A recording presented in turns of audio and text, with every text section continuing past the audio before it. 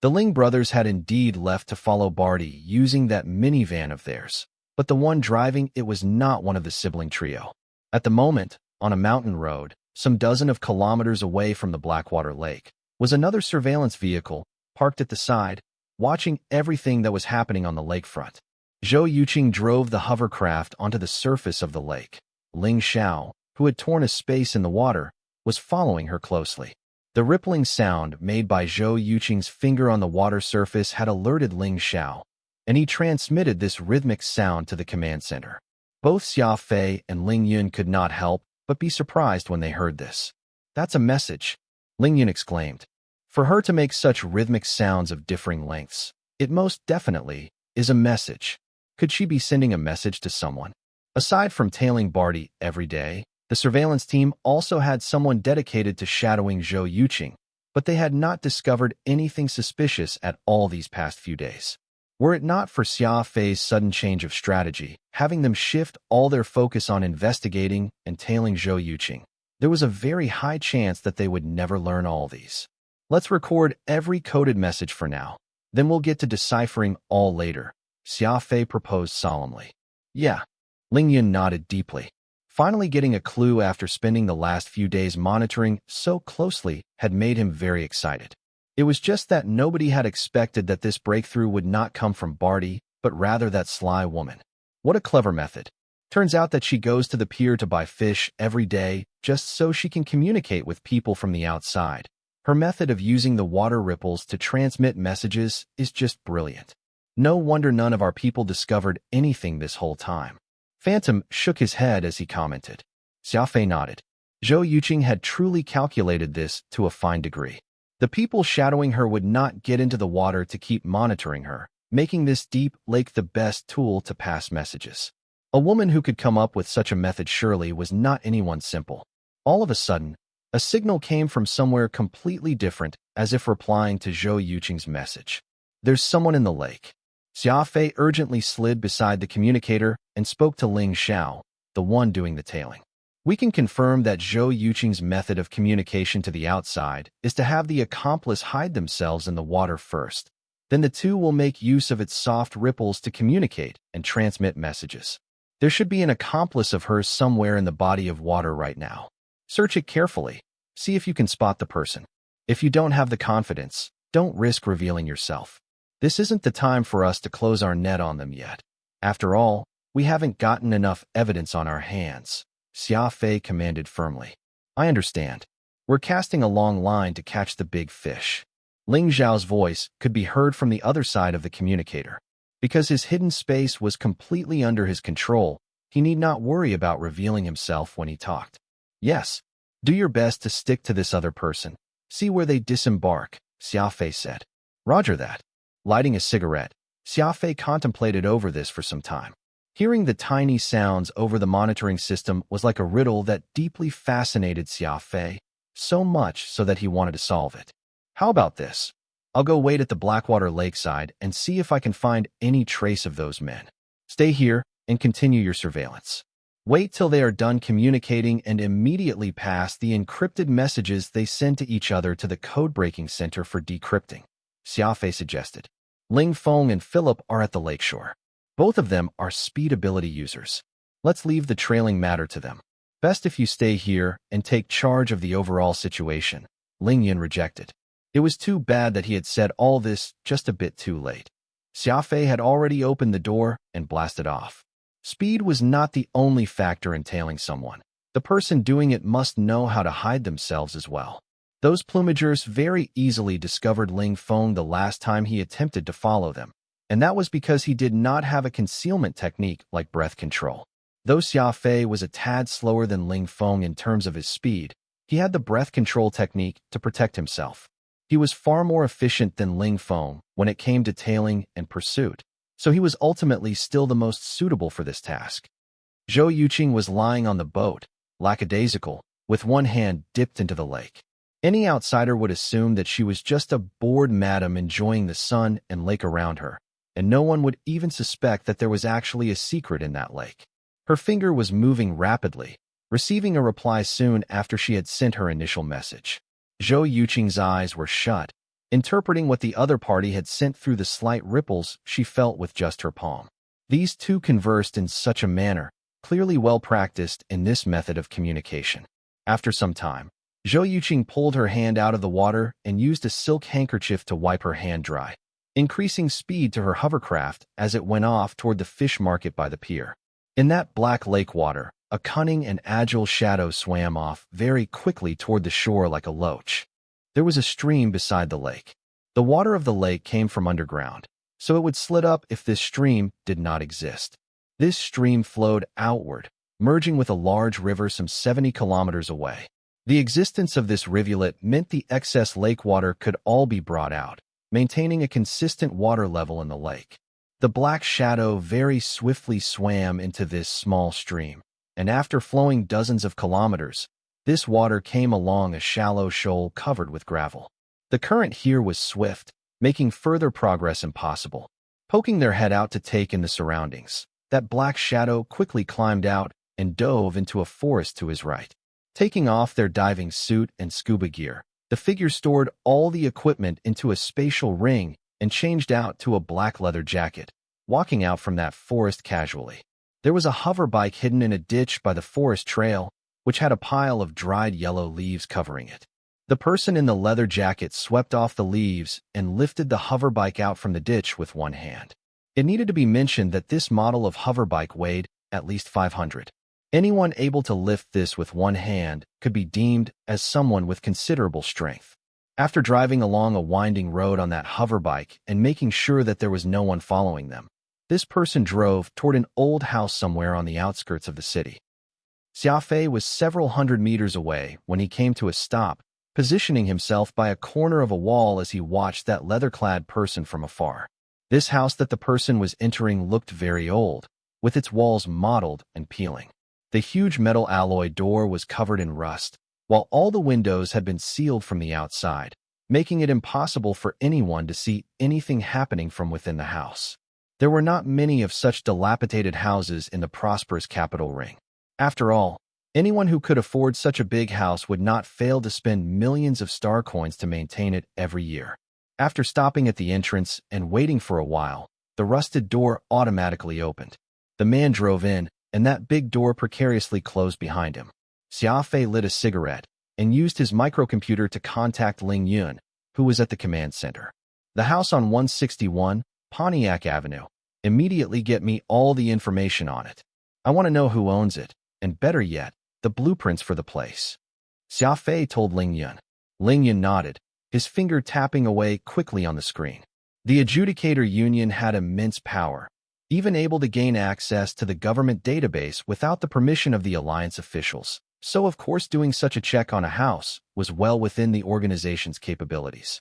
Very soon, the information pertaining to the house was transmitted to Xia Fei's microcomputer, detailing that the property used to be under a businessman. Because he went bankrupt, all his assets had been liquidated and sold off to repay his debts. This particular house was presently owned by an auction firm. The family of 7 committed suicide in this very house back when that businessman went bankrupt, and such an event was a great taboo to people, which was why over the decades since, no one had sought to buy the house, and the current state of dilapidation was a result of the years of neglect. Xia Fei, you'd better not act on your own.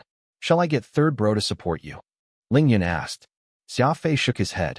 Your third bro had once clashed with the plumagers, so I'm afraid the enemy might recognize him. How about we do it like this? Get Philip nearby as reinforcement. I'll call on his aid if there's a need, and before that we will maintain radio silence. Wait for my command. Understood. Ling Yun nodded. After memorizing the blueprint of that house, Xia Fei's figure suddenly disappeared from the corner, arriving outside the backyard wall in the blink of an eye. This backyard wall was almost 4 meters in height, with plenty of green creepers growing along its surface. Such a height was hardly an obstacle to Xia Fei. He hid in a corner and tried to listen for any movement or sound in the backyard, quickly getting up and over the wall after he confirmed that there was no one on the other side. The backyard was overgrown with weeds and wild plants, the entire place looking completely run down. Xia Fei hid himself in the tall grass as he slowly inched toward the living room's rear window. All the windows were hammered with thick, wooden planks. Xia Fei found a gap between some of these planks and peeped at the living room inside. The living room was dark and gloomy, and Xia Fei could not hear any sound from within. Just as he was about to turn and leave, he heard the creaking of a door opening. He turned his eyes back onto the inside of the living room and vaguely made out someone standing right in the middle of the room. Though Xia Fei had cultivated the Beast Spirit Codex up to possessing superhuman vision, he was still unable to make out the face of the person inside the living room completely. "You're back." A thick yet hoarse male voice rang out. From the direction where this voice came from, this person must be hiding in the shadowy corner of Northwest. Yeah. The leather-clad person, the new arrival, took off their jacket, casually tossing it onto the ground before grabbing a chair to sit in. "Is Butterfly still doing okay?" "She's fine. Those guys are all watching Barty, not her. Though she is slightly worried about increasing the variables if we drag this matter further." "Oh, why does she think so?" According to Butterfly, Barty actually doesn't really know much. She's already doing her best, but the information she CSN fish out from him is becoming less and less.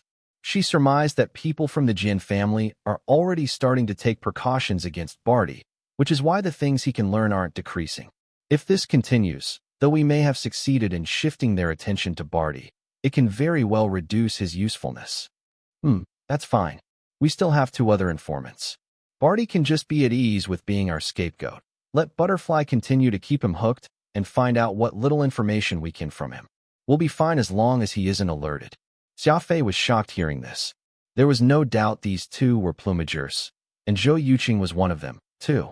Worse was the fact that they still had 2 other informants within the Jian family aside from Zhou Yuqing. The conversation continued very simply. Soon, the living room became silent once again. Xia Fei thought about it and did not try to enter the house, but retreated several hundred meters from the place, instead. Now that he had finally found some leads, he was not about to act rashly and alert the enemy. Anxiously establishing a video call to Serum, Xia Fei knitted his brows. "Uncle Serum, looks like the manpower you've given me still isn't enough." Serum chuckled. "You've got quite the appetite. I've already sent 7 of my most capable men to you. How many more do you want now?" "A lot more," Xia Fei gravely answered. It was already late into the night by the time Xia Fei made his way back to the hospital. Though the arrangements he had made were all in place, he did not relax his guard one bit. He carefully ran through all the possible avenues he might have neglected as he walked back. After all, this matter concerned Avril's safety, and he was not about to let anything slip past him if he could help it. Don't dwell too much on things. The plan you've just set in place is detailed and comprehensive. As long as Thurum's men treat it seriously, we shouldn't run into any issues, Phantom reassured Xia Fei. Xia Fei sighed. That is exactly what I'm worried about. More people means more mouths. If we have even a single slip-up, it can very well cause the entire plan to collapse. Since you're not at ease, why don't you do it yourself? Phantom pursed his lips as he suggested. Both arrived at the ground floor of the hospital as he chatted. Tidying his clothes to make himself look more energetic, Xia Fei answered, I need to buy Avril's side.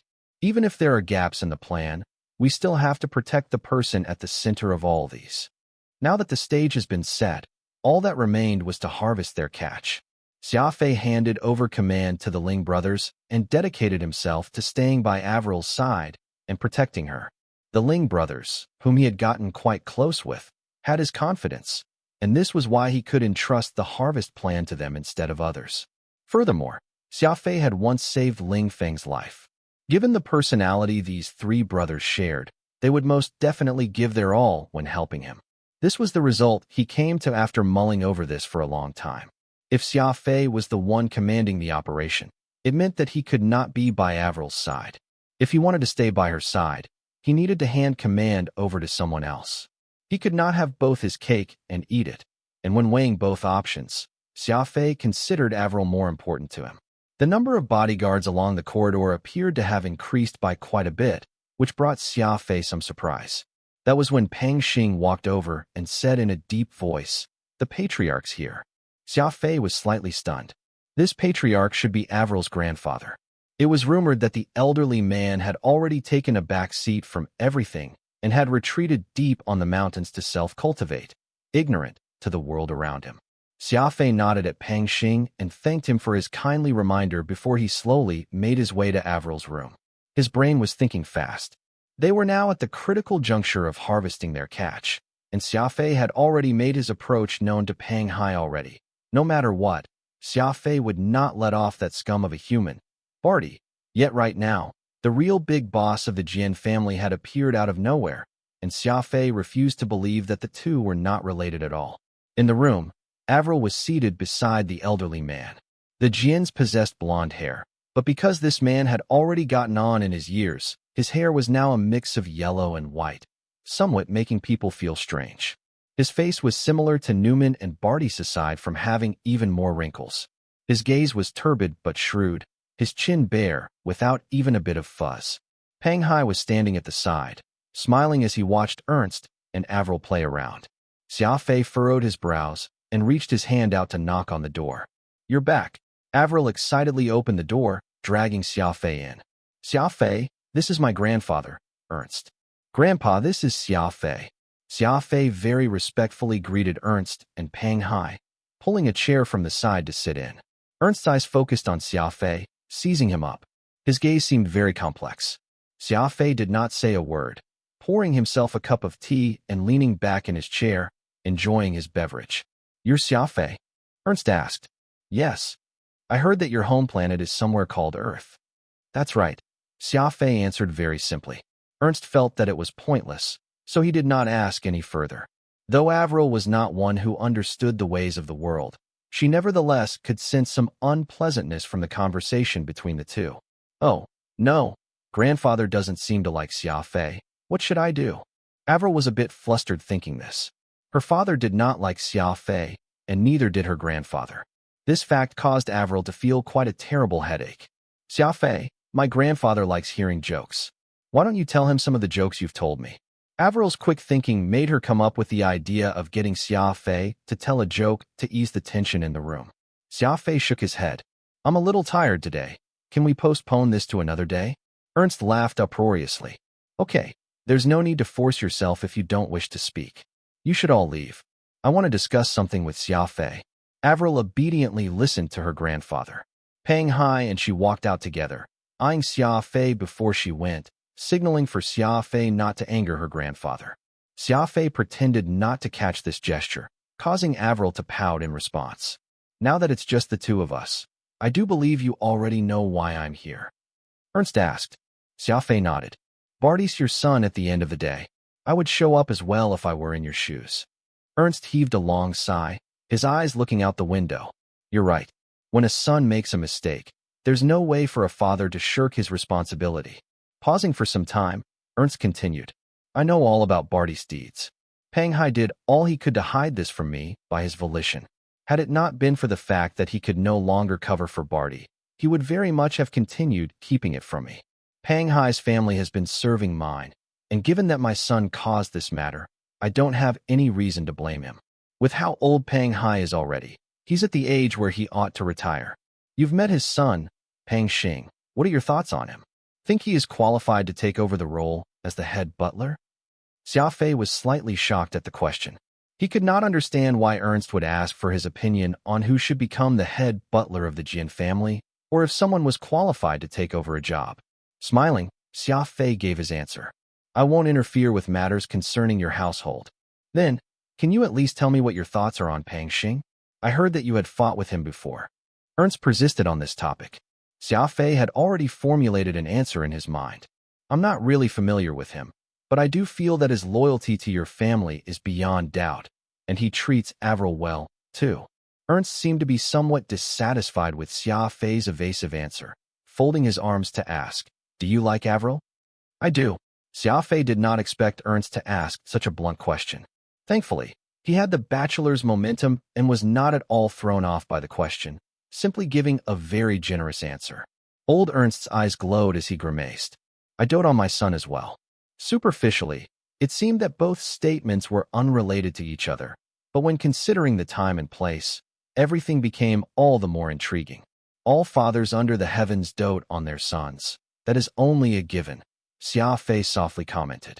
A father is willing to pay any price in order to protect his son. Ernst promptly reverted to his previous attitude, becoming all somber. Everyone's their father's offspring, and there's no such thing as anyone being more valuable than another. I believe other fathers will also do everything within their power to protect their sons. With the conversation reaching this point, Xia Fei became clear on Ernst's goal, which was why he was hinting on the old man that those girls, who had died by Barty's hands, were also others' offspring, so there was no reason for his son not to be held accountable for his deeds. Ernst was abruptly taken aback by this. At that very moment, it was as if he had grown a lot older, and it was without a doubt that Xia Fei's words had struck a strong chord in him. Is there really no way to let him off? Ernst's two hands went to cover his face, asking in his hoarse voice, "Things aren't as what you've imagined. I'm not the only one who knows about Barty's business, so it's pointless for us to discuss this matter. I know that those people work for you, and that you were able to de-escalate things." Ernst finally stopped beating around the bush and went straight to the point. "I'm not here today to plead for that bastard's life. What Barty has done is enough for him to be killed 100 times over. Today, I'm representing our Jian family's ancestors to beg you. Once Barty's matter is leaked to the outside world, our entire family will be ruined. I don't wish to see the foundation that my ancestors painstakingly built be ruined by that bastard's hands." Ernst was becoming more and more agitated as he spoke, with his old and pale turning beet red. Xia Fei was very certain that what Ernst said was the truth. He was indeed not doing this for his son, but for his entire family, including Avril. "If you agree to letting Barty go, I'll marry you to Avril. Everything of the Jian family will belong to you," Ernst said with red eyes. Shock. Extreme shock. This was indeed a condition that no one could refuse. The beautiful Avril and the Starlink Corporation, the 13th largest business in the whole alliance. Countless men did not even dare to dream of something like this. Yet such an opportunity was up for grabs in front of Xia Fei right now. As long as he nodded, everything would belong to him. Xia Fei really hesitated. Anyone would most definitely waver in the face of such a tempting offer. Besides, Xia Fei was someone who had struggled from the lowest rung of society. He was very well acquainted with the importance of money more than anyone else. Ernst's eyes slightly squinted. The wily old fox knew that Xia Fei was hesitating. He believed that, as long as this boy was not insane, there would not be anyone who could refuse such an offer. But what he did not realize was that Xia Fei really had such a nickname. Crazy Xia. Xia Fei contemplated this with knitted eyebrows for the longest time.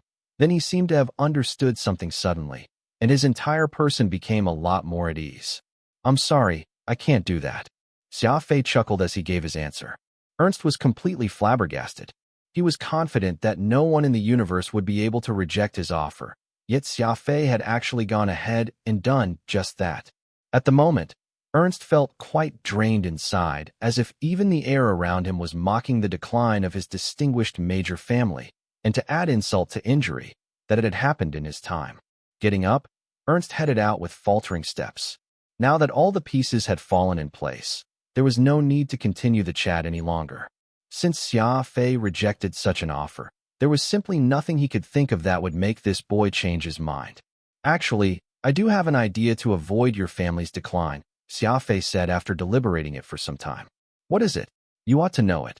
Ernst barked out a self-deprecating laugh, turning around to nod in Xia Fei's direction. "Though it'll be an ending different from what I expected, I must still thank you." "You're welcome," Xia Fei replied. After sending off Ernst, Xia Fei only felt his whole body lighten. After all, it was not easy to have rejected a tempting offer, not to mention that it involved Avril and the entirety of Starlink Corporation. The offer was indubitably a priceless transaction, something that anyone would go crazy over. Phantom was shaking his head like a rattle. "You're mad. Absolutely insane. Why would you reject such a wonderful offer?" Xia Fei lit a cigarette and calmly replied, "Avril isn't an object or good. She should not be used as part of a transaction. Imagine you are Ernst. Would you have given the company forged by the countless generations before to a complete stranger you've only met once?"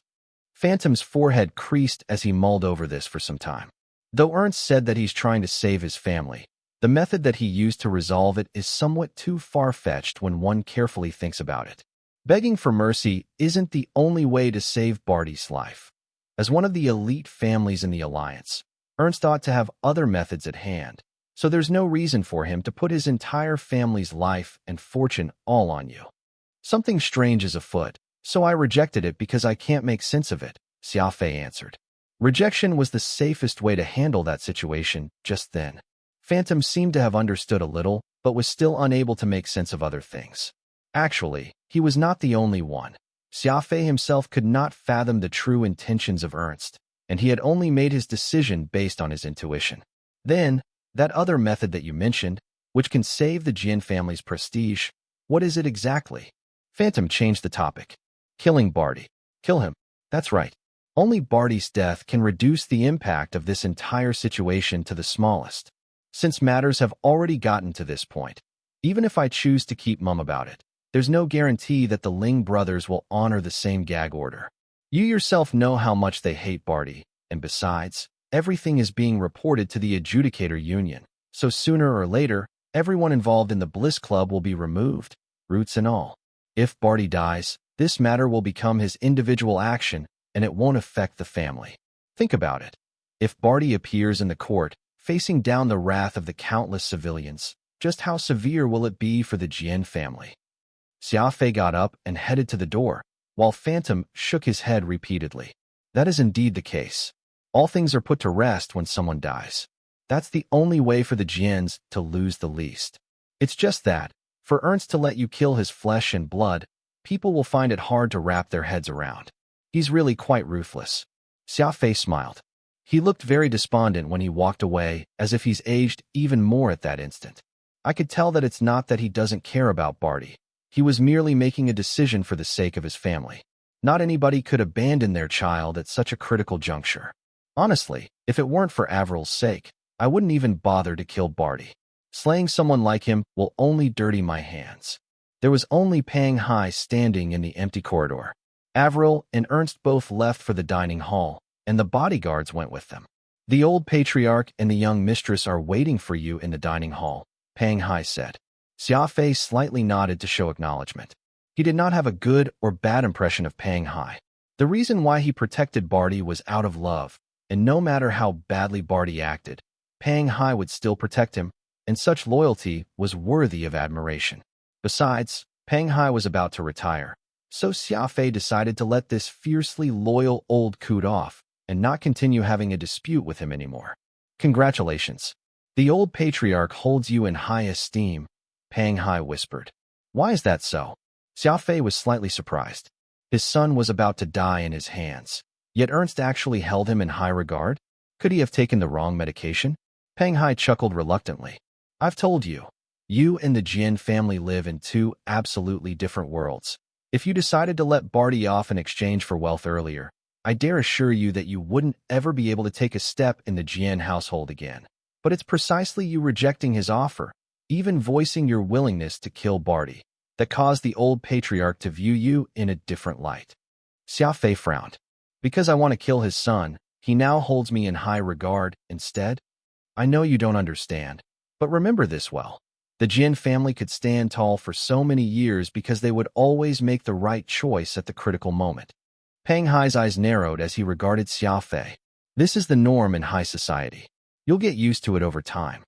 The dinner was uneventful. Ernst was heavy-hearted, only saying a few words tonight. Xia Fei, meanwhile, was mulling over what Pang Hai had told him about how the top families in the alliance would deal with matters differently from the common folk, willing to sacrifice their flesh and blood for the preservation of their family's prestige. This was something that not many in this world could do. Poor Avril was unaware of all these. One moment she was attempting to humor her grandfather. The next she was feeling sad over Xia Fei, becoming full of dejectedness the whole night. Once this depressing dinner affair concluded, Ernst and Pang Hai bid everyone farewell, saying that they were retiring to their seclusion spots. Before leaving, Ernst glanced at Xia Fei profoundly as if wanting to explain something to the latter, but he ultimately kept quiet. After sending Ernst off, Xia Fei and Avril went back to the floor they were staying, though Xia Fei did not return to his room and, instead, followed Avril back to hers, lightly pushing the door open. I'll be staying here tonight, Xia Fei softly stated. If you're staying here, where should I sleep? Avril was puzzled. You'll stay here as well. Avril could only feel a bout of dizziness come over her, and that pretty face of hers blushed furiously like a ripe apple. She would never have guessed that Xia Fei would be so bold as to request to stay in the same room as her. For a single man and a woman to share a room together, even a fool would have trouble not imagining what might happen. Girls would of course mature before boys, and though Avril was uninitiated in the ways of the world, she still had a vague understanding about what happened between men and women. Could he be thinking about? Avril was becoming more and more embarrassed the more she thought about it. Lowering her head and taking small, delicate steps into the room, her heart thumped madly in her chest. She had no idea why she was feeling slightly afraid, yet also vaguely expectant. Xia Fei smiled at the dumbfounded Pang Xing, who was standing by the entrance, before turning to close the door behind him. Pang Xing only came to a start after the automatic locks activated. Bastard. Brute. Beast. The bodyguards, who were guarding outside, could no longer suppress the rage that they were feeling inside, and each of them cursed Xia Fei furiously. All of them were convinced that their beautiful Lady Avril would most definitely be taken by the man. In the hearts of all these bodyguards, Avril was like an attainable saint, someone whom they could only admire from afar. Yet that ugly Xia Fei had actually run in and staked his claim on the delicate beauty, causing all of them to feel extremely imbalanced deep down. This was especially true given Xia Fei's attitude just then, generously inviting himself into Avril's room as if it was only natural for her to sleep with him. As such, the rage that these bodyguards were feeling towards Xia Fei soared to greater heights more than ever. Closing the door, Xia Fei then moved to close the thick curtains, too, plunging the entire room into gloomy darkness. A man and woman alone in such a setting made it all the more impossible for people not to conjure some wild thoughts. Lying openly on the bed, Xia Fei stared at the ceiling above as if he was contemplating something. Avril stood at the side of the door, uncertain on what she should do, wishing that she could just find some hole to dive into. What is he doing, lying in my bed? Is he perhaps waiting for me? After hesitating for a good while, Avril spoke in a small voice. I'm going to take a shower first. Okay, Xia Fei answered with ease. Changing out to a pair of slippers, Avril hurried and hid herself in the bathroom, taking a peek at Xia Fei before she closed the door. All she saw was Xia Fei lying calmly on the bed, all meditative. Avril's heart was now trembling in a mixture of excitement and fear. Xia Fei looked so calm and composed. Perhaps he already has experience. She hid behind the door as she nervously clutched her burning cheeks. This is so embarrassing. Just what am I thinking about? She took a hot shower with her heart at 6s and 7s.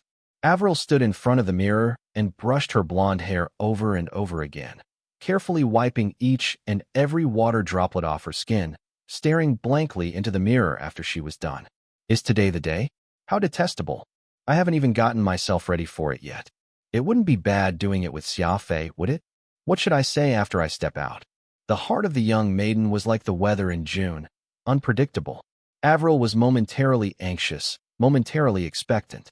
Even she had no idea just what exactly was the reason for this. Are you okay? Xia Fei asked, knocking at the bathroom door. Don't come in. Avril nearly jumped out of her skin upon hearing Xia Fei suddenly knock like that, blurting that out in her nervousness. Oh, it's fine as long as you are okay. Avril clutched her chest. All that courage she had managed to gather all but disappeared following Xia Fei's unexpected interruption. Avril took a very long time to calm herself down again. She opened the door and very mortifyingly made her way to the bed.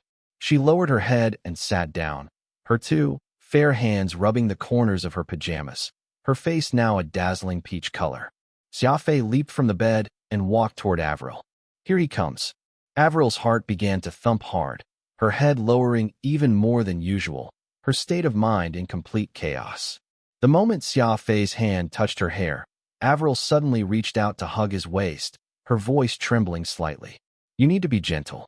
Her head was blank, completely clueless why she had said something like that. Xia Fei was slightly startled. You go to sleep first. I'm going to take a shower, too. Avril anxiously let Xia Fei go and quickly crawled back under the covers, wrapping herself tightly from head to toe. In no time, the sound of running water could be heard from the bathroom. Xia Fei's shower was much faster than Avril's, taking no more than 2 minutes before his footsteps could be heard in the room once more. He's coming now, Avril nervously thought to herself as she shrank deeper under the covers. A minute passed, and not a move was made. 3 minutes went by, and Xia Fei had still not torn off Avril's bed cover.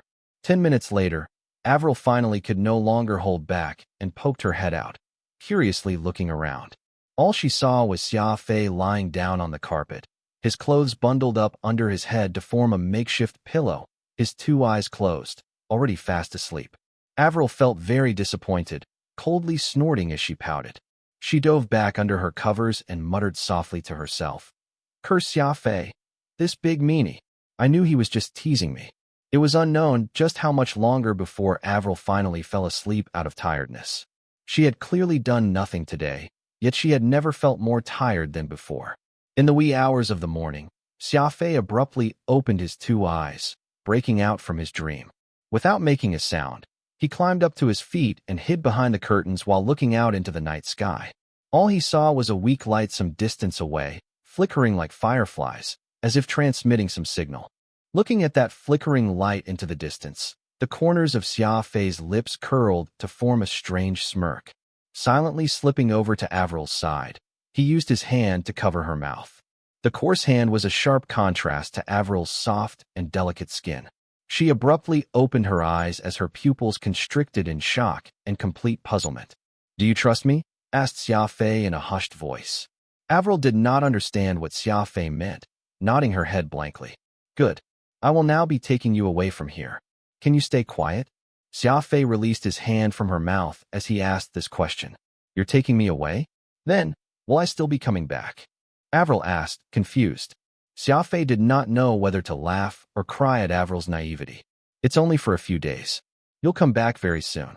Oh, Avril could not explain why this revelation actually made her slightly disappointed. Well, I'll be able to spend time alone with Xia Fei for a few days. Hee hee. Avril could not help but giggle to herself when she thought about this. Xia Fei took out a piece of black sharkskin cloth and wrapped it around Avril before taking her into his arms. This sort of fabric was of great protective quality.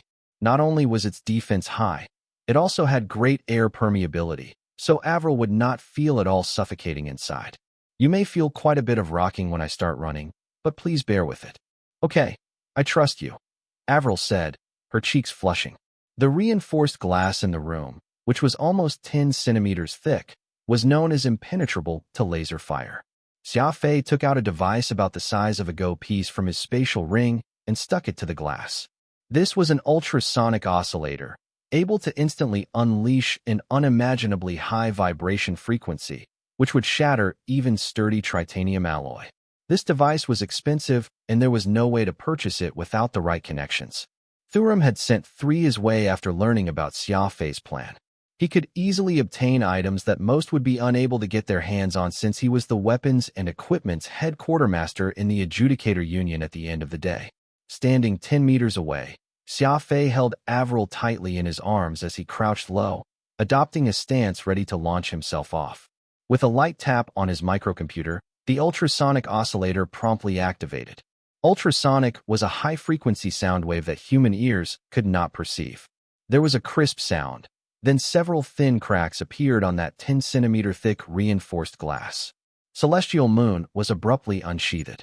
The 18 disc blades came rushing out, striking the glass surface from 18 different angles in an attempt to shatter it.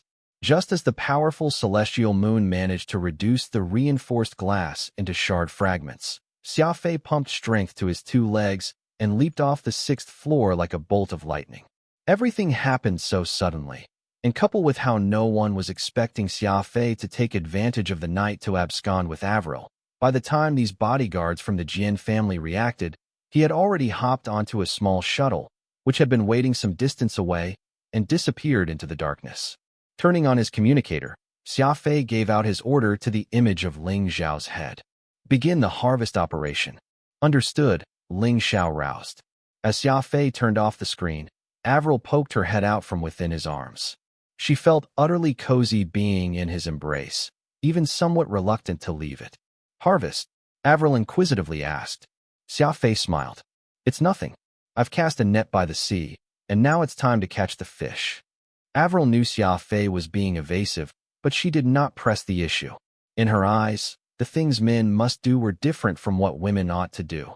Thus, there were plenty of things she did not need to know. What mattered to her was just knowing that Xia Fei would never harm her. "So where are we heading off?"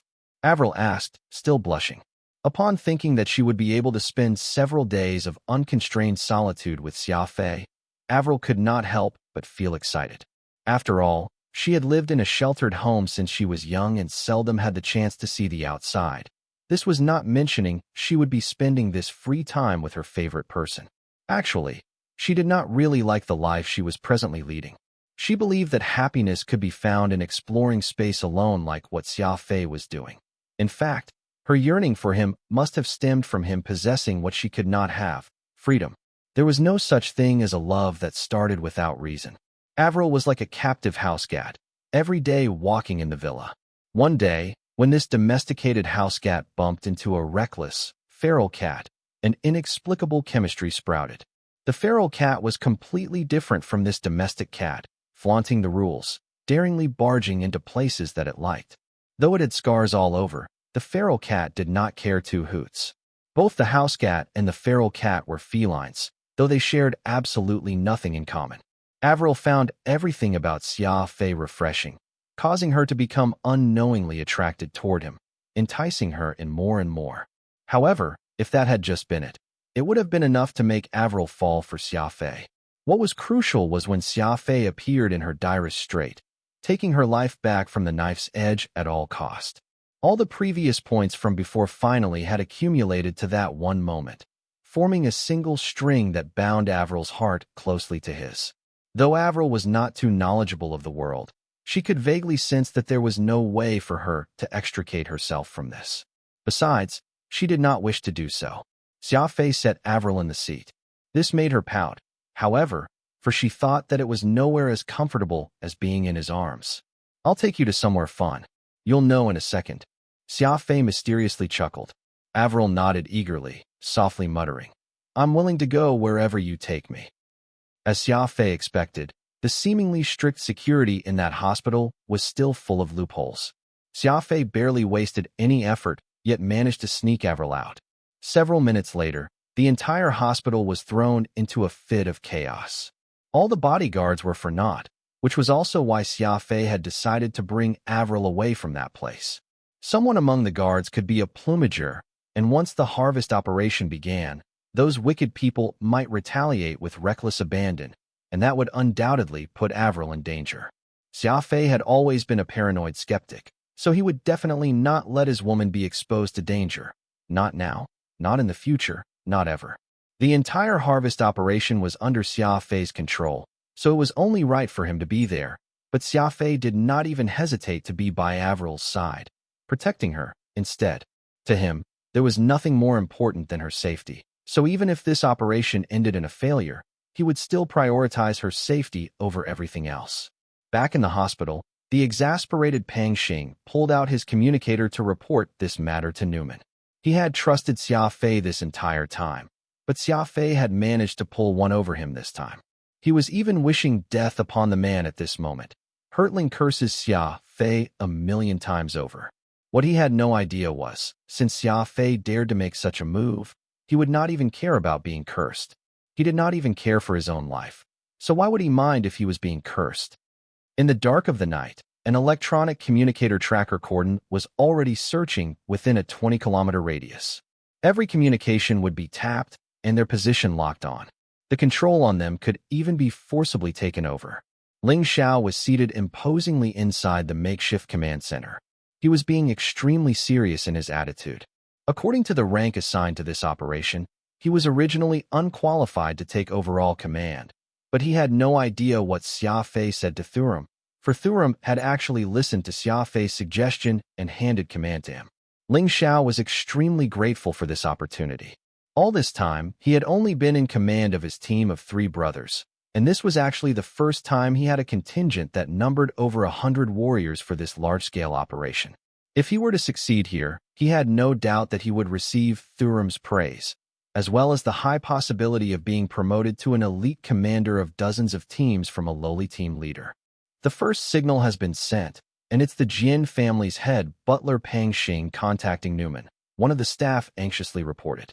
Listen in on the content of the call and record everything down, Ling Xiao deeply commanded. Despite his calm appearance, his palm was already clammy with sweat. A second call signal has been sent. Another staff in charge of monitoring the trackers reported. Who's it from? A bodyguard by the name of Long Zhe.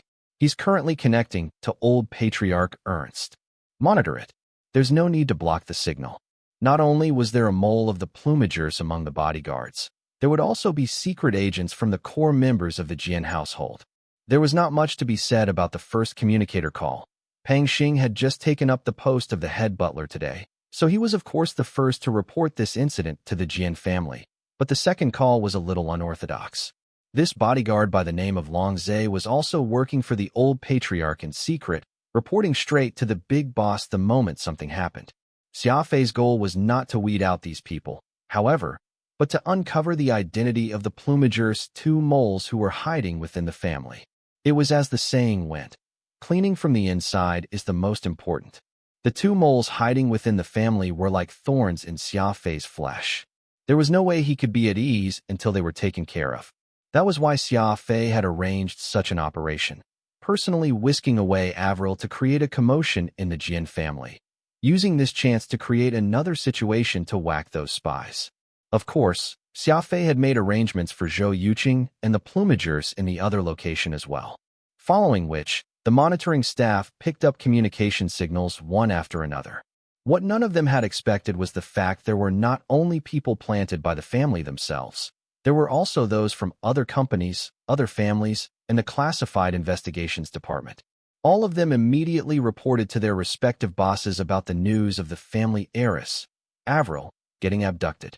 The Jian family was huge, so of course there were plenty of eyes belonging to the various powers in the alliance. It was quite normal for the different circles to insert their men in, either to obtain some business secrets or other news. This time, Xia Fei's harvest operation caused all the spies to come out of the woodworks. All of them, be they beneficial or otherwise, must be taken care of. This could be considered as an unexpected bonus. Trying to get a job as the Jian family's bodyguard was no easy task. Candidates needed to go through several stages of selection process. With Xia Fei having managed to clear them all out at one go, it might take a very long time before those powerful figures and organizations could inject spies in the family. Several minutes passed, and the plumagers moles had yet to make an attempt to connect to the outside. This caused Ling Xiao to worry somewhat, using a communicator to get in touch with Xia Fei. Brother Xia, it's been 10 minutes, yet we haven't gotten any news on those plumagers. Xia Fei was unperturbed. There's no hurry. Keep an eye on the nets we have outside. If I'm not mistaken, they will have some news transmitted very soon. Ling Xiao nodded. He admired Xia Fei's composure greatly. The young man had managed to draw such a plan in a short time, and it was not just a single net, but many others, each linked to the other which could be closed altogether. It was truly such an ingenious series of harvest. Some 67,000 light-years away from the capital ring was a Viridian planet. The four seasons there were beautiful and picturesque, with a deep blue sea that wonderfully contrasted the pure white, sandy shores. It was the nearest planet with top scenic spots, perfect for vacations and holiday getaways from the capital ring. In fact, many of those staying in the capital ring would choose this planet to sightsee on whenever they had free time, passing their time in leisure and extreme relaxation. This was also why this Viridian planet had been dubbed as the capital's backyard. An Anathema-class special ops frigate floated just above the surface of this planet's deep cerulean waters. Hardly any humans could be seen in any directions for thousands of miles. From its position, the frigate looked no more than an insignificant speck of black in all this blue. This warship could not only cruise in space, but also float above sea level. It even had the ability to travel underwater like a submarine. Having a warship was as good as owning a mobile home. It was only that Xia Fei's home was not at all luxurious, and it was hard to even call it comfortable. Since Xia Fei firmly believed that the warship's purpose for their existence was to be used in battles, the stuff on board, such as a comfortable couch or a soft bed, had long been thrown away like garbage by Xia Fei. Right now, All he had was a narrow and hard single bed. Avril did not complain about the simple bathroom and the hardness of the bed. She was already satisfied that she could be with Xia Fei. She was very curious about Xia Fei's home. She was all grown up, yet it was her first time knowing that beds could also be so small and hard, and not every kitchen was packed full with sumptuous food. She only realized then that Xia Fei was actually living a very Spartan-like lifestyle as he traveled from star to star, galaxy to galaxy, all by himself. At this very moment, the deck of the warship had 2 recliners and a small, round table propped on a parasol. Xia Fei was on one of these recliners. The screen of the microcomputer in his hand was bright as he maintained a steady contact with Ling Xiao, who was in the distant Alliance capital. We're still missing one, and we must locate this person. There are lots of servants and security personnel in the Jin family. If this person isn't in the hospital, they can also be in Sunset Villa. Continue monitoring, Xia Fei said. Several minutes ago, Ling Xiao's men had just weeded out one of the 2 plumager moles hiding in the Jian household. Then they immediately relayed it to Xia Fei. This mole was very clever. He did not even use a handheld communicator while inside the hospital to report back, but, instead, quietly left the hospital to find a public phone booth. In the incredibly developed capital ring, quite a few ancient public phone booths were still around, as the cost of intergalactic communications was quite expensive, and plenty of the average citizens could not afford it. The cost of using a public phone booth compared to a handheld communicator was far cheaper. Establishing connection from one star region to another would cost 15 star coins every minute via a phone booth, while it would be 120 star coins a minute via a handheld communicator. The reason the mole had opted for a public phone booth was of course not to save money, but the anonymity it provided. It was harder to track and trace one through public communicators, after all. Fortunately, Xia Fei had also sent men to monitor the area around the hospital aside from that electronic communicator tracker cordon. So when that plumager sneaked out of the hospital to place a call through the phone booth, he was immediately captured by the adjudicators lying in wait.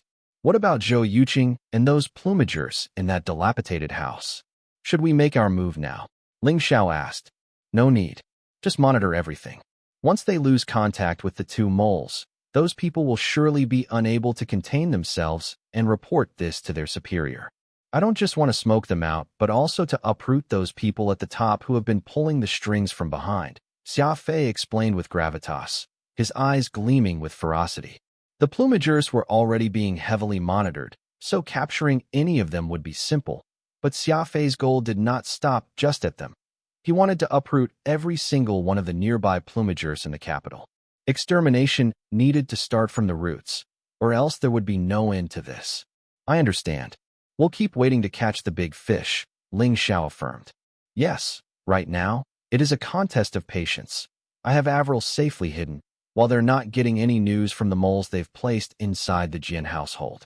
Those people will feel far more flustered than us. The current situation is already completely in our grasp. Remember, there's no need to make a move if the enemy doesn't, Xia Fei reiterated. Should we let Avril's family in on this a little? They're all worried to death about her right now, Ling Xiao asked worriedly. Xia Fei chuckled. It's fine. Let them all be antsy for a couple of days. The more flustered they are, the more the enemy will be convinced that Avril has truly gone missing. Much of our charade's success hinges on the Jian family's reaction. All right then, you'll be informed if anything comes up, Ling Xiao said. Don't forget, I'll be the one to take care of Barty and Zhou Yuqing, Xia Fei reminded. Ling Xiao nodded. I understand. I'll send them right over to you, but I'll have no clue about it. Xia Fei smiled knowingly. Some things were better on the need-to-know basis, and revealing it would be meaningless in any case. Turning off the screen, Xia Fei lit a cigarette and took a few drags. One mole had been uprooted, but the other was still moving freely out there. It appeared that he would have to hide out here for a few more days.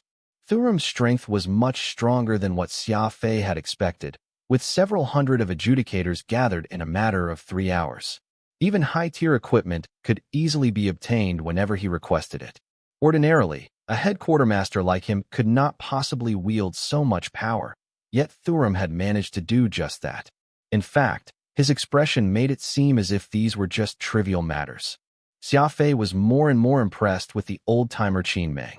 He had no idea just what sort of background that unimpressive library curator was hiding, but it appeared that Xia Fei's encounter with Qin Meng and his subsequent decision to be a librarian had been a wise choice, considering how much he had benefited from it.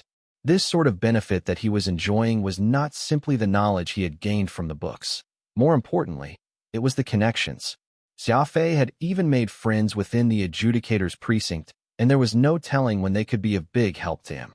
Using this occasion as an example, had it not been for Thurum's assistance, Xia Fei would never have been able to make his plan come into fruition, no matter how detailed it was. Within 2 years, Xia Fei had already turned from a bicycle-riding courier, with not even 2 cents to rub together, into an outstanding warrior, with his company and connections. More importantly, there was Avril. As he was lost in his thoughts, Avril somewhat self-consciously stepped to the command deck from the warship. She was wearing a pink bikini, her graceful figure and her snowy white skin, like clean white satin, prominently exhibited in it. All in all, she was an irresistible sight to behold. "Xia Fei, I'm ready." Avril walked over to his side, her cheeks blushing hard. Xia Fei chuckled. "How beautiful, like an angel that has descended from the heavens." Avril tilted her head. "Am I really that pretty?" "Without a doubt." "Meaning, you're always teasing me." Xia Fei stood up and jumped into the sea with a splash dash. "Come on, I'll teach you how to swim." "No, I'll end up drinking a lot of seawater." "I'll be here. There are sharks in the sea. They'll bite." "Nope, no shark will dare come near when I'm around."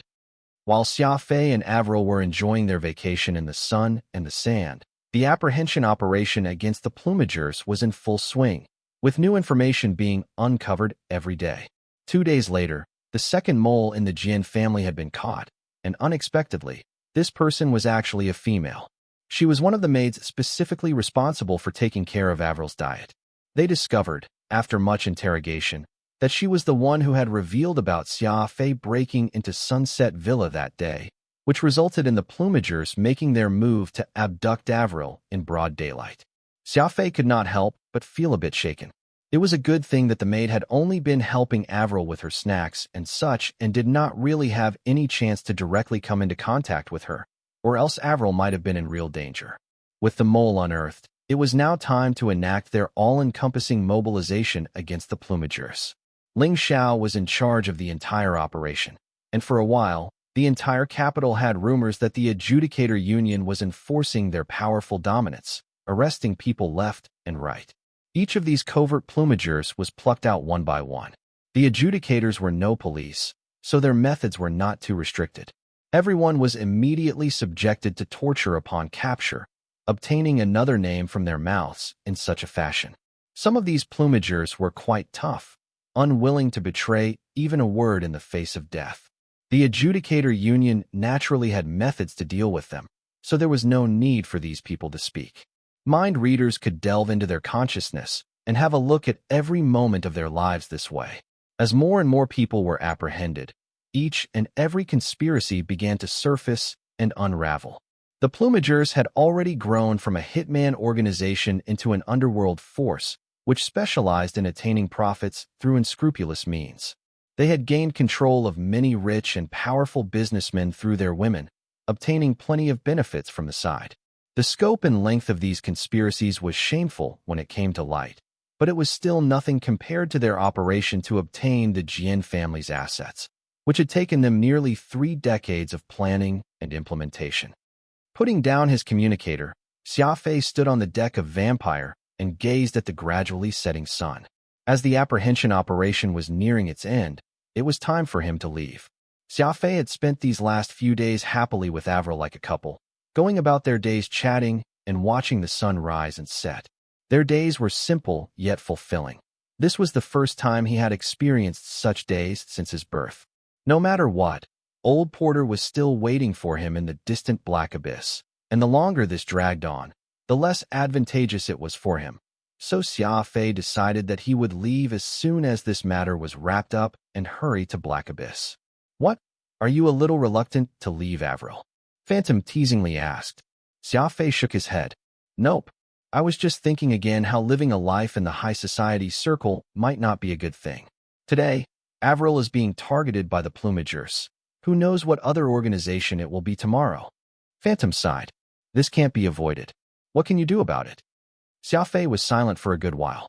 It was evident that Avril had feelings for him, and he had no idea what to tell her now that he was about to leave. Vampire took off into the night sky, only warping once to return to the capital ring. Because Xia Fei did not have the permission to pilot a warship into the capital, Serum had specially sent someone to fetch Avril from beyond the galaxy. Though Avril was reluctant to leave, she still obediently stepped onto the ship that would take her home. Xia Fei had spent almost every moment these last few days talking on the phone, and from his vague words and tone, Avril could already guess that he was taking care of some enemies, and there was no doubt these were the same people who had attempted to kidnap her. Her gratefulness towards Xia Fei only deepened after all this. Xia Fei. Avril suddenly turned to smile at him. Remember, I'll always be waiting for you. With that, Avril ran off with blushed cheeks. Xia Fei smiled slightly as he returned to Vampire. He could set off once he was done settling one last thing. About 1,580,000 light-years away from the capital ring was a desolate asteroid belt. Xia Fei hid Vampire behind one of the asteroids as he sat smoking a cigarette on the command deck while waiting. Soon, his communicator's indicator lights flashed, then started blinking. Xia Fei used the same method to turn on and off his communicator without answering, sending a signal to the other party instead. This method of communication by making the indicator lights blink rhythmically, varying in frequency and duration, was called the Westminster Code. It could only be used in short-distance communication. Given how transmissions were not safe in the universe, a randomly broadcasted signal could very easily be intercepted by other parties, unless a specific encryption method was involved. Otherwise, there was a high chance of being found by an advanced signal scanner. This place was not that far from the tightly defended capital ring. So just in case, Xia Fei decided to use such an ancient code to communicate with the other. Soon, an Amarian Crusader-class frigate silently appeared beside Vampire. Both parties coincidentally opened their docking bridges, connecting the two ships together. Getting up to his feet, Xia Fei made his way over to the side of the bridge and leaned by a corner. At this time, dark-skinned man in his 40s walked in carrying two individuals from that Crusader-class frigate and approached Xia Fei. Crash! The man dropped the two individuals carelessly to the ground. I've brought the people as you requested. Boss Serum sends his regards. Xia Fei nodded. I'll be sure to thank Uncle Serum when I return. Tell him Xia Fei owes him a favor. The dark-skinned man nodded heavily and pulled out a package from his spatial ring, handing it to him. The boss wanted me to pass this to you. He also told me to tell you to be careful on your journey. Word on the ground is that things are becoming more and more dire at where you're heading. Xia Fei opened the package and took a few glances at its content, his eyes glistening. Inside the package were a combat suit of decent craftsmanship and a sharp dagger. It was actually quite difficult to determine the quality of these items, but from the feel of them when he reached in to touch both, and from the heft of the objects, Xia Fei could tell that either of these was sure to be fairly expensive. The dark-skinned man swept his gaze across Xia Fei's ship, his eyebrows knitting slightly, though he did not say a word in the end. The interior of Vampire was extremely messy, with various machinery and equipment strewn all over the place in a disorderly fashion. Anyone would get a headache seeing this, for the resulting mess made the ship hardly inhabitable, even more so for a long voyage. If there's nothing else, I'll be taking my leave now, the man said. Wait a minute. Xia Fei swiped a finger on his spatial ring and pulled out 2 pouches of 5 spices seeds and 2 tins of Biluacun tea. These are but a small token. Please hand them to Uncle Serum. The man nodded before striding back to his ship. Phantom was laughing raucously from the side. The man gave you a full combat suit and a well-made dagger, and you sent some seeds with tea leaves in return. You're really something, all right. Xia Fei pouted. People like them don't have a lack of valuables. What I'm doing is called extending a meaningful gift of courtesy, don't you know? This was how things were sometimes. The higher someone was, the more they would be less concerned with rare delicacies. Like how an emperor that occasionally eat a pickle or two could be shocked, believing what he was tasting to be the world's most delicious food. Qin Mang had precisely been tickled by the little gifts Xia Fei had given him, and the latter was simply doing the same to Serum. The 2 individuals on the ground were bound very tightly with a fish line like nanofiber thread. Their mouths were taped up, and they were both breaking out in a cold sweat. Their eyes stared daggers at Xia Fei as they kept making muffled noises. These two were none other than Barty and Zhou Yuqing. The investigation had already uncovered that Zhou Yuqing's child was not even Barty's, but a botched fake, a failed clone. In the high-tech Panhuman Alliance, it was not difficult to obtain someone's DNA and make a clone from it. It was just that cloning and robot technologies were both extremely taboo within the Alliance, so not many would dare to go against the law and create clones. The Plumagers had really put in plenty of effort on this, using Barty's twisted heart to create an extremely mentally handicapped child. Xia Fei ignored these two. He headed to the command deck and opened the package Serum had given him, taking out the dagger and combat suit from within. The combat suit was very peculiar. Normally, there would be a mark of the company and the name of the product at the back of any combat suit produced, yet this one lacked any of these. It seemed that the same applied to the dagger, for Xia Fei could not locate any trace of name anywhere on it. Strange. These are quality products. Why would they not have any names? Xia Fei curiously wondered aloud. Phantom laughed. These might quite possibly be custom-made for the Adjudicator Union. Custom-made? Yeah. Many organizations out there will custom-make weapons and combat uniforms for their members in order to improve the combat strength of their forces. Usually, there is a certain competitive edge to these custom-made things as the materials used to create them are surely top-notch. These two were clearly made using excellent materials, so they'll eventually come in handy if you keep them. Xia Fei thought about this for a moment. Even if they were custom-made, they should at least clarify the use of them and which companies produce these. Who cares about them leaving their names on these? It's not that simple. Any custom-made equipment often has its unique functions. If the enemy finds out which company made which customized weapon, they can demand to get an exact copy from the manufacturer, and that'll leak confidential information, effectively defeating the purpose for the creation of such equipment. Besides, there's a good chance that these weren't made by any external company, but were secretly forged by the Union's craftsmen themselves. Comparing this handcrafted equipment to one found on the market, the former is still far more exquisite than the latter. After all, there are plenty of secret techniques that are only known by select people, Phantom explained. Xia Fei nodded. Serum had really been generous this time, giving him 2 secret items from the Union. He truly lived up to his position as the head quartermaster of the weapon and equipment department. He was essentially holding onto a mountain of gold. As for just what use these items had, Xia Fei could only wait until later to find out. At the end of the day, combat equipment like this would only demonstrate its worth when used in actual combat. Moreover, he was sending Barty and Zhou Yuqing on their way right now. They had no other fate but to die. Vampire quickly set off to its next destination, heading toward a planet that Xia Fei had already chosen prior. It would be the gravesite of this couple. This was a nameless planet, which had a large, active volcano spewing lava that flowed freely, its fiery red magma reflected in the dark night sky. Xia Fei peered down through the porthole. The unending flames surged, and he could even feel the heat coming from the volcano's mouth through the titanium alloy plating of his ship. This isn't a bad place. Throwing the 2 of them down will ensure that not even their ashes remain, and even if some of their carbon molecules manage to survive, they will all end up being mixed into the lava, ultimately becoming no more than a lump of rock, Phantom said. Xia Fei nodded as he strode into the ship.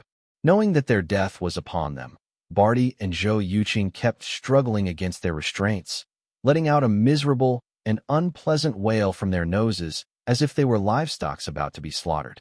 Zhou Yuqing looked at Xia Fei with an alluring gaze, hoping to seduce him with her mature, womanly charms. It was a last-minute attempt to save her life. A gentle push of his finger, and Xia Fei opened the isolation compartment. He lifted Zhou Yuqing with one arm and, with a heave, tossed her straight into the compartment like a pigskin. Crunch. The sound of skull cracking could be heard. Zhou Yuqing let out a grunt as large beads of sweat began to streak profusely down her forehead. Barty jumped out of his skin as he witnessed this scene. Xia Fei did not even give Zhou Yuqing any chance of chicanery, already treating her like a dead person. Xia Fei crouched and tore off the tape covering Barty's mouth. Because the tape had been there for an extended time, Barty's beard also got torn away, roots and all, With that one move of his, the corners of his mouth immediately turned bloody red. Arg! Barty shut his eyes and yelled painfully. You're still Avril's second uncle, after all. So do you have anything you wish to say before you die? Xia Fei asked. Please, Xia Fei. I don't want to die. I've never done anything wrong to Avril at all. Please let me go. Barty was shouting hysterically.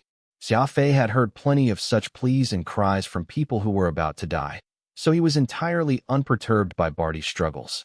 Xia Fei had heard plenty of distraught crying and begging many times worse than Barty's, so nothing from this display of fear toward death could change his mind. You need to die, understand? Xia Fei emotionlessly stated. Barty kept shaking his head, unable to understand or accept what Xia Fei was saying. Okay, I'll tell you everything about what's going on before you die. This is all for Avril. If it were just me, you'd already be dead, Xia Fei said. Xia Fei used some choice words to describe his disgust toward Barty, that were it not for the blood this middle-aged man shared with Avril, Xia Fei would not have cared to waste his breath on him. Xia Fei very patiently stated the reason for this, starting from Zhou Yuqing's plot to murder Avril all the way to his nefarious deeds in Bliss Club. Barty's face grew paler by the minute, knowing full well that he could die many times over whichever of his evil deeds saw the light of day. I'm Avril's uncle. My death will cause her to be sad. Barty played his last trump card. Xia Fei chuckled. It is precisely because of this relationship that you must die. Anyone who threatens Avril must die. What of you being her uncle? Even if you're her father, I wouldn't hesitate to kill you. Barty was stunned. Xia Fei did not sound as if he was joking when he said that. It was at this moment when he seemed to see Xia Fei smile at him like a demon. He had not imagined that Xia Fei's heart could actually be so vicious. Aside from those in my circle, I don't care for anyone else, Xia Fei coldly remarked. This statement was as good as the nail in his coffin, leaving no room for doubts that he would be dying today. Xia Fei lifted Barty, and rather than tossing him like what he did to Zhou Yuqing, he gently put him in the isolation compartment. He turned a deaf ear to all the others' cries, and this was not because he had a heart that was harder than steel, but that this was one such matter where there was no room for negotiation. Closing the doors to the compartment, Xia Fei pushed another button and the outer doors of his ship opened, dropping these two figures into the flowing lava. A single small flame instantly rose upon contact, but it very quickly resumed normalcy. Sealing the isolation compartment again, Xia Fei made his way back to the command deck and piloted Vampire toward a planet called Fisher. There was an adjudicator's hangar there, where a Vexor-class battlecruiser was docked and waiting for him. Congratulations. You're finally gotten hold of a battlecruiser. Phantom laughed. Xia Fei nodded slightly. It was most definitely a qualitative upgrade, jumping from a frigate to a battlecruiser, and it was something that he had also been looking forward to as well. Adjusting the autopilot, Xia Fei's finger brushed his spatial ring and pulled out a box of cigarettes. Because there was no air inside, the spatial ring had become the best place to store cigarettes, not going bad even if 1,000 years passed. All of a sudden, Xia Fei realized that the golden ball was shining once more. The golden signal receiver was flashing nonstop, so Xia Fei pulled it out from his spatial ring. Did old Porter send another message? Phantom poked his head out and asked. Yeah. Xia Fei furrowed his brows and nodded. Though he had already tried to settle the business with Avril as quickly as he could, it still took almost half a month, which was more than what he had scheduled for. So now, he had no idea how Uncle Porter was doing. Emergency. Porter hasn't been back for more than a month. I'm very worried about him. Quickly come find me in Black Abyss, Star Region DLC, 133. Winchim. Xia Fei reread the message sent over, and it was not hard for him to infer from this simple statement that it was not old Porter who had sent the message but his friend Winchim. Instead, it was very likely that old Porter had informed Winchim of his situation, and now that he had not yet returned, Winchim must be concerned over old Porter's safety. Thus, he thought to contact Xia Fei. Not back for over a month. One can travel across half the Alliance space in that time span. Porter couldn't be in some sort of danger, could he? Phantom wondered out loud. Not saying another word, Xia Fei walked over to the console and set Vampire's speed to the maximum before returning to his cabin. In any case, we'd better hurry. From what we know of the situation so far, old Porter appears to be in dire straits. Gamma Star Region, a necessary path from the capital ring to Black Abyss. On a planet by the name of CH 5286, Xia Fei located a special task force fleet the Adjudicator Union had stationed there. Showing the documents that Serum gave him, Xia Fei was led to a landing apron by the fleet logistics officer.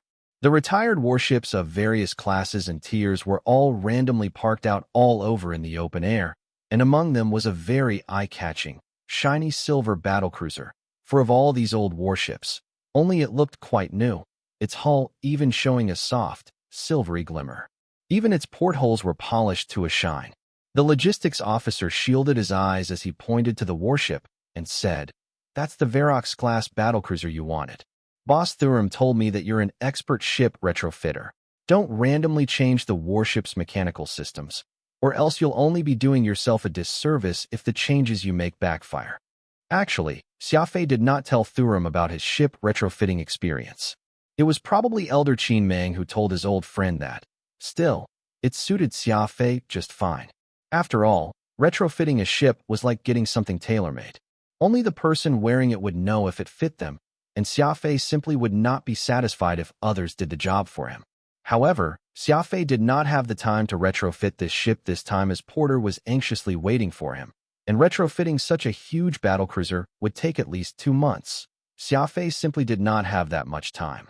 "I installed a subsidiary hangar in your warship, so you can dock your frigate inside, allowing you to swap between the battlecruiser and the frigate as necessary. Plus, as per Boss Serum's request, I configured this to have a smart drone control computer," the logistics officer said. Xia Fei was mildly stunned. A drone control computer was designed specifically for the manipulation of drones, and having this auxiliary computer meant that he could assign plenty of the drones from this Vexor-class battlecruiser to his Vampire. For example, Vampire's main weapons were the energy-draining device and pulse laser cannon. While the firepower it possessed was superb among frigates, it still lacked the capability to match up against larger battlecruisers. With this auxiliary computer in his possession, however, Vampire would gain control of this Vexor class, allowing Xia Fei to take command of 2 ships at the same time, getting a substantial increase in his might. Even more incredible was that there was no need for a Vexor-class battlecruiser to engage in direct combat, for it could just send its drones out to assist Vampire, essentially allowing the frigate's firepower to surpass a normal battlecruiser's offense. With the energy-draining device, pulse laser, and combat drones working in tandem, forget a battlecruiser, he could go toe-to-toe even with a higher-tier battleship. Vampire was already very agile, making it very difficult for large warships to hit it. When a small and agile warship had stronger firepower than a battlecruiser, its strength was not simply a matter of 1 + 1 = 2. A smart drone control computer was costly. Xia Fei had already gotten a great deal by purchasing the Vexor-class battlecruiser for 500 million star coins. Including the combat suit, dagger, and now this computer, Serum had truly done him a huge favor this time. Xia Fei walked over and closely examined the warship. The Vexor-class battlecruiser, which reached a staggering 1.15 million cubic meters in volume, was essentially a behemoth. The insignia of the Adjudicator Union was visible on both sides of the warship. Logically speaking, they should have been removed given that the ship had been sold to Xia Fei as a private warship. "Just what's up with this?" Xia Fei pointed at the insignia and asked. The bespectacled logistics officer merely laughed, giving a stack of documents and an electronic disc to Xia Fei from his spatial ring. "These are the paperwork. Now that the ship is yours, you can take it off any time. I don't know anything else about all that." Xia Fei was puzzled. Taking the paperwork, he examined it closely, only to be astonished by what he read. As it turned out, Serum had given Xia Fei a whole new identity, and he was now a special commissioned investigator from the Weapon and Equipment Department, which was to say that Xia Fei would be recognized as a visiting official on this trip to Black Abyss. So it of course made sense that the Adjudicator Union's insignia would be left untouched on his warship. The Adjudicator Union would purchase large batches of weaponry and equipment from all across the universe every year, and an investigator from the Weapon and Equipment Department was in charge of liaising with various factories and finding the necessary equipment and weapons for the Union. Though it was not a high position, it still came with a substantial amount of prestige and power. It was a typical well-paying post in the Union. As for just what equipment Thurum had sent Xia Fei to Black Abyss to investigate, only God and Thurum himself knew. In any case, Xia Fei had transformed into a librarian of the Heaven Execution Training Camp to a special investigator of the Adjudicator Union Headquarters Weapon and Equipment Department. The two jobs were heaven and earth from each other, which Xia Fei himself had no idea whether he should laugh or cry over. After spending an entire day loading Vampire into the battlecruiser, Xia Fei proceeded to pilot the Vexor class toward Black Abyss. Xia Fei had his two eyes shut while inside his cabin, devoting himself entirely to his cultivation and training. Be it Sly Thrust, Psychokinesis, or the Beast Spirit Codex, each of these served as his protection amulet, so he would not stop his practice on any one of them for even a moment. The journey to the Death Trio Star region was long, making it perfect for focusing on his cultivation and training. Xia Fei would spend 16 hours a day cultivating, excluding the 3 hours he spent studying the introduction to robot coding Qin Mang had given him. Aside from eating and showering, Xia Fei only slept for no more than 3.5 hours every day. To a warrior, the length of sleep was not the most important aspect. Sleep quality was far more crucial. If the quality of sleep was poor, even getting 12 hours of sleep daily would still not be enough for anyone to recover their strength fully. Conversely, just an hour of quality sleep was enough to rejuvenate his energy and strength by a lot. Beep, beep, beep. A series of beeps signifying an incoming call sounded. Xia Fei paused from his cultivation and checked his microcomputer. Avril's pretty face appeared on the screen. After experiencing so much, Avril had become a lot more well-behaved than before. She no longer forced her calls on Xia Fei and would use the call request function to let him know that she wanted to chat with him. Sometimes, because Xia Fei was too focused on his cultivation and training, he would fail to contact her in time. During those times, she would patiently wait until he finally contacted her. Xia Fei found this one point to be very ideal. Avril would definitely disrupt his train of thought if she forcibly established a video call with him while he was in the middle of something important, bringing him plenty of unnecessary trouble. Besides, Xia Fei still subconsciously believed that women ought to be a bit gentle and considerate. "Where are you right now?" Avril somewhat worriedly asked. "If there aren't any incidents, I'll enter no man's space in 7 warps," Xia Fei said. Avril pouted. "The no man's space is outside Alliance territory, so there won't be any internet. It'll take you at least a month traversing from the borders of the Alliance to Black Abyss, and that means I won't be able to see you during that time." Xia Fei chuckled. "Oh, are you reluctant to let me go?" "Yes," Avril nodded earnestly. "So be sure to contact me the first chance you get once you reach the Death Trio Star region. I've been trying to convince my father to include no man's space into the interplanetary internet coverage, but he's simply refusing to budge." Xia Fei was speechless. To think Avril would think of expanding the interplanetary internet's coverage until no man's space, while ignoring everything else. Just the yearly losses from such a venture were enough to bankrupt Starlink Corporation, so of course Newman would not agree to increase the coverage. In order for Starlink Corporation to fulfill their promise of an interplanetary internet that encapsulated the entire alliance, they had installed a communication link between the Death Trio Star region and the alliance. And just the annual maintenance of the link alone cost the corporation 20% of its total profits. The high cost did not mean the connection was stable, either, for electromagnetic storms or pirates would damage this, and one outage could last several months.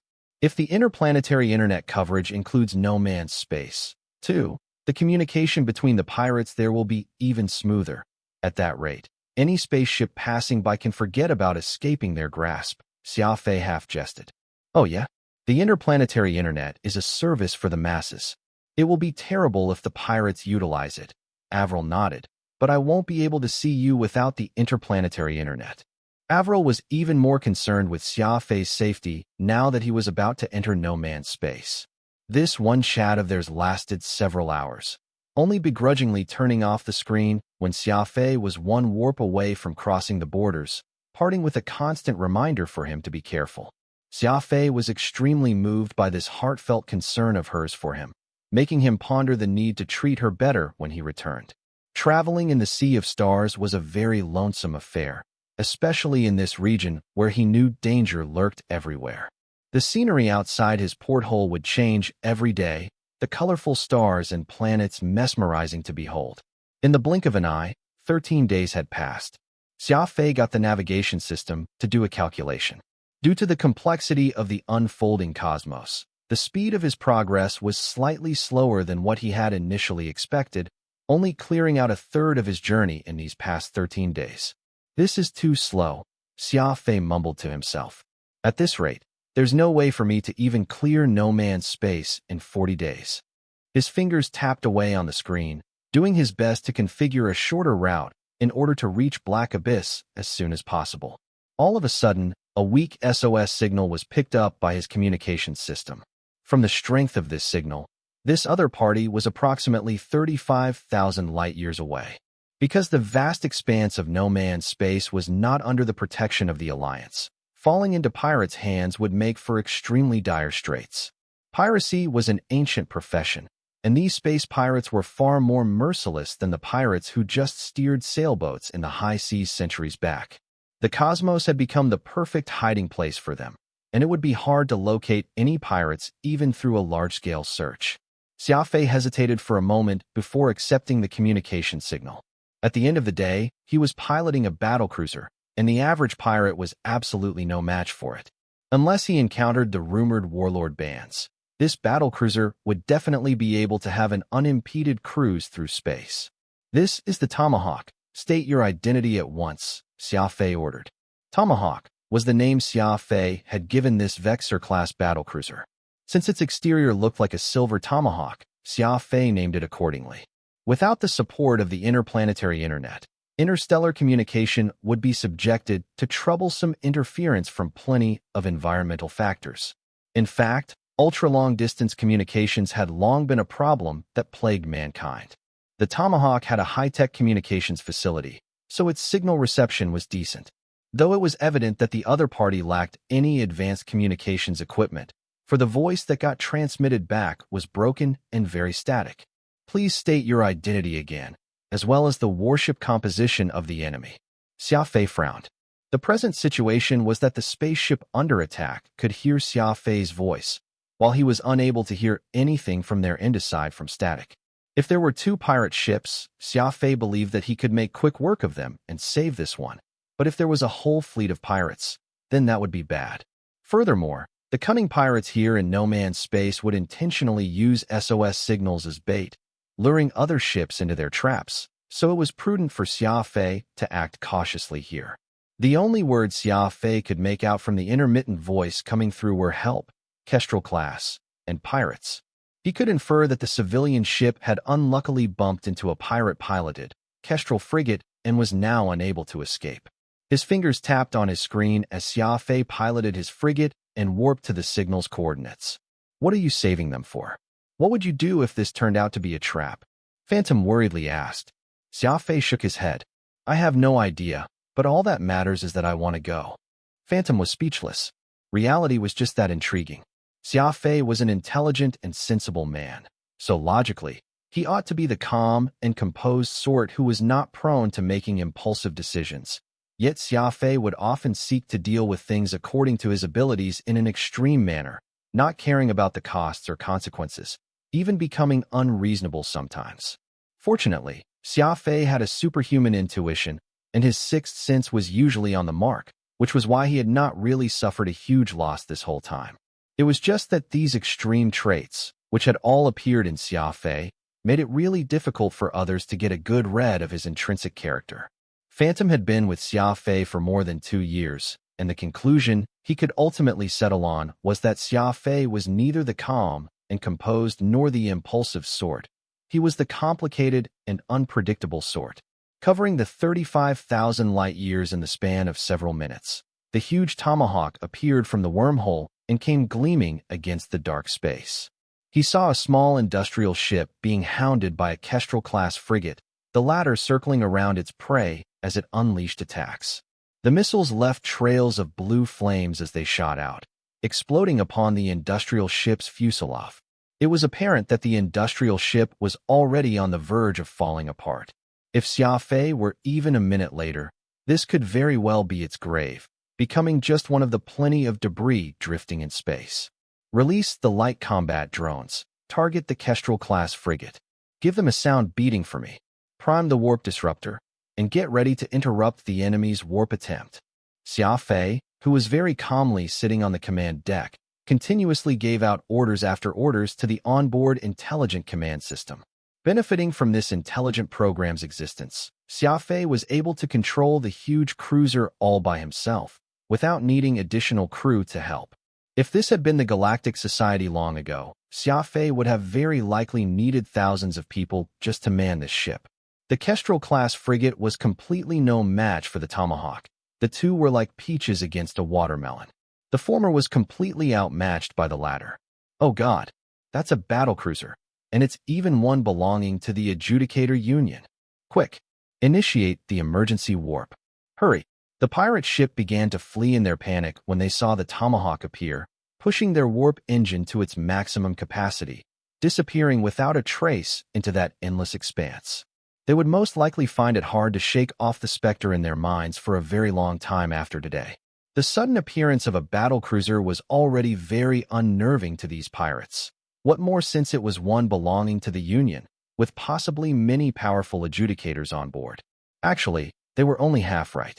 The Tomahawk did indeed have an adjudicator inside, but there was only one, and this adjudicator was still just an apprentice. They actually fled. Xia Fei pursed his lips, somewhat feeling dissatisfied. Though the battlecruiser was a powerful ship, it was a little sluggish when dealing with small targets. After all, the larger a warship was, the longer it would take it to respond. They wouldn't have gotten away if I had been onboard vampire, Xia Fei muttered to himself. Phantom chuckled. I read from your ancient books that taking down an enemy, without losing one soldier in the process, is considered to be the best strategy. Isn't this great? Let a lousy ship flee. Best we focus on saving that industrial ship first. Xia Fei nodded, then grabbed the communicator from his command console and hailed the industrial ship, which had already been battered down to its frame. State your name, alliance serial number, and your purpose. The name's Harris, and my alliance serial number is XXXXXXX. I'm a businessman, intending to sell some food to Black Abyss, only to be waylaid by pirates, reported an old-timer in his 50s, who appeared on the screen. Xia Fei chuckled. There was no way a businessman would take the risk through no man's space all alone on a small ship. He had no doubt this Harris was a smuggler. Xia Fei had nothing against the smuggling profession. At the end of the day, their existence more or less brought some supplies to the Death Trio Star region. With the local warlords acting like tyrants who aggressively exercised their might, the common folks were the ones who ended up suffering tremendously under their yoke. Being able to obtain some cheaper products through these smugglers would at least make the lives of the citizens in the Death Trio Star region a bit easier. As such, the people of the Star regions shared this welcoming attitude toward smugglers, often taking the initiative to provide them with supplies, even giving them shelter when they were subjected to the pursuit and hunt of the local warlords.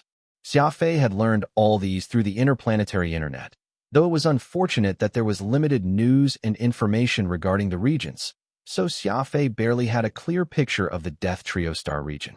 How's your ship? Xia Fei asked. The old-timer shook his head and pitifully.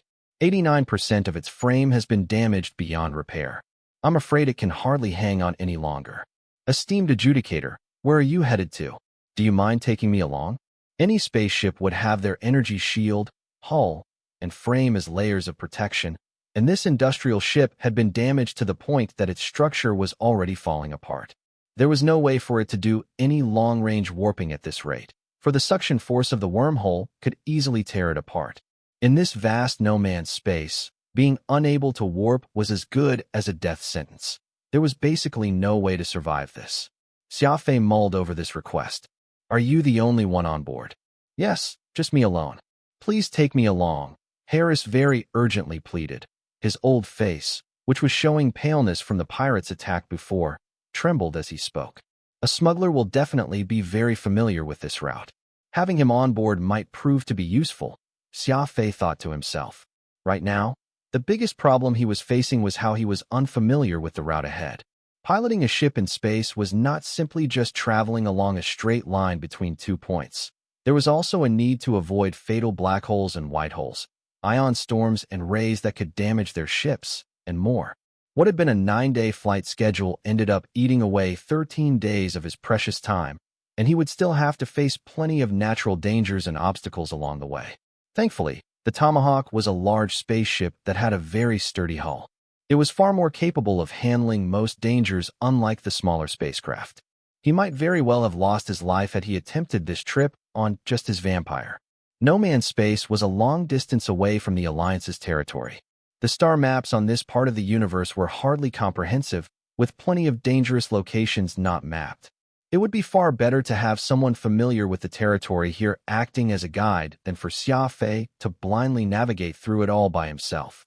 Okay, open up your ship's docking channel, and I'll pick you up.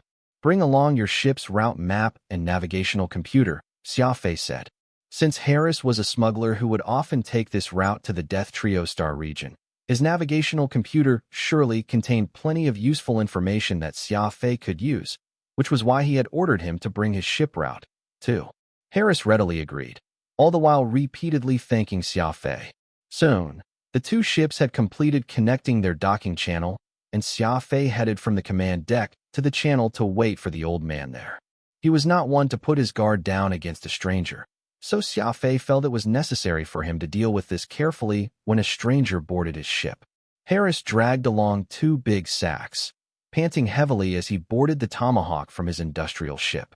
The man looked very refined at first glance, pale-skinned even, and his fingers were clean and unseasoned. The old-timer wore metal-rimmed glasses, which rested effortlessly on his nose bridge, though the glasses had clearly been broken right in the middle since white tape was used to stick them together, which had turned greasy and dirty over time. Xia Fei examined what Harris was carrying and, after ensuring that there were no problems with it, asked, "Do you have a spatial ring of any sort on yourself?" Harris grimaced. "Esteemed adjudicator." Xia Fei reached his hand out to interrupt him. "Esteemed adjudicator is too much of a mouthful. Just call me Xia Fei. Mr. Xia Fei, I am but a poor businessman. There's no way I could afford a spatial ring," Harris politely answered. Xia Fei nodded, not saying another word. Harris turned around and started to make his way back to his ship, causing Xia Fei to call him to halt. "What are you doing?" "Mr. Xia Fei, the cargo on my ship is my lifeblood. I'm going to go broke if I lose it all." Xia Fei chuckled. This old-timer was indeed a businessman through and through. His industrial ship looked like it was about to blow up at any moment, yet he was still thinking of the cargo he had on board, truly demonstrating how much he valued money over his life. Without another word, Xia Fei detached the channel and immediately piloted the Tomahawk away from the industrial ship, which would most likely explode any time. Harris's expression turned extremely distraught, nearly fainting from the pangs of pain he felt inside him. Boom. Sure enough, the moment the Tomahawk left, that industrial ship exploded in a fiery display, leaving nothing in its wake. Harris had one hand over his chest, while a look of shock flashed across his face, almost as if his heart ached over his loss. No one had noticed that there was not a trace of cargo in the wreckage of that ship. For a smuggler to have nothing in its cargo hold, could he have been smuggling air? Xia Fei did not know that Harris's industrial ship was completely empty. In his eyes, Harris was just a regular smuggler, one who enjoyed wealth and respect. "Follow me." Xia Fei turned around and walked toward the command deck with Harris's navigation computer memory. Harris carefully put the 2 sacks on the ground before hurriedly following in Xia Fei's footsteps. The sacks contained normal rations, as well as some machine parts and plants that did not appear valuable, which Xia Fei could not understand. The Vexor battlecruiser was massive. Harris was completely taken away as he followed Xia Fei closely. Is he alone on his massive warship? In the command deck, Xia Fei deftly connected the navigation command memory onto his computer. Starting system scan. Xia Fei commanded the AI computer. A few seconds later, the cold female voice replied, "Navigation memory is safe and can now be opened." The AI computer was an advanced computer system. Any external data must be made safe and could only be opened after making sure that it did not contain any viruses or malicious programs. Open. The projected screen began to flash quickly. In less than a second, everything was read onto the computer of Tomahawk. Xia Fei turned to look at Harris. Noticing that he was standing carefully at the door. "Grab a seat," Xia Fei invited. "I'm trying to get to a planet in Black Abyss called DLC 113, but I'm unfamiliar with the route. How accurate is the information on your navigation computer?" Harris slapped his chest. "I've been to DLC 113 as well, no less than 7 times, in fact. There should absolutely be no problems there." Xia Fei nodded and commanded the AI computer. "Read the new information and create a fresh, fastest route." Recalculating route. A few moments later, the new route was created. The initial estimated travel time of 27 days was shortened to 19 days. It appeared that Harris's navigation information was more detailed and precise. Under Xia Fei's command, Harris checked the route on the projected screen. There shouldn't be any problems. The only threats on that route are the pirates, but since you have an Adjudicator Union insignia on the ship, ordinary pirates won't even think about attacking you," Harris said with a smile. The autopilot of the ship was engaged, following the new route toward Black Abyss. Xia Fei brought Harris to a crew cabin. The Tomahawk had yet to be retrofitted according to Xia Fei's preference, so it still had comfortable beds and lavish living spaces. "You'll be staying here for the duration of the journey. You'd best not wander around the ship outside of mealtime, especially not the control center. If I notice anything suspicious from you, I will throw you out into space without any hesitation. Understood?" Xia Fei said sternly. Harris quickly nodded. "As you wish. Feel free to order me around if you want anything done. Cooking, cleaning, I can do anything." Xia Fei grabbed a seat, then took a few puffs of his cigarette, asking, "I heard that the Death Trio Star region hasn't been all that peaceful recently? You should know something about it seeing as how often you've traveled this route." "You heard it right. Currently, all the 3 main star regions have their respective leaders, representing the interests of the local tyrants and warlords, where everybody despises one another. You must also know that the Death Trio Star region is incredibly impoverished. They don't even have the food to keep their huge population alive, requiring them to import goods from the Alliance. Because of this no man's space, it's incredibly difficult to get goods delivered from the Alliance. Although shipments arrive every few months, they are far from enough to sustain everyone in the 3-star regions. Even if there are more merchants like me, who transport food and medicine to feed our family, it'll still be difficult to put food on everyone's table. Recently, a new galaxy was discovered near the edge of the tree main star regions. There are 4 planets in that solar system, and they are all incredibly suitable for human habitation. Moreover, they were capable of providing plenty of food. The warlords of the 3-star regions have clashed multiple times over these 4 planets, and we are at the precipice of war," Harris explained. There was not a day and night cycle in space, so people would have to manage their work and sleep cycles themselves. Although they were now quite far away from Earth, Xia Fei still followed the 24-hour lifestyle of his planet. When it was night, Harris volunteered to make dinner and even clean the kitchen. Humble attitudes like this were really to Xia Fei's liking, as most men disliked doing menial tasks like cooking and cleaning, and Xia Fei was no exception. After dinner, Xia Fei shut himself in his room and went through an introduction to computer coding. The book was incredibly complex, and Xia Fei would learn something new every time he read it. It was as though the book had limitless knowledge awaiting his discovery.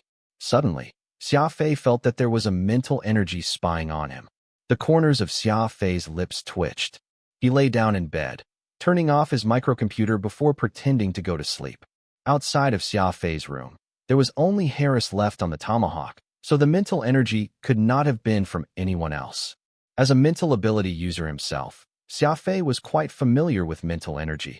He could feel that Harris was just purely exploring without any malice. Soon, Xia Fei entered the dream world. Harris's mental energy stayed, exploring around a few times before moving in towards Xia Fei's position as though his target was Xia Fei's brain. "What do you plan to do?" Phantom asked, laughing. "Who would have thought that this Harris guy is also a mental ability user? Too bad he's a lot worse than you are." Xia Fei replied plainly in his consciousness. "We'll see. I can kill him using my mental energy whenever I want." It was an incredibly dangerous maneuver to stalk someone using mental energy. If the enemy's mental energy was stronger than the one snooping, they might be drawn into an unstoppable mental vortex, consumed by the stronger mental energy that would ultimately cause their death. A smart user would never simply spy on others using their mental ability unless they were confident in their abilities. Evidently, Harris was not one. What was most surprising was that the mental energy retreated after hovering around the room for a while. This confused even Xia Fei. Why did he retreat despite being so close to his target? Xia Fei got up, saying as he scratched his head, "Weird. What does he intend to do? Who knows, but by the looks of it, he is interested in you but doesn't bear any ill intent." Xia Fei thought for a few moments. "We'll talk about it later. He's sure to reveal himself eventually." Early in the morning of the next day, Xia Fei arrived at the kitchen to see Harris already up. "Mr. Xia Fei, here's your breakfast." With a smile on his face, Harris brought him a plate of scrambled eggs and milk. There were a few pieces of thinly sliced ham beneath the egg as well as some lettuce next to it. Xia Fei nodded. Not only did the breakfast Harris made taste good, it looked incredible, too. It was easy to tell that it was a breakfast fit for royalty. The eggs were just done as they melted in his mouth. The ham was sliced as thin as paper, demonstrating his excellent knife skills. The lettuce leaves were well washed before having their stem removed, leaving behind only the green leaves. This provided Xia Fei with even more questions on how a smuggler busy working for a living managed to make such an incredible breakfast. Thinking back on yesterday's base and mushroom the man had made that was also just as refined, for not a single piece of bone could be found in the dish. It was just that Xia Fei did not suspect Harris then, so it had not caught his attention. After finishing his breakfast, Xia Fei casually asked as he lit a cigarette, "Your cooking is quite good. Where did you learn it?" Harris smiled as he put away the utensils Xia Fei used to be washed in the basin. "My mother used to be a private chef for a major family, so I've been learning how to cook from her ever since I was young. It's great that you like it. I also noticed that there's some asparagus in the fridge. I'll make a beef asparagus braise for lunch." "Oh." Xia Fei nodded without indicating anything. The next night, Harris's mental energy entered Xia Fei's room again, and this time, Xia Fei was more mindful of it, pretending that he was just up training. A few hours later, Harris retreated his mental energy. The third and fourth day went just the same, and in the blink of an eye, a week had passed. Because of the tomahawk's huge size, no pirates even dared to approach it, making the entire journey incredibly smooth. "Are you going to show your cards?" asked Phantom. Xia Fei smiled. "I'll give him one last chance tonight. Hopefully, he doesn't disappoint." The dinner was just as exquisite as always, and he took his time to enjoy the meal. Because of how well he had been eating, Xia Fei even gained a bit of weight. Afterward, Xia Fei silently returned to his room, leaving Harris alone in the kitchen to tidy up. "That's unfortunate. It'll probably be the last time that I enjoy such a wonderful meal," Xia Fei muttered after closing his door. It was 11:45, and Harris's mental energy arrived right on cue. What was most disappointing was that his mental energy retreated in less than 5 minutes, much quicker than the previous times. Phantom sighed. "You have a killing intent in you." He must have felt that something was off and became more vigilant than usual. That would mean that he's quite perceptive to detect such minute changes. Xia Fei hopped out of bed, proudly walking to Harris's room. "I've given him the chances. No matter what his aim is, his time is up." In order to make it easier to keep an eye on him, Xia Fei had assigned Harris in a room right next to his, so they were not far apart at all. His door was now ajar, revealing Harris who looked like a ghost as he eyed Xia Fei. "You've noticed from the start?" Xia Fei nodded, smiling. "I'll give you 2 choices. 1, I'll throw you out right now. 2nd, tell me your motive, then I'll throw you out." Harris thought for a few moments before laughing happily. Xia Fei was slightly shocked, clearly having not expected Harris to react as though he was unafraid of death. "Xia Fei, you've taken amethyst before, right?" "Xia Fei, you've taken amethyst before, haven't you?" Xia Fei shook his head. "I'm not sure what you're talking about. You don't have much time, so I hope that you stop talking about irrelevant things. All I care about now is your identity, your motives, and why you're spying on me." It was inaccurate to say that Xia Fei did not have a menacing aura. Although he was still quite young, every time he got serious, the air would be enveloped by palpable killing intent. After all, not many people in this world had been through hell, but Xia Fei just happened to be one of those few. Anyone who made a trip back from hell would have this unique quality. This quality was inviting yet dangerous, something no words could describe, but if it had to be put in word, despair would probably be the closest one. When someone had gone through a hellish experience, they would emanate something that made their opponents feel a sense of despair. This had nothing to do with their strength, as it was a pressure purely out of temperament. Surprisingly, Harris was not overwhelmed by Xia Fei's killing intent, saying with a bitter smile, "Of course, it's relevant. It's my life's work, after all." Xia Fei could not understand why Harris looked so forlorn. "What's amethyst?" Xia Fei secretly asked Phantom. Phantom was even more confused than he was. "How would I know?" Harris looked outside the window, saying in a depressed tone, "Amethyst is also known as purple jade, a type of gene optimization fluid. If I'm correct, you probably consumed it, and that's why you're able to open your seventh brain region fully." Xia Fei glanced at Phantom, only to find the latter's mouth completely ajar and Phantom very still, as though his spirit had left his body. Of course, Xia Fei was shocked, too. A fully opened seventh brain region was his biggest secret thus far. Xia Fei was only who he was today not just because of his unique way of doing things and tireless efforts, but also that bottle of purple liquid. His life's work? Xia Fei pondered inside. Does this mean that Harris has a deep connection to that bottle of purple liquid? Despite being deeply shaken, Xia Fei still looked calm and composed. "Harris, I have indeed consumed a purple gene optimization fluid, but I can't be sure that the bottle is the same as the amethyst you're referring to." Harris stared at Xia Fei. "The amethyst has a slightly sour taste. Depending on one's physique, it takes effect 1 to 15 minutes after consumption. At that time, the cells in the body will overheat from being on overdrive, causing the temperature of one's body to increase. An eighth of a second later, the cell activity starts affecting the normal functions of the brain, making a person feel groggy to the point of fainting. The seventh brain region will start opening at this moment. The explosive overdriven cells start hitting the barriers one after another. Then 30.96 seconds later, the seventh brain region will be completely opened, but the cell overdrive will last for another minute and a half before ending. I know all these experiment metrics, but unfortunately nobody has been able to survive the 2 horrible minutes. Everyone who participated in the experiment all died without exception. You're the first one to survive after consuming amethyst, said Harris in a deep voice. Yet his tone held a trace of excitement. Harris. Xia Fei glanced at Phantom, who was at the corner of the room. After consuming the gene optimization fluid, Xia Fei fainted, so he had no clue what happened next. When he opened his eyes, his seventh brain region was already fully opened. Phantom nodded, agreeing with everything Harris said. As a witness of the incident, Phantom obviously knew everything.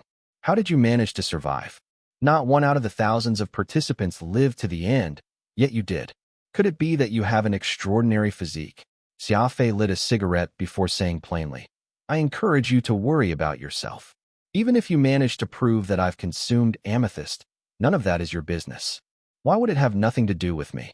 I invented amethyst. I'm Harris, the former first executive officer of the Alliance Gene Research Center, quipped Harris, who was actually Harris. Xia Fei smirked. So what? Harris was left speechless. Even though Xia Fei managed to survive the violent medicinal properties of amethyst, it did not clear up any problems. The other thousands of deaths were still on his head, and he would surely be punished for it once he returned to the Alliance. Harris let out a sigh before going through his story from the start. Back then, I was one of the top researchers in genetics, specializing in the human's seventh brain region. In order to learn more about the mysterious seventh brain region, I've looked through countless information left by the ancient civilization. I discovered that the seventh brain region is just like a wall, locking up the human's abilities. If we could successfully remove the blockage, humans would reach previously unthinkable heights. The seventh brain region is locked up by something known as the 0-degree meson. It's quite a weird thing. All newborns have completely open seventh brain regions, but 24 hours after their birth, the 0-degree meson will start multiplying in countless numbers, and 72 hours later, they fully lock up every newborn baby human's seventh brain region. I discovered, through years of research, that in ancient times, the seventh brain region of humans was completely opened, but sometime later, the 0-degree meson started appearing, turning humans into incredibly ordinary individuals, perhaps even weak. Harris's narration got himself quite worked up. Did you know? This is quite unfair. Humans should be an incredibly powerful race that could ignore the entire universe, but that thin layer of zero-degree meson caused humans to become completely ordinary. Humans aren't as battle-fueled as insectoids, not as smart as the Nausicaa. Harris rubbed his red eyes in melancholia. From then on, I've spent dozens of years looking for a method to break the zero-degree meson, and I've never given up despite all the failures. All the blood, sweat, and tears weren't for nothing, for I eventually found a mineral that could neutralize the zero-degree meson, noxium. This unique mineral can trigger the most extreme powers from the cells. After a specific sequence of events, it can completely destroy the zero-degree meson. It would break through the barrier and allow humans to have a completely open seventh brain region. Unfortunately, without the seventh brain region, humans become incredibly weak. Thousands of volunteers died because they weren't able to survive the energy change in their cells, and thus, I'm now a wanted man to the Alliance.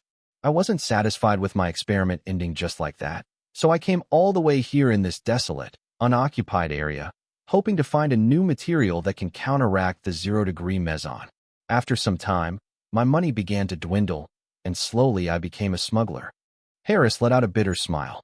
If my parents were still alive, who knows what they would think about their incredible son who became a smuggler? Xia Fei would have never guessed that Harris was a top-tier geneticist. It was just that his actions were somewhat insane. Perhaps it was also because Xia Fei was also somewhat deranged, for he did not find Harris's actions to be too much. Of course, Xia Fei was not okay with that one aspect of doing human experimentation without knowing the dangers of amethyst withheld. You said that you've done research for decades. Wouldn't it mean that you're well over 100? Asked Xia Fei. Harris took a few moments to recall. If my memory serves me right, I'm probably 136 years old this year. Xia Fei was surprised. From his looks, Harris appeared to be 60 years old at most, but his real age was more than double that. Really? You don't look that old at all. Harris laughed. You probably don't know that every increase in the level of a person's ability, their lifespan increases with it.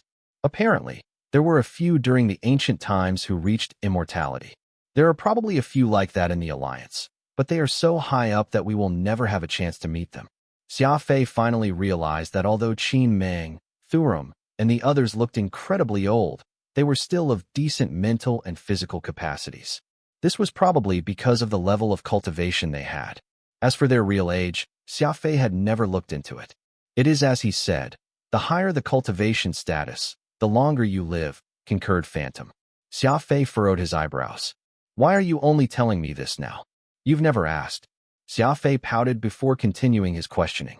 You're in this uninhabited area for this long. Have you found the material that you've been looking for? Harris shook his head. No. Space is incredibly vast, and this uninhabited area is just a small part of it. As long as I live, I'll travel even farther to look for it. Xia Fei could not help but be moved by Harris's resolve. Anyone who worked hard to achieve their goals deserved to be respected.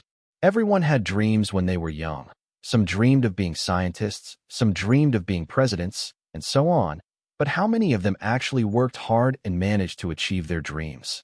Even if they tried, how many would keep going, never giving up? Although Harris was quite insane, at least he had been trying hard all along without entertaining any notions of giving up. Nobody could refute this fact. Xia Fei never liked the so-called rules, so the deviant Harris, in the eyes of a judge, was just an overly stubborn person. It was just that his methods were all wrong. I truly understand you, Xia Fei said plainly. You understand me? Harris was confused. Xia Fei nodded. It's just that you went at it using the wrong methods. There are many in this world who don't deserve to live. You should have used those people if you wanted to do human experimentation. Only you could come up with experimenting using innocent humans. If I were the judge, I'd give you the death penalty. With that, Xia Fei stood up and was ready to leave. Aren't you going to kill me? Asked Harris. Xia Fei smiled. No need to be in such a hurry. I can take your life any time, but I still have some questions that I would like to mull over. On the command deck of Tomahawk, Xia Fei was in deep thought while he smoked a cigarette. What do you plan to do with Harris? Asked Phantom. Xia Fei furrowed his eyebrows, slowly exhaling a ring of smoke. It's not easy to come across a top-tier geneticist. Although he's done plenty of terrible things, I don't feel like killing him. Phantom shook his head. I know that you like talented people, but this man's done horrible things in the past. Keeping him alive is just like carrying heavy baggage. Xia Fei laughed. I don't think I've ever been free of trouble. If his death means I wouldn't encounter any more trouble, I would kill him long ago. You can count on that. Phantom pursed his lips. Xia Fei appeared to be saying that another problem on his back was not much because of how many problems he already had. Are you saying you're going to keep him alive? Xia Fei nodded. It does seem to be the case. You'll be working with a demon here. Xia Fei let out a sly smirk. There's a demon inside everyone. Plus, can I work with a demon?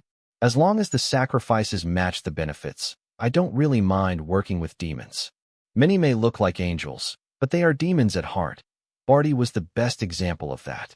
Harris, on the other hand, wears his evil side on his sleeves. It's evident that he's a scoundrel who isn't above using immoral methods to try and achieve his goal. It's much better to work with someone who is candid about their evil rather than someone who pretends to be a good person, Xia Fei said plainly. Phantom stayed silent for a bit. What Xia Fei said did make sense. Harris was a mad scientist. Anyone must be somewhat crazy in order to achieve things that others had never achieved, and only the craziest could be the most successful. If you've decided on that, what are you thinking about? Asked Phantom. Details, Xia Fei replied, unfazed. Harris was lying in bed hopelessly. He was massaging his temples using his fingers, his emotions a mess. He had always thought that his invention, amethyst, was a failure. He did not care about having to wander endlessly because he was a wanted man, nor did he care about being ridiculed. In truth, the only thing he was afraid of was failure. He was willing to give up his life if it meant success. Just as he was approaching hopelessness, Xia Fei appeared. Someone who had survived after taking amethyst, and even had a fully open seventh brain region because of it, benefiting a lot from that as a result. How could Harris not be excited? Even though the rates were plain horrible with one surviving out of thousands, at least this proved that there was hope of succeeding. With enough time, Harris was confident that he could find a way to fully open the seventh brain region, getting a glimpse of this most ancient and mysterious secret. The problem was that Xia Fei did not have qualms killing him. It was almost funny to think how Xia Fei would not be who he was today without the help of amethyst, yet he wanted to kill the inventor of amethyst. Harris had shivers down his spine thinking back on every one of Xia Fei's moves and actions. The young man was not kidding at all. He could really kill him at any moment without hesitation. As the doors opened, Xia Fei slowly walked out from the control deck. He grabbed a chair sitting across from Harris, looking right at him with an authoritative and threatening aura. Xia Fei, I've made up my mind. I'll agree to anything as long as you let me live, quickly said Har as he sat up straight. What do you mean you've made up your mind? I've never agreed to such things. I can't die, said immediately Harris. At least, not yet. Since you were unharmed after taking amethyst. This means that amethyst still has hope of working. I must continue living. I must keep striving to complete it. As long as I manage to create a medicine that can fully open the seventh brain region yet have no side effects, then I'll be willing to die. Xia Fei smiled, completely unfazed. Is that your reason? Harris quickly nodded. Yes, is that reason not enough? Once every human has their seventh brain region open, we'll become the strongest sentient life form in the universe bar none. Harris was quite ambitious. Unfortunately, Xia Fei did not share the same idea. The reason he did not kill him was that he still had use for him. Quantum Holdings was still at its infancy, and its desire for talent grew day by day. It was impossible to become a truly influential company without talent. Although he had never mentioned it, Xia Fei felt terrible being judged by Avril's family. He had already made the decision of expanding his power, and Harris fit his criteria of a talent. Quantum Holdings was not powerful, hence, he had no way of attracting quality talents to join, and Xia Fei did not like inferior talents. As Harris was a wanted man in the alliance, he did not have many choices if he wanted to live. That made this desperate man a good choice. At the very least, Quantum Holdings would have a future in genetic medicine if this man joined his company. Xia Fei laughed. Heh, I want congee for breakfast and a poached egg on the side. Harris was shocked. Does that mean you agree to letting me live? Xia Fei walked toward the door as he replied. There's a catch that you'll know soon enough.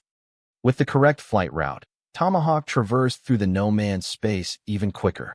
Xia Fei officially entered the Death Trio star region 17 days later. Just as he reconnected to the interplanetary internet, Avril sent a request for communication. The girl was still worried about Xia Fei's safety as she bombarded him with questions regarding his well-being. Although it was a bit long-winded, Xia Fei patiently answered each of her questions. It was a good thing to have a beautiful woman like her thinking about him, after all, and Xia Fei understood that. Avril's life returned to normal after the plumagers were completely removed from the capital ring, besides the increase in the number of bodyguards around her. Newman spent a sizable sum just to hire a retired gold-rank adjudicator as a safety supervisor solely responsible for protecting Avril. This retired adjudicator used to be the chief of security forces in the headquarters. This meant that he had plenty of experience under his belt and was quite sophisticated in his methods. With him around, there should be a huge change in Avril's safety for the better. Xia Fei did not know it, but Qin Meng actually had a hand in this. The retired adjudicator took the job all because of Qin Meng. Qin Meng was just like an omnipresent spirit.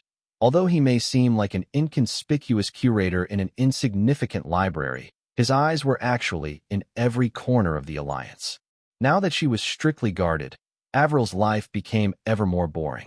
Stuck in her room and unable to go anywhere, she began to treasure the time she spent on the beach with Xia Fei more and more, clinging onto her limited memories.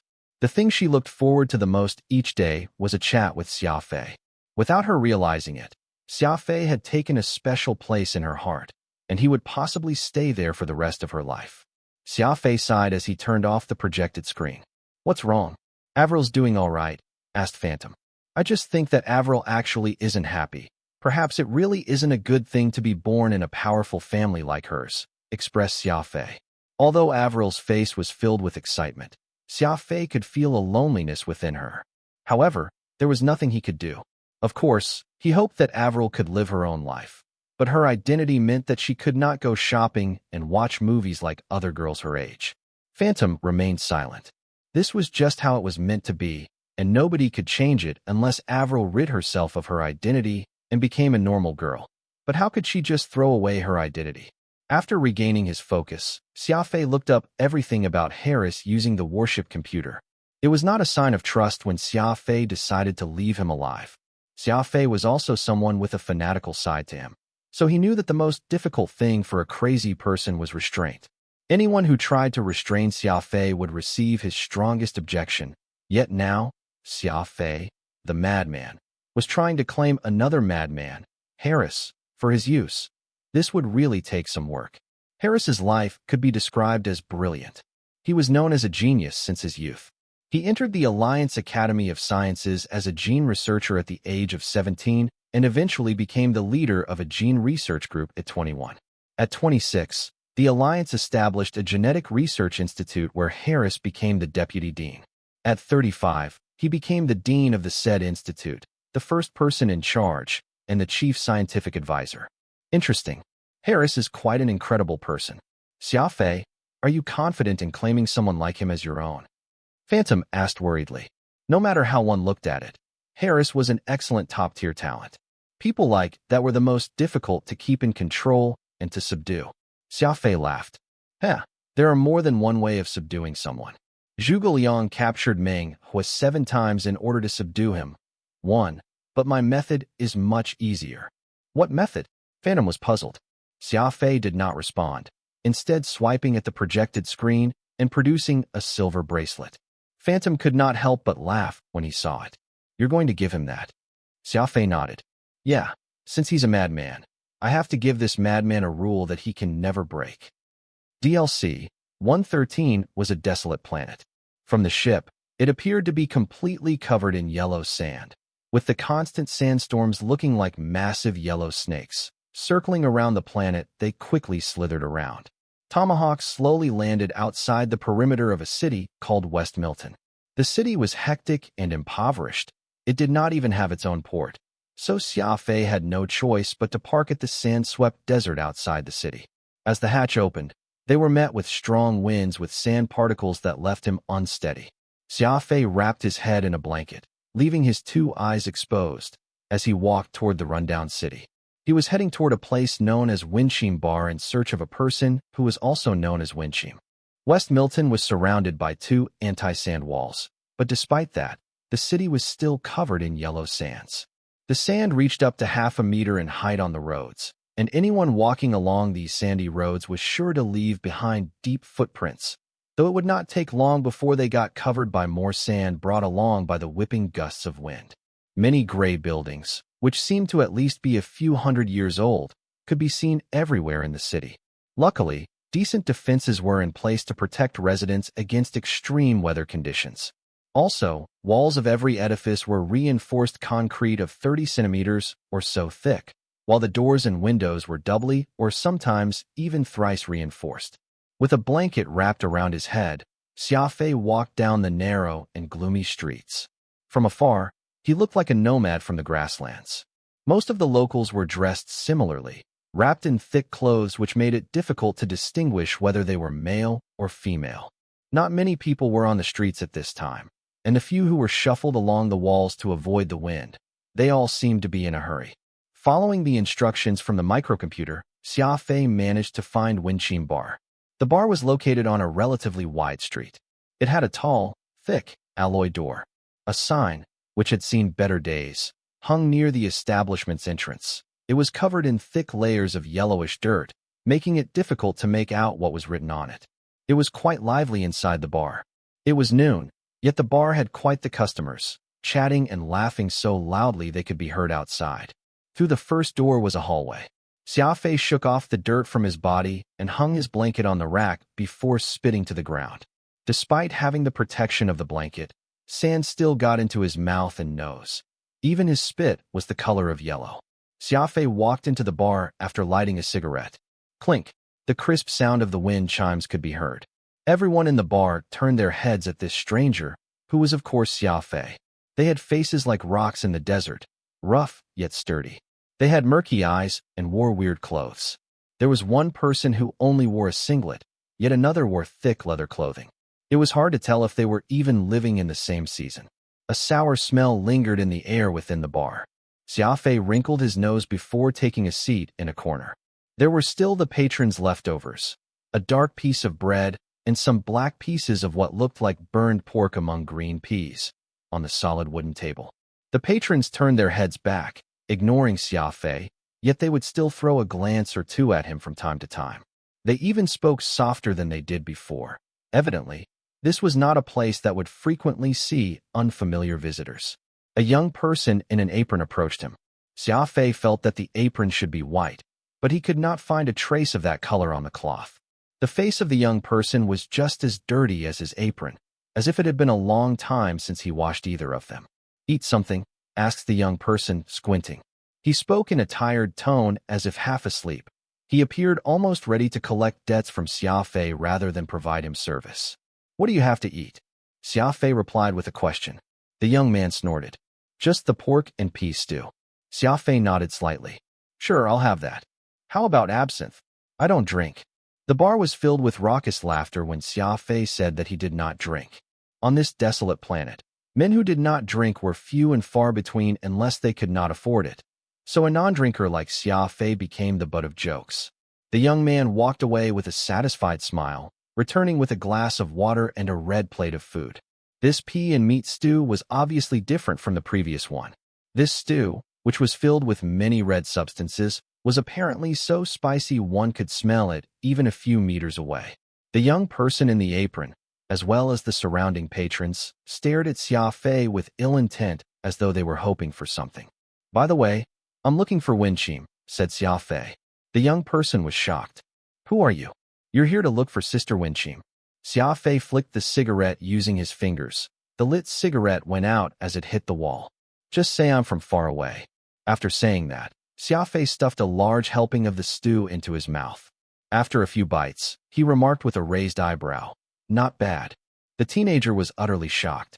The stew contained no fewer than 2 tails of their local's special facing heaven pepper. It was said that a cow would have their stomach burned after consuming this many peppers. Yet Xia Fei was not only eating it, he was savoring it with big mouthfuls, as if he could not feel the tiniest bit of spiciness. The surrounding patrons had weird expressions on their faces. They were waiting for Xia Fei to be completely taken away by the dish's spiciness, yet his actions made them think that they had lost their marbles. Their mouths went ajar from the shock that this sight gave them. Xia Fei was a fast eater, and the massive plate of peas was gone in no time. He even used the black piece of bread to scoop clean the remaining sauce at the bottom of the plate. It did not matter to him that the food looked so unrefined, for he was never one to waste. Xia Fei wiped his hands clean before lighting another cigarette. "Get Wenqing to see me." The teenager finally regained his senses and hurriedly removed the utensils from the table before running off to the back of the bar. The chatter was even softer than before.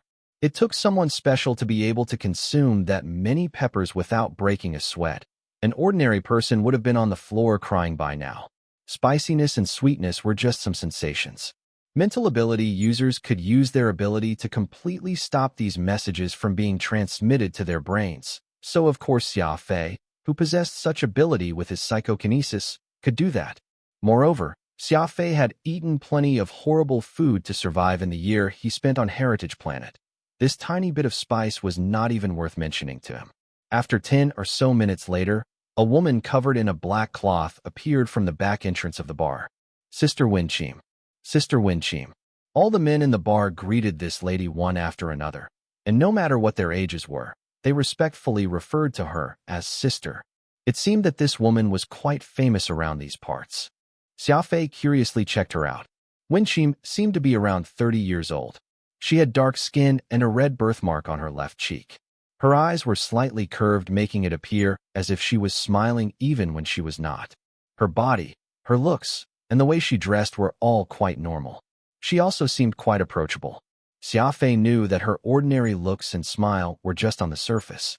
She would hardly have the respect of so many men if there was not something extraordinary with this woman. Wenqing glanced at Xia Fei and appeared to be slightly shocked.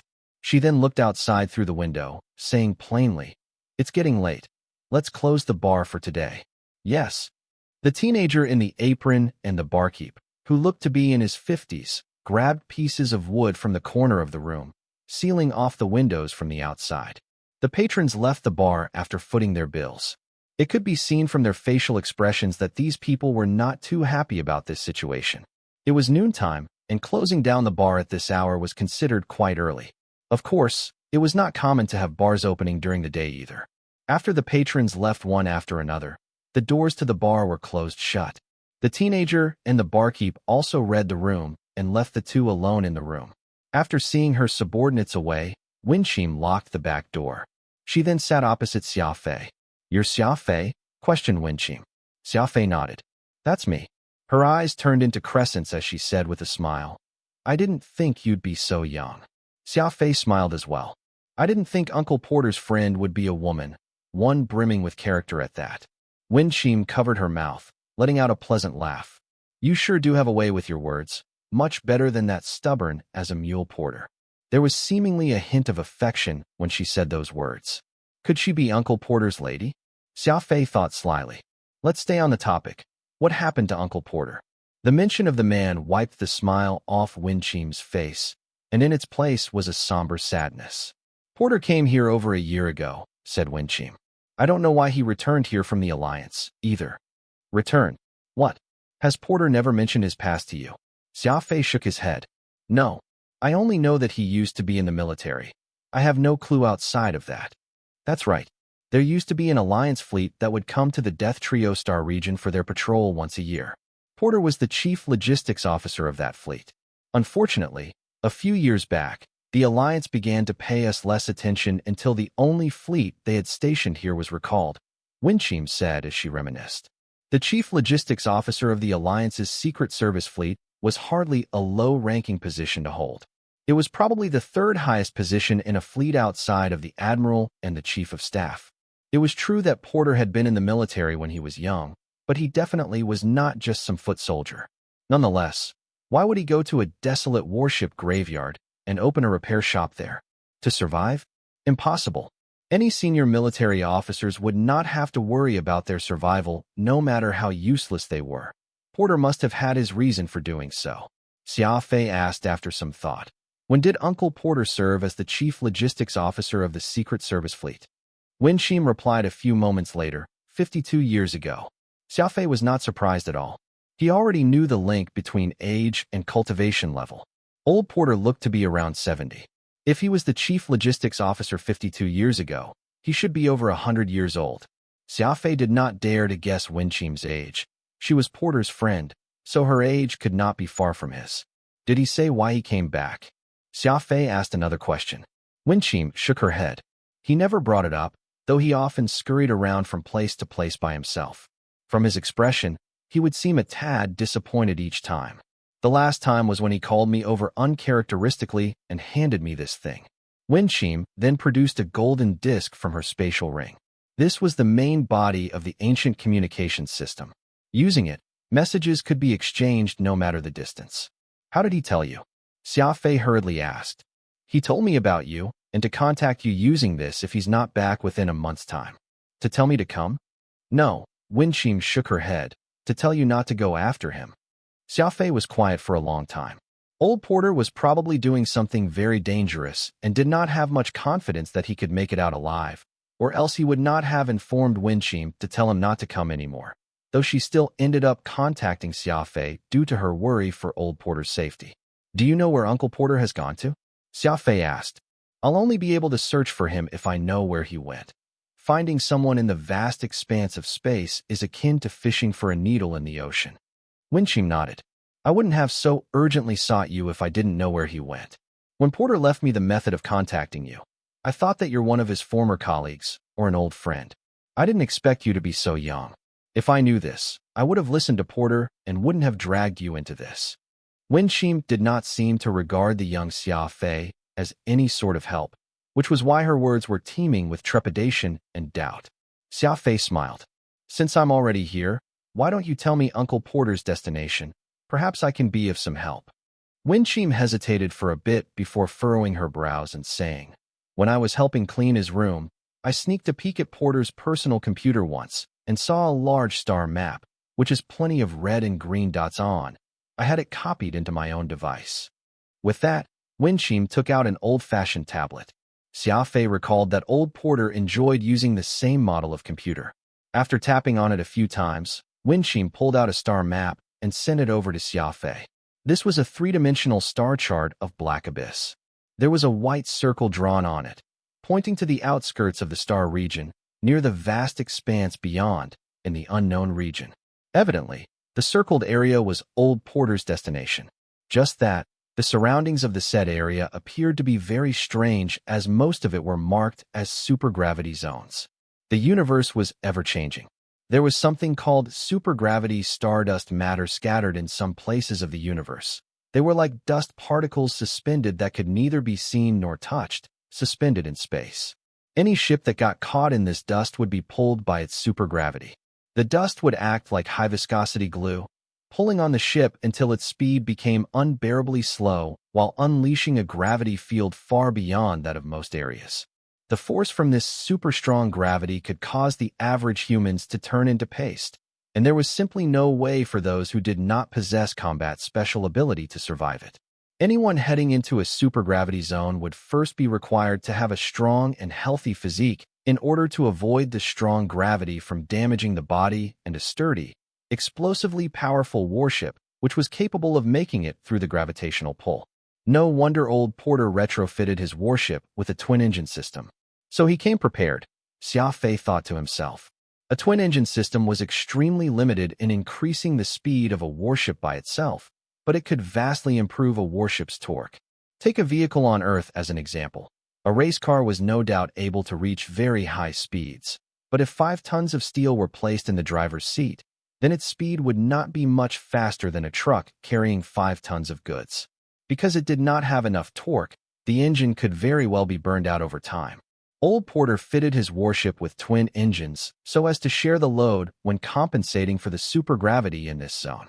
Not only could doing so ensure that the ship would be able to move forward, it could also prevent the engine overheating from overexertion, thereby damaging the ship.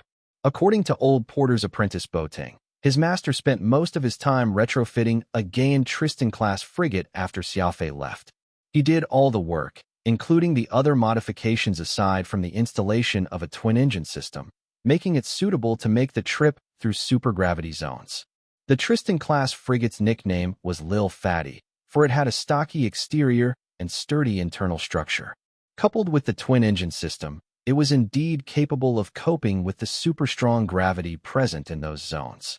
Even after Old Porter's careful modifications, it was still highly dangerous for a frigate to enter a supergravity zone because the supergravity dust would make it seem like one was wading through a swamp-like quagmire. Even communication signals, radar, and navigational systems would suffer from interference. The closer a ship to the heart of a supergravity zone was, the more severe the interference would be, essentially turning an advanced warship blind and deaf. Unless there was a great temptation there, Old Porter could not possibly be taking such insane risks entering a supergravity zone, not to mention the fact that only 1/3 of the zone was part of the Black Abyss star region, while the other 2/3 belonged to the undiscovered region. The degree of danger and complexity of this foray was simply unimaginable. Just what could it be that enticed Old Porter to search so recklessly until such a degree? Xia Fei simply could not make sense of it all. Gritting his teeth, Xia Fei expanded the star map and examined it closely once again. The area that Porter had circled out had plenty of green dots, indicating where the gravity effect was not too heavy, which most ships could attempt making through. Xia Fei speculated that the green dots were the parts Porter had already searched, and his goal this time around should really be those red dots. Most of the red dots were located near the heart of the supergravity zone or near the unknown region. Old Porter must be doing a perilous expedition into the deep recesses of the supergravity zone this time, which was why he had left Winchim such a message. Furthermore, there were still 3 more illuminating purple dots, 2 of which were right in the core of the supergravity zone, while the other was deep in the unknown region. If he was not mistaken, these 3 special locations should be the focus of Old Porter's investigations, which also made them the places he could most likely find the old man, though the 3 locations were the most dangerous out of the lot as well. Lighting a cigarette, Xia Fei silently contemplated this for almost half an hour. Winchim was left standing at the side, uneasily staring at the young man. From Winchim's eyes, she was obviously feeling a greater sense of urgency deep down than Xia Fei did, but was merely not showing it. While Porter and Xia Fei were not master and apprentice in name, the relationship they shared was a step deeper than that. The fact that Old Porter had left his priceless notebook to Xia Fei rather than his most loyal apprentice Boting was evidence how much he valued this young man. It was just that Xia Fei had no confidence that he could safely get out of the supergravity zone once inside. After all, that particular part of space was fraught with danger. Xia Fei was a complicated person, and his intuition and sensibility would always clash at such a time. His sensible and logical side was telling him not to go into the supergravity zone. There was no reason for him to join Old Porter after the latter had already staked his life on this trip. Conversely, his intuition kept insisting on him going. Old Porter was acting too strangely, so the man must be hiding a huge secret from everyone. If he wished to reach for greater heights that were unattainable to average human beings, he needed to brave risks that others would be unwilling to, becoming the bravest madman in order to succeed. How much supplies and equipment did Uncle Porter bring with him? Xia Fei asked. He had already come to a decision, so his eyes were looking resolute and firm. Winchim thought about this for a moment. I entered Porter's warship twice before, and his food reserves are enough to last him for several years. He also has plenty of equipment, though all are unrecognizable to me. Xia Fei nodded. It seemed that Old Porter's supplies were sufficient, so even if he met a major complication, his supplies should last him for quite some time in the supergravity zone. Getting up to his feet, Xia Fei said, I'll be bringing this computer along, as well as Old Porter's communication host. You're going to look for him? Winchim was surprised. Anyone could tell Old Porter had gone to an extremely dangerous place. She could not help but feel somewhat touched, yet also guilty with Xia Fei showing readiness to search for Porter. Winchim still had not gone off to search for Porter after mulling it many times over. Yet Xia Fei, this man who was much younger than she was, did not even spend too long in considering everything before he made his decision. Winchim could not help but feel a bit ashamed. I'll join you too, Winchim said. Xia Fei smiled. There's no need for the 2 of us to take this risk. Besides, you'll just be a burden if you tag along. Xia Fei did not even give her proposal a moment's thought before he rejected it, inadvertently not leaving her a bit of face. This was not because Xia Fei did not care for Porter's old flame, but because this matter was indeed quite dangerous, so he needed to sever this idea of hers as soon as possible. After some time, Xia Fei returned to his tomahawk and tossed that lust-dirted blanket onto the ground before striding off to the command deck. Supergravity zones are no joke. Even if your tomahawk is able to survive in such condition, it's hard to guarantee that you can make it back unscathed, cautioned Phantom somewhat worriedly. I understand that. Actually, I don't intend to recklessly charge in either. Didn't old man Qin Mang give us the address of his disciple? Let's go look for him first. Make off with some of the required equipment from his hands before we set off on this search. Besides, we've yet to resolve the problem pertaining to Harris, said Xia Fei, even as he activated the warship's autopilot system and set a flight path. Whoosh! The Tomahawk rapidly ascended and flew off toward its next destination. Harris had been very quiet these last 2 days, staying in his cabin all by himself, his face buried in his computer, doing God knows what. Occasionally, he would ask Xia Fei many very baffling questions, such as what was Xia Fei's resting heart rate, his heart rate during battle, his hemoglobin concentration, etc. Xia Fei spoke to him a few times, and Harris told him the next step of his research was data collection. Crazy be as crazy do. Xia Fei had completely let him off the hook, yet Harris had already started on his research, completely unfazed by Xia Fei's threat. Nothing else really mattered as long as he could advance his research. Xia Fei needed to bear with everything since he had already decided to keep this mad scientist for himself. So he had no choice but to answer all his questions, though he was wondering just how he could send him back to Earth and save himself from having this fly buzzing all around him incessantly. On the evening of the second day, the Tomahawk finally arrived at the Scarlet Volcano Mountain military base. Xia Fei was very surprised to learn through the other party from the military base that Qin Mang's disciple Yao was actually the base commander. It must be stated that the base serviced the combined fleet that included a Caldarian Chimera-class carrier and a Middle Naglfar-class dreadnought. This base was without a doubt one of the major forces here in the Death Trio Star region. Even Qin Mang's disciple is a commander? Phantom expressed in disbelief. That means Qin Mang must be even more powerful then. When the Alliance's influence in the Death Trio Star region weakened, Black Abyss, Terminus, and Evil Gulfstream descended into warlord separatism, and though Qin Mang's apprentice Yao was nominally still under the jurisdiction of the Alliance Navy, they were already recognized as one of the largest warlord forces in the 3 regions.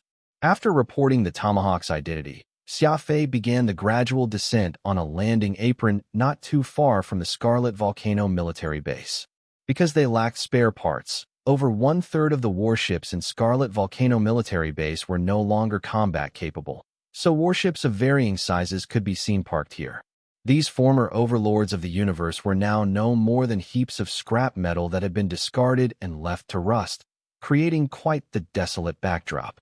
The other warlords in the Death Trio Star region were not faring any better, either. The scarcity of supplies was presently a severe problem in the 3-star regions, with some smaller warlords unable to even secure the most basic ammunition, let alone engage in large-scale wars. The reason the Pan-Human Alliance had been letting these warlords do as they pleased was precisely because they lacked the supplies to put up any effective rebellion.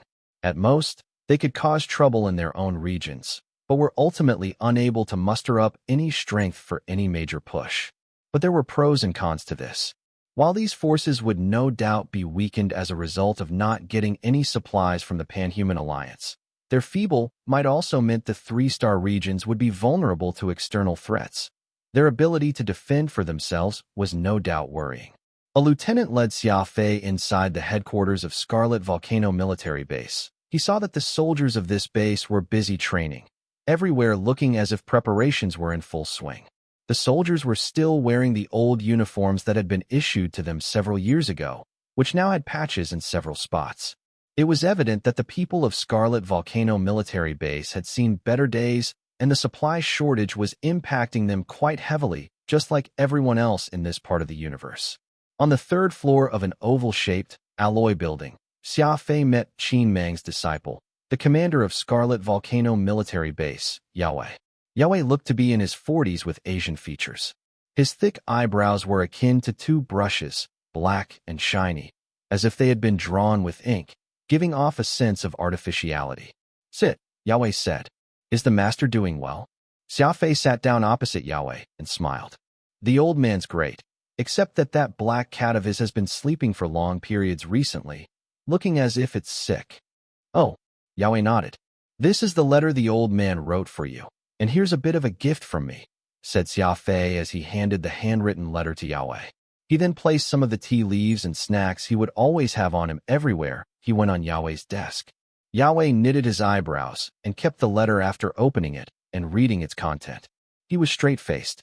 "Since you're here under the recommendation of my master, feel free to raise anything. I'll definitely do everything I can to help you."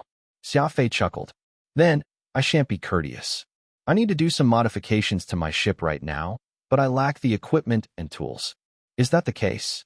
Yahweh thought about this and said, "That Vexor class you pilot seems like a very decent warship.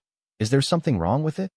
"No, it is fine, but I'm going somewhere with a special environment, so I will be needing to install a second engine and readjust the gravity control and energy systems," Xia Fei explained. "Two engines? Just where are you planning to go?" Yahweh was puzzled. "The outskirts of Black Abyss, the supergravity zone," Xia Fei frankly admitted. "What?" Yahweh was very astonished, the wrinkles on his forehead deepening. "That isn't a good place to be at. If possible, I strongly advise you against going." Xia Fei smiled. "I have a friend who's gone missing there. I wish to go look for him." Yahweh paused for a moment. "Presently, our fleet lacks supplies the most. Due to the Alliance's strict control of rations and supplies bound for the Death Trio Star region, there are plenty of components that are not being shipped in. In fact, most of our operational warships haven't fallen into disrepair over the years, and we now need to dismantle the old ones to get the parts we need to stay afloat. I don't mind giving you parts, though it may not be quite what you imagined." Xia Fei was slightly surprised. It was no wonder he spotted so many abandoned warships on his way here. It turned out that the Scarlet Volcano military base had already gotten to the point where they were stripping apart their ships to keep the rest active. Those old warships were being used for parts, and there would surely come a day when they ran out of things to scavenge. At that point, it was possible for this military base to disband. Xia Fei agreed with Yahweh's suggestion.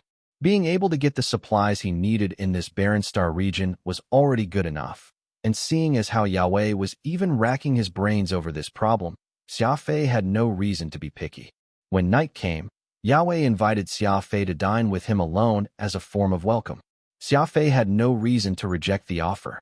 He did not know anyone else here in Black Abyss and understood that Qin Mang's apprentice was the only person who could help him. The dinner was very simple.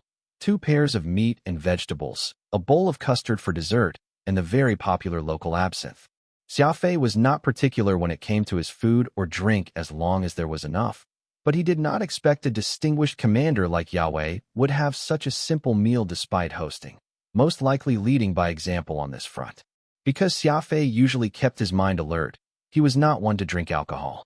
Yahweh, who was a military person, of course enjoyed plenty of meat with alcohol. Xia Fei could not exempt himself from it, so he drank a few glasses to give the man face. It must be mentioned that the flavor of the local absinthe could be likened to the barren Death Trio Star region. It had this inexplicable spiciness that made Xia Fei feel as if his internal organs were all being lit on fire, burning with such pain.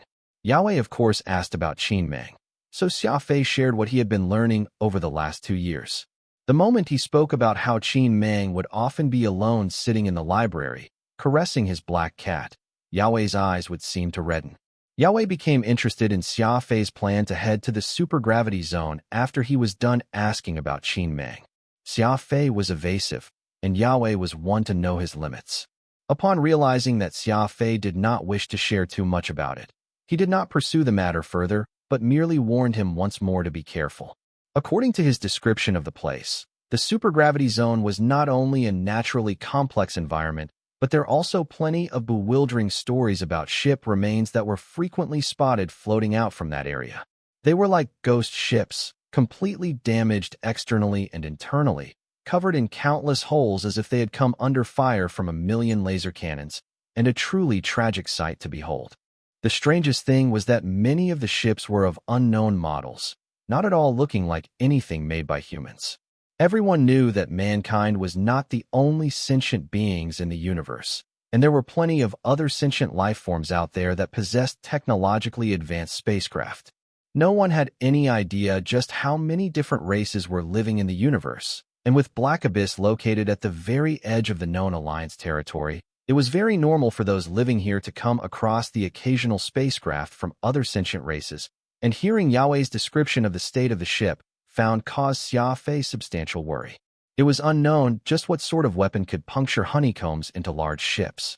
If there were truly other sentient beings in that supergravity zone, there was no doubt that Xia Fei's journey would become all the more tougher. Xia Fei attempted to probe Yahweh by asking him questions regarding Qin Meng. The connections that old man had was heaven and earth from his identity as a curator.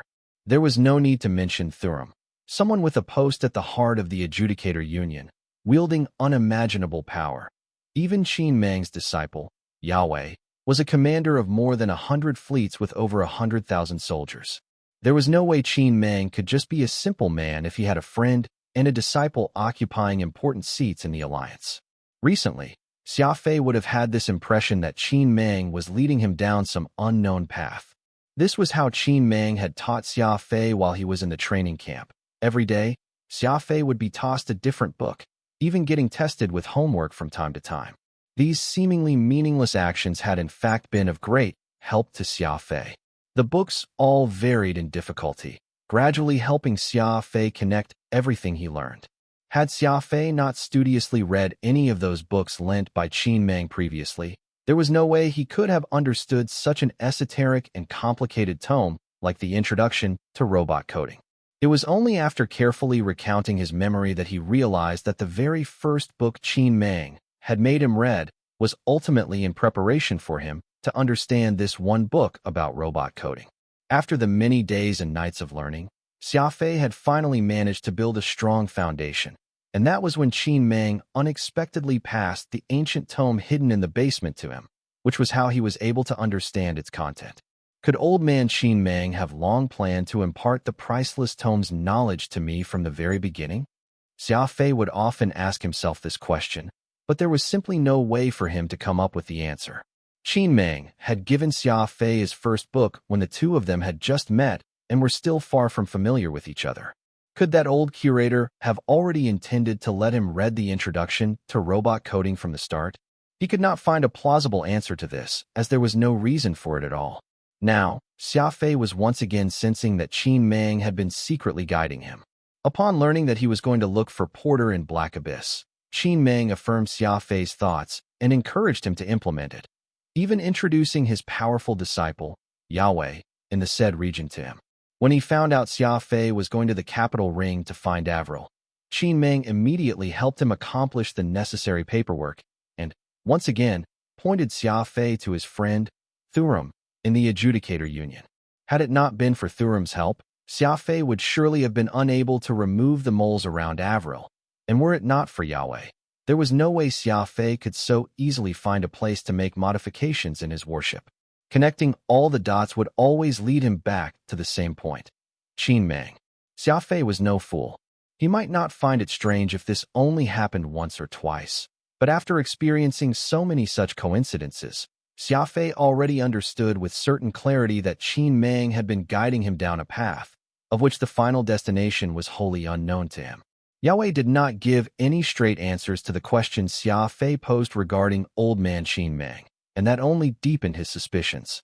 He decided that, no matter what happened, he would most definitely go find the old man when he returned and get him to lay his cards down on the table. It was not that Xia Fei opposed all this. He understood the concept of gratitude very well. Besides, Xia Fei was the one who made the conscious choice to walk down the road and discovered the library back then, which ultimately led him into becoming a librarian. He picked this path that no one went down or even chose to take, and any man with a measure of responsibility would not regret the decisions they made. Xia Fei and Yahweh chatted until midnight.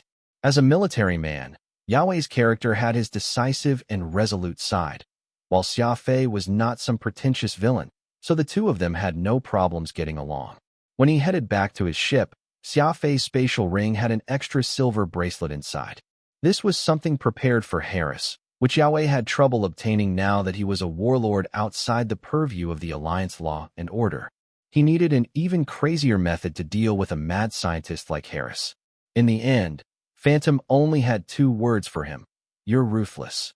Slavery was one of humanity's oldest trade, and the underground slave trade did not disappear in the technologically advanced Pan-Human Alliance territory. On the contrary, it was becoming a growing trend. In the insectoid territory, which was in fair proximity to the Pan-Human Alliance, plenty of insectoid aristocrats or plutocrats would take pride in keeping human females in captivity. The Gnostics people also had a similar custom, except that they were a matriarchal race, so they preferred human males. Driven by the profits to be had, many slave traders took the risk and expanded their business all across the universe, exchanging for minerals and creations needed by the Pan-Human Alliance from all the other territories. Humans would instinctively pursue their own freedom, and plenty of human slaves would attempt to escape from their sad lot in lifetime and again. Such actions drew great dissatisfaction from slave owners, which was why a product called the Life Bracelet was born. Xia Fei sat across Harris, his hand holding onto a shiny silver bracelet. Harris could feel cold sweat trickling down his back. As a scientist, he was of course aware of just how terrifying and evil this Life Bracelet was. The corner of his mouth curled as Xia Fei waved the Life Bracelet in his hand, softly saying, "This is my condition. Wear this, and you will be born anew. I'll do everything I can to support your scientific research, providing you with all the conveniences you need. Even if you wish to begin human experiments, I will satisfy it, too." Xia Fei's smile was sinister, like that of a venomous snake, while offering the forbidden fruit. Phantom was helplessly shaking his head from the sidelines. As a killer, Phantom was of course not some man of honor, yet even he felt that Xia Fei was being far too immoral. The Life Bracelet was invented to be used on slaves by the Gnostics. They were a fairly different race, completely unfettered by human technology, and could even be considered more advanced in many areas than the humans. However, it was precisely them being an advanced sentient race that their continued primitive practice of slavery was such a baffling thing. And given how the Gnostics were a matriarchal society, with the oldest female holding the highest position in the household, while the males being no more than tools used for reproduction to them. Diametrically opposite of the Pan-Human Alliance, all Gnostics warriors were females and would head out for wars while their males did the farming, sowing, and raising of offspring back home. The Gnostics lived debauched lives. Plenty of good-looking men had been sold to the Gnostics, but few were able to live for long. Their insatiable appetite would often drain these pretty boys of their energy quickly. So when they became weak and could no longer engage in intercourse, the heartless Gnostics would slaughter them like livestock, throwing their dead bodies down valleys to let the jackals and wild dogs feast upon them. Few were able to withstand their ardor, so many of the human slaves would choose to commit suicide or escape. The Gnostics simply could not imagine anyone showing such defiance, for the men in their race had never once resisted and would only silently endure it all. Perhaps it was an instinctual response of the females. The more the human males struggled and sought to attain freedom, the more the Gnostics females enjoyed having human slaves. As a result, male slaves became hot commodities in the Gnostics territory, the price climbing every year as more and more Gnostics females felt proud of owning human slaves. The Life Bracelet came to exist in such an environment, so no matter who ended up wearing it, their life would never ever belong to them. Even suicide was made impossible, for the mental instructions stored in the bracelet would prevent them from doing so. If a slave wearing a Life Bracelet so much as thought to stab themselves with a knife, they would find their arm uncooperative to the command of their own brain, while slaves attempting to ingest poison would merely find it impossible to pour the liquid into their mouths. It was said that there were over 1 million mental commands stored in a Life Bracelet, which would prevent human slaves from executing any self-destructive actions, and any attempt to go against these commands would result in their brain momentarily short-circuiting, unable to proceed with their plans. The moment they wore these inconspicuous metal bracelets, their lives would completely be in their owner's hands, and a single thought from the latter's mind was the only message needed to determine the fate of any slaves. There was not even any room for resistance. If a slave tried using brute force, chopping off their arm and such, to get rid of the life bracelet's control over them, they would come to the unfortunate realization that such an action was not permitted in the least. If a shrapnel happened to slice off a slave's arm during battle, severing it from the body, the life bracelet would self-destruct, taking the slave's life with it. A slave might feel immensely aggrieved that an external force outside of their control could cause such a tragic outcome. But that was just how things worked. Any attempts to escape the life bracelet's control would result in death, and there were no exceptions. There were plenty of aspects that made the life bracelet a miraculous piece of technology, but everything had been created all to let someone have total control of another person. The moment a person wore it, it was akin to losing themselves, becoming no more than a living zombie. The Death Trio Star region was an area of relative chaos, which was also what made it a stronghold for the slave traders. That was why Xia Fei had very easily obtained a life bracelet from Yahweh, and now it was up to Harris to make his decision. Harris's eyes shifted to the left and right. It was evident that he had not thought that Xia Fei would make him wear a life bracelet as the young man's condition. He knew very well that he would become Xia Fei's slave once he put it on, losing a human's mental bottom line as a result. What's going to happen if I refuse? Harris frowned and asked. You die, Xia Fei answered concisely. Harris nodded slightly, his expression calm. The madman that he was had never found death to be something painful. He was always more concerned with his own research, and everything could be ignored in the face of that. Will you really fulfill your end of the bargain if I wear this? Harris asked again. Xia Fei smiled. That will depend on if you dare to take this gamble. It'll be great if you believe me, but I have no way of promising anything if you don't. Xia Fei was telling the truth. The moment Harris wore the life bracelet, he would come under his complete control. This mad scientist would be helpless even if the young man were to go back on his word, since his life was already forfeit. Aside from those conditions that you've just mentioned, I'd also like to study why you're able to survive the medicinal potency of amethyst, Harris said after some thought. Sure, if I have the time, agreed Xia Fei readily. Shutting his eyes, Harris quietly nodded. Then, I have no problems with it. Nothing will stop me as long as I can continue my research.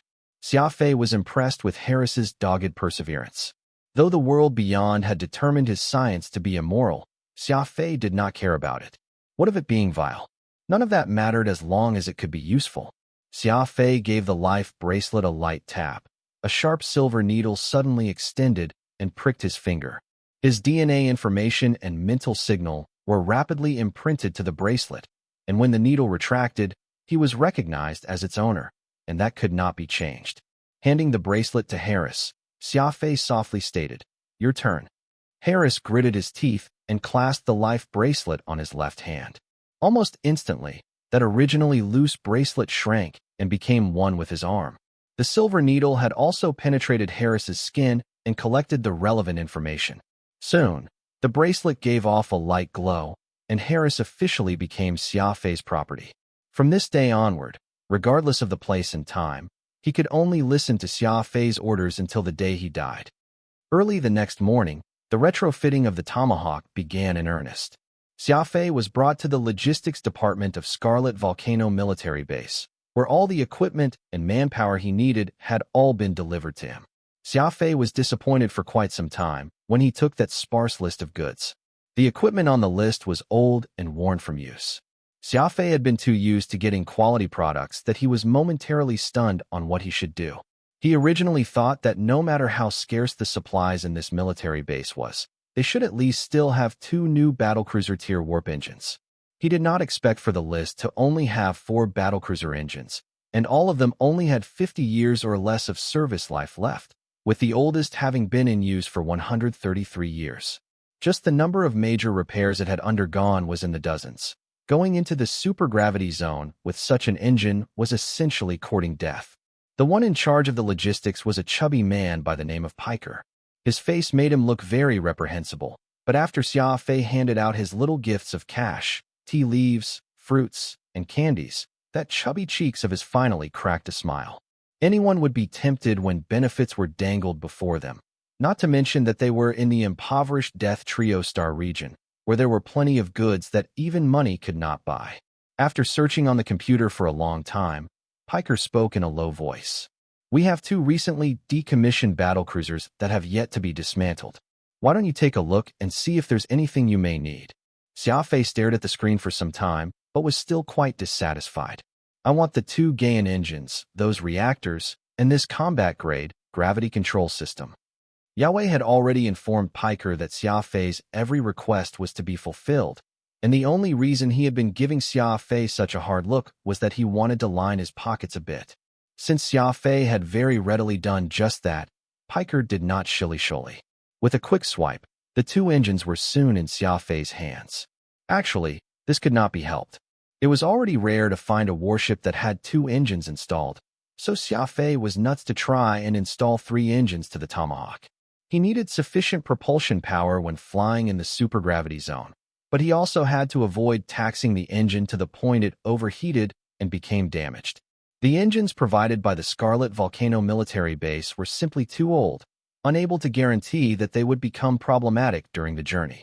This was why Xia Fei could only go for a triple-engine system to split the load. A triple-engine system also meant that there would be an increased load to the power system. The gravity control system was also necessary, since the gravitational pull in the supergravity zone was shockingly powerful. Warships needed to have even more powerful gravity control systems to ensure that the internal gravity of the ship could be maintained. This was why Xia Fei had opted to fit the Tomahawk with a combat-grade gravity control system. Xia Fei very generously paid the mechanics who were helping him with the work, pulling out 1,000 white dues for them to restore their energy and ensure that they could complete the tasks at hand in time. Whoosh! The Tomahawk took to space once more with the triple-engine system, dual reactors, and the combat-grade gravity control system. His destination was Black Abyss's supergravity zone. Forcefully stuffing 3 engines, 2 reactors, and a combat-grade gravity control system into the Tomahawk only turned the originally spacious and opulent interior into a huge mess. Thankfully, both Xia Fei and Phantom were already used to living in such maze-like surroundings. Only Harris wasn't used to it, and spent his days staying in his cabin, not leaving aside from preparing meals for Xia Fei. He had devoted all his time and energy on studying Xia Fei, not letting go of even the tiniest details like heart rate or blood pressure. Before Xia Fei entered the supergravity zone, he called Avril and told her that he was about to enter an area with no signal reception, so she should not worry much. It was essentially impossible to get a girl who was head over heels for the first time not to worry about her beau. Though Avril verbally expressed that she would not worry, her eyes said otherwise. Filled with unease, she promptly asked Xia Fei just where exactly he was going. Xia Fei did not tell the lady about the supergravity zone because he knew that, given Avril's personality, there was a possibility of her sending Starlink Corporation's fleet to his location, for that was exactly what she had done when Xia Fei was lost in the Wildstar region. After Avril's probing finally ceased, Xia Fei once more established a long-distance conference call with Andre and the others back on Earth. The production of the energy shield boosters was not a simple task, and implementing such an idea needed years of research and experimentation. Presently, the energy shield booster was still in the testing stage.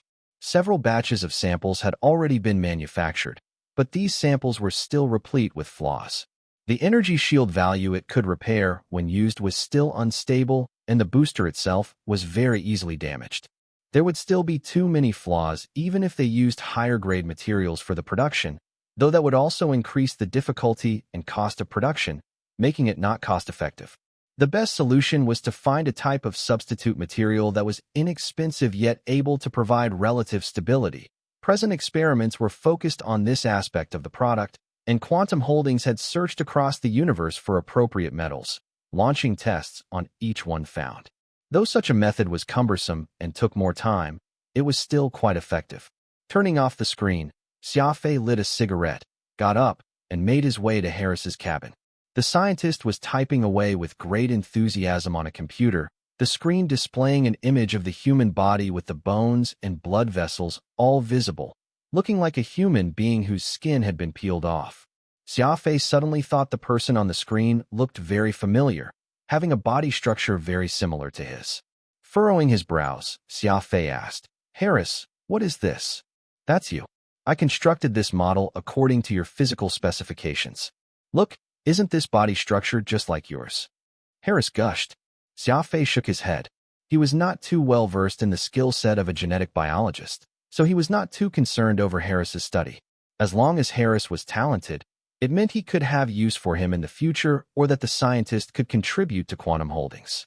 In any case, now that he was wearing the life bracelet, Xia Fei simply left him to his devices. Oh, I suddenly recalled that I have an insectoid on hand that is very strange. Would you like to take a look? Xia Fei asked. This insectoid that Xia Fei was referring to was none other than the one he had killed while exploring the ancient ruins back then.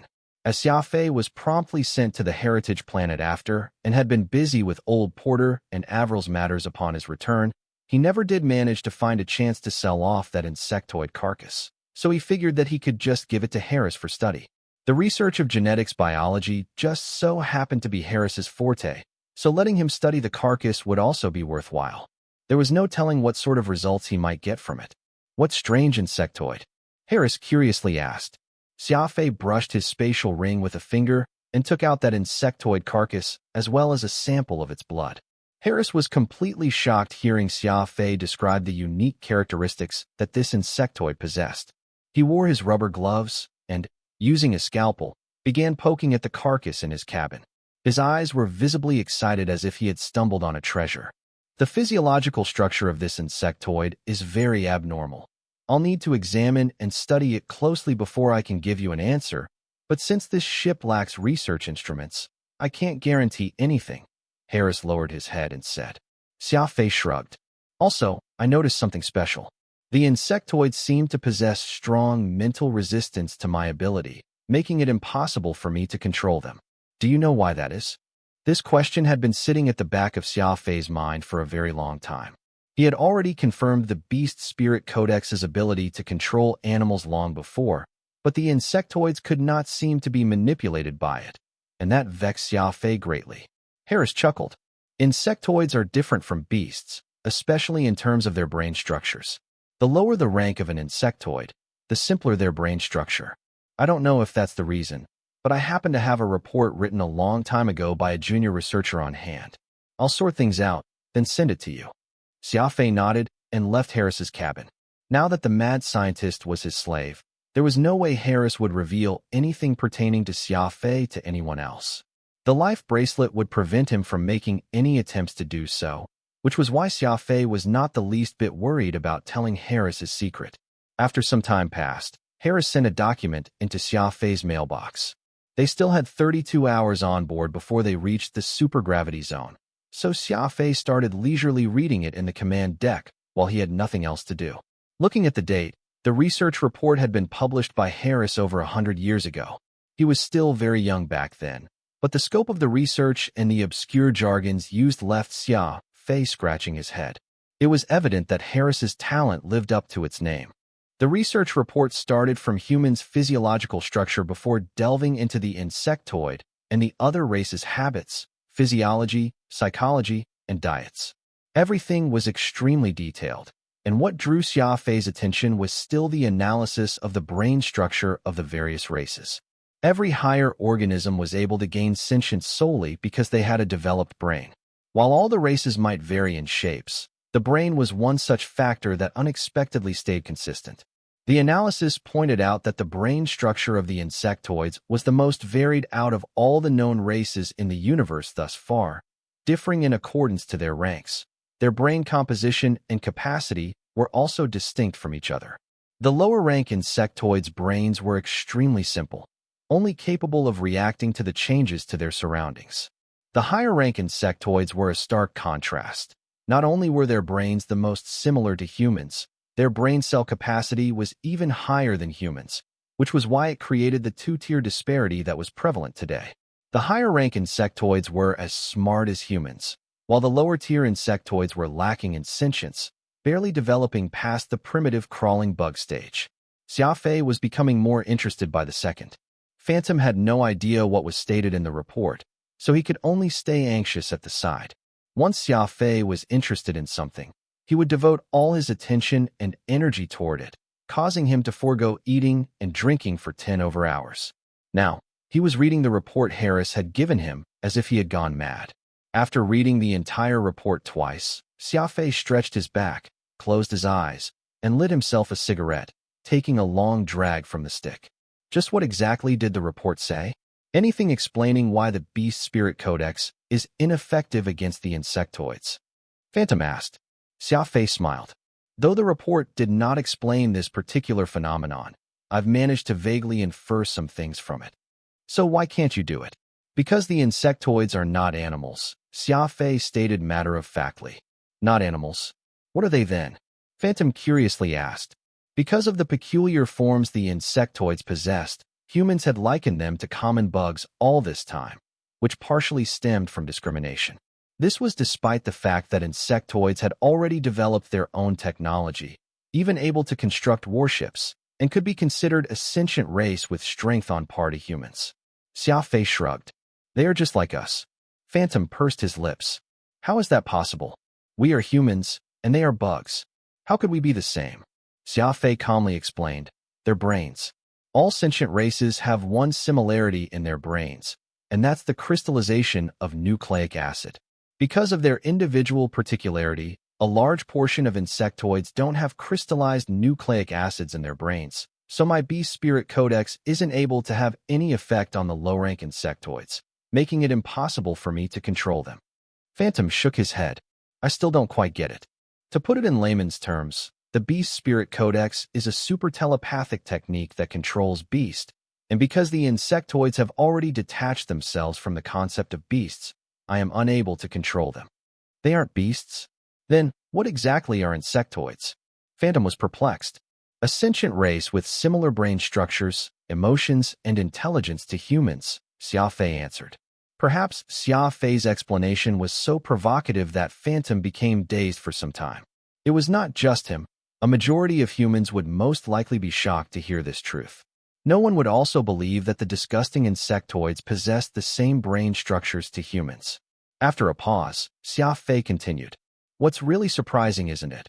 Rather, it's the fact that all the sentient races have similar brain structures. Which is to say, since humans are able to unlock their seventh brain region and gain special abilities, the same can be achieved by the other sentient races. What? Phantom could not believe his ears. Are you telling me that there are ability users among the insectoids as well? Indeed. Xia Fei folded his hands behind his head and propped his two legs up on the command console. They have a special region in their brains just like us, but it is just that they're more devolved than us, humans, so that special region of theirs has been utterly ignored and untapped. Phantom was speechless. It was fine learning that almost all the sentient races shared similar brain structures, but for them to have access to special abilities as well.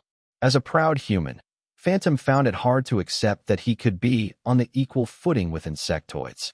Is that stated in the report, or just your hypothesis? Phantom asked. Xia Fei chuckled. Of course, this is just a hypothesis, but this isn't without basis. The data and information to derive it are all written inside. This was when the indicator light of the communication system flashed red, interrupting Phantom and Xia Fei's conversation. The screen displayed a call request from Qin Meng. Xia Fei laughed. The old man must have learned that I'm heading into a supergravity zone. I wonder what he wishes to talk to me about. Who knows? Phantom, who was still digesting what Xia Fei had just said, responded offhandedly. Just as Xia Fei was about to push the button and answer, the indicator light was cut off, along with his connection to the interplanetary internet. The Death Trio star region's interplanetary internet connection with the Pan-Human Alliance was erratic, often breaking off due to various situations occurring in the surroundings. It was apparent that Qin Meng had something important to tell Xia Fei, but the interplanetary internet happened to become inaccessible to him then. Xia Fei scowled. Wonder what could that old man be reaching out to me for? Phantom mused. How coincidental for the internet to get interrupted at this time. Forget it. Guess we'll just have to wait till after we get out of the supergravity zone to talk about it. The Tomahawk slowly opened a wormhole, the final warp before entering the supergravity zone. Once through, he would be in the endless expanse of the uninhabited region, where it would be difficult for the internet signal to reach even if there was no impedance. After all, the supergravity would severely interfere with the signal. Several minutes later, the Tomahawk emerged from the wormhole as a powerful pressure gripped the warship. The sound of grinding metal could be heard throughout the ship, every part and component bearing the powerful pressure being exerted. Xia Fei could only feel his body abruptly get heavier, as if huge rocks weighing thousands of tons were crushing down on him. The gravity control system immediately activated, and about 3 minutes later, the internal pressure of the ship returned to normal.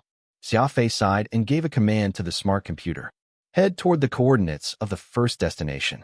Main thrusters bear 50% of the load, while second and third thrusters will each provide auxiliary propulsion at 25%. The main thrusters were the warp drive originally on the Tomahawk. Because they were still in good condition, Xia Fei decided that it was best to let it bear the majority of the burden, while the auxiliary thrusters, which were very old, Xia Fei figured that it was best to have them share the propulsion work at only 25% each. 3 trails of blue ion flames jetted out from behind the Tomahawk as it passed through the imperceptible supergravity dust. The ship advanced at 3,000 meters per second toward a distant yellow planet. Have the radar system work at 100%. Search for any signs of life on where survival is possible, Xia Fei ordered in a deep voice. The LiDAR, gravitational radar, and the full-spectrum radar system all began operating. The indicator lights flashed constantly as the radars scanned the area for any faint signal. The supergravity zone would distort and even warp any electronic signal. So while the radars did manage to pick up plenty of garbled signals, it was impossible to decipher just what they contained. Start the high-powered communication system and search for high-frequency signals. At the same time, try to connect to the interplanetary internet.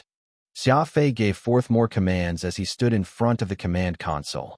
Phantom suddenly felt that Xia Fei really had the air of a commander, methodically giving out orders without even an inch of hesitation despite being in such a dangerous region. Unable to locate any high-frequency signals. Attempt to connect to the interplanetary internet has failed, reported the smart computer's emotionless female voice. Xia Fei furrowed his brows. Even the high-powered communication system was having trouble operating. It was like the Tomahawk had become deaf in that sense, so there was no way for him to even know if enemies would suddenly appear beside him. Turn on the visual simulation system. Point it to the first target. With 100 times magnification, Xia Fei gritted his teeth and ordered. Since there was no way for him to get the radar system working, he could only depend on the image capturing system that the warship possessed to analyze if there was any trace of Old Porter's ship anywhere near the target destination. The difficulty of this search had just increased compared to what he had first imagined. Soon, a blurry image appeared on the screen. The supergravity dust was also affecting the Tomahawk's video system, and the image became distorted. Do a 16-spectrum processing scan and increase magnification by 500 times. The smart computer immediately captured the signal and engaged in a 16-degree processing scan, attempting to revert the captured image to its original condition while further magnifying it. After the processing, the image became slightly better, but it was still blurry and difficult to determine just what he was looking at. Xia Fei spat an expletive. The supergravity zone truly lived up to its name. He had expected the radar system to fail, but for even the video system to have difficulties working as intended, too, meant that the Tomahawk was both blind and deaf. Get closer to the destination and orbit at an altitude of around 25,000 meters, then increase the image processing scan to 36 spectrums.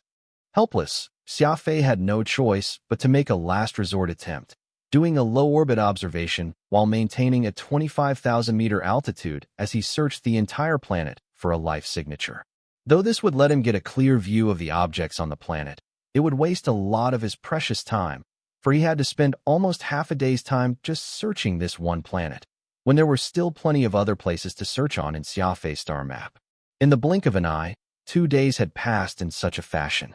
Xia Fei's 2 eyes were already bloodshot, having needed to use them to take in everything since the video system was still as blurry as before. Lighting a cigarette, Xia Fei sat down in his captain's swivel chair and propped his chin in one hand. We can't go on like this. We'll end up spending several decades searching the entire supergravity zone if we do. Phantom's face expressed his complete helplessness. Of course, the supergravity zone is far more complicated than what we initially imagined. Neither radar nor video monitoring works. How are we any different from being blind? Xia Fei gritted his teeth. He strode over to the command console and gave a command.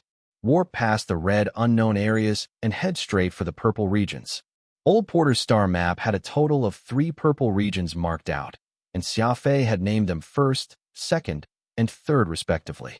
The first and second regions were somewhere at the core of the supergravity zone, having a gravitational force well beyond imagination, while the third region was basically already a part of the unknown region, and there was no telling what might happen there. Phantom's eyebrows were knitted tightly together. He wanted to try and coax Xia Fei to stop, but he knew that there was no way he would succeed in doing so. Xia Fei was just the sort of person who would see something to the end once his mind had been made up. Warning: the gravity of the target destination is close to the threshold of the warship's limit. Please confirm your command, requested the smart computer's cool female voice. The smart computer of a warship would reconfirm the orders of the commander the moment they received a dangerous order to avoid any unnecessary losses that might result due to a commander making a mistake when giving out his order. This was the same no matter how small or large the ship was. Confirm, Xia Fei said decisively. Load up the overclocking system and prepare to activate it. Begin with a 50% overclock the moment we enter the area. Xia Fei had been carrying the overclocking chip given to him by Old Porter this whole time.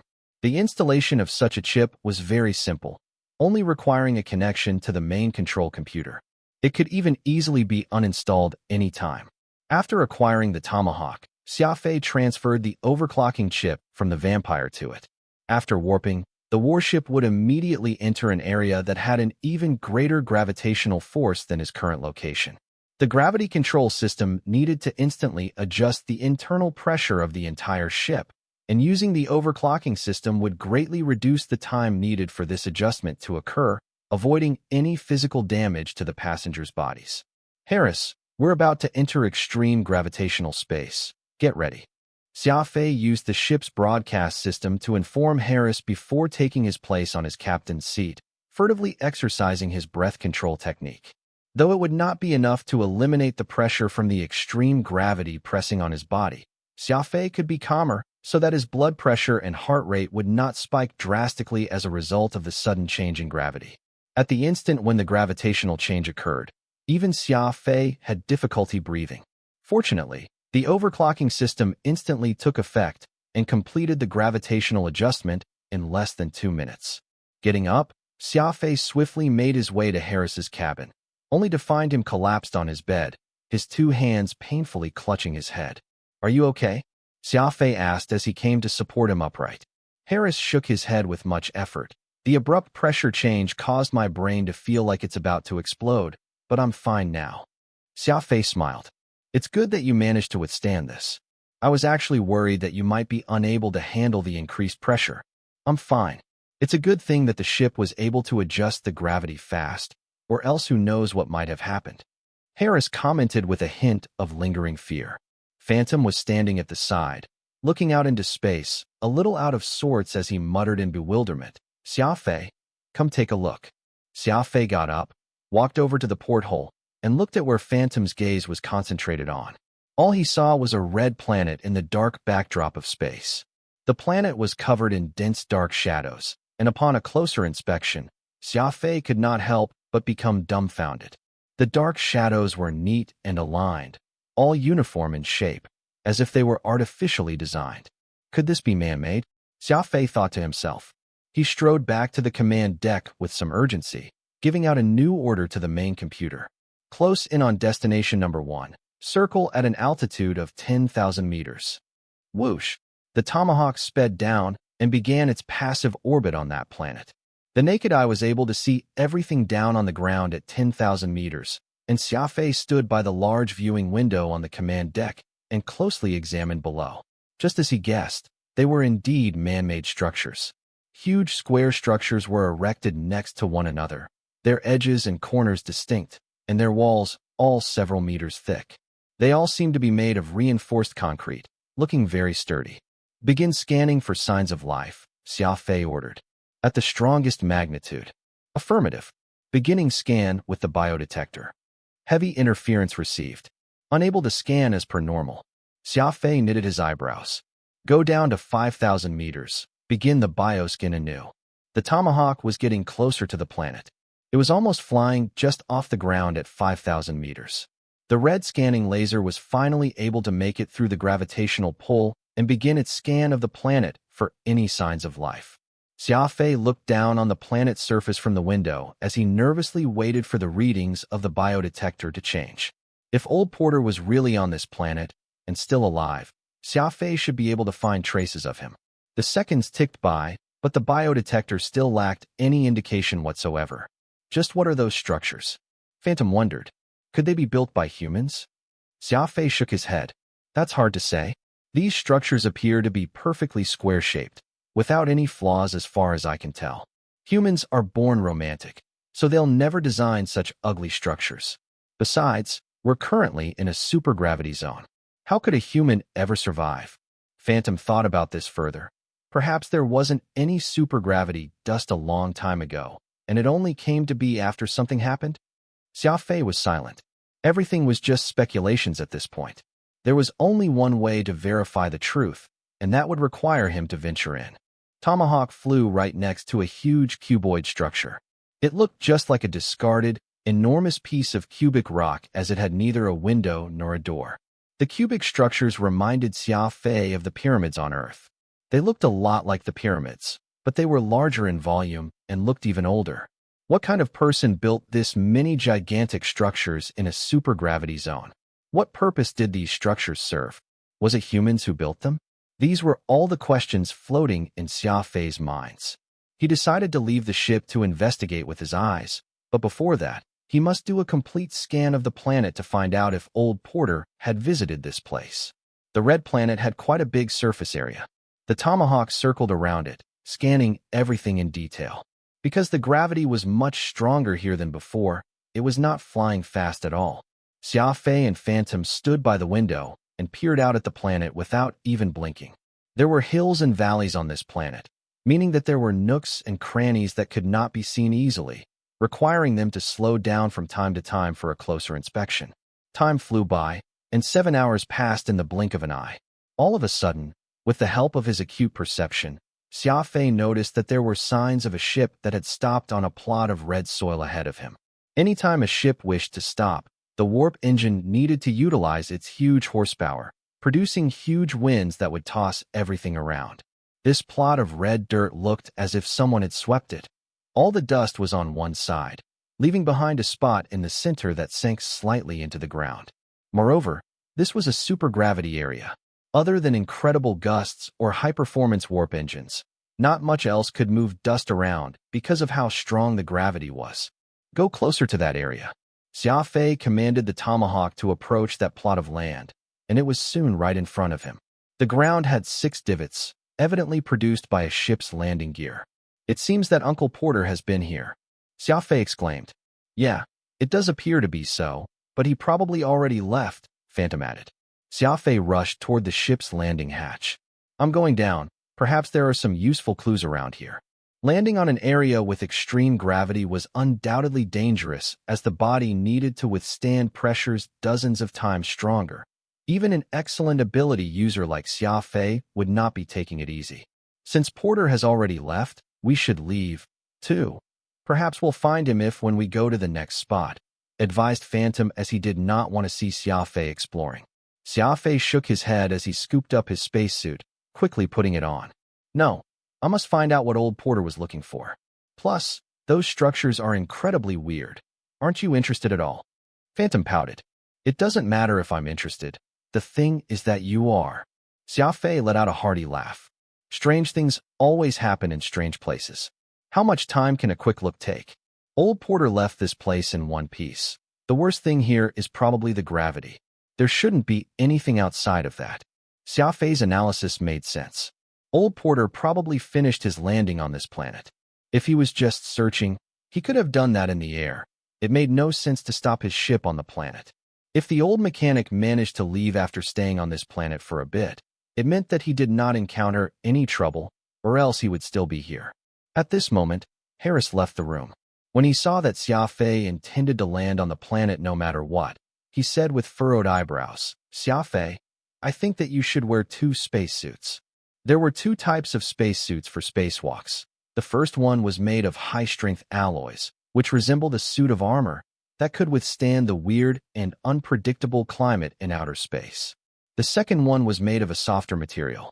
Although it had a weaker defense, it was much more comfortable and would not feel cumbersome to the wearer. In these conditions, and under such pressures, the high-strength spacesuit might crumble under its own weight, while the softer spacesuit might put all the pressure on Xia Fei, meaning that his body would have to bear the full force of gravity. Xia Fei felt that Harris made sense. Wearing both meant double protection. If the outer layer was damaged, there was still the other layer left to protect him. The landing hatch slowly opened. It was noticeably slower than before as the hydraulic door was affected by gravity the same way, becoming more sluggish. The incredible pressure was felt by Xia Fei all over his body. Xia Fei remained still at the landing hatch, allowing himself to fully adjust to the pressure before moving. After 5 whole minutes, Xia Fei finally started walking away from the tomahawk. His footsteps were slow as it felt like he had a mountain on his back. His face was getting flushed because of it, too. Harris's voice came through the communicator. As Xia Fei was pretty close to the warship, the communication system still worked, though it might no longer do so if he went a bit further. I've checked the status of your body. According to your physiology, you can withstand this for 5 hours and 26 minutes at most. Otherwise, there will be irreparable damage. The spacesuit sent back plenty of information to let their subordinates monitor their body. As a genetic researcher, Harris could obviously give a good estimate of what Xia Fei's limits were. Xia Fei, who was slowly moving his feet, asked in a rough voice, "Are you sure? Remember, you must return after 5 hours and 26 minutes no matter what." Xia Fei nodded. Roger that. When he was done talking to Xia Fei, Harris quietly sat on the captain's seat that Xia Fei usually sat on with a weird smile on his face.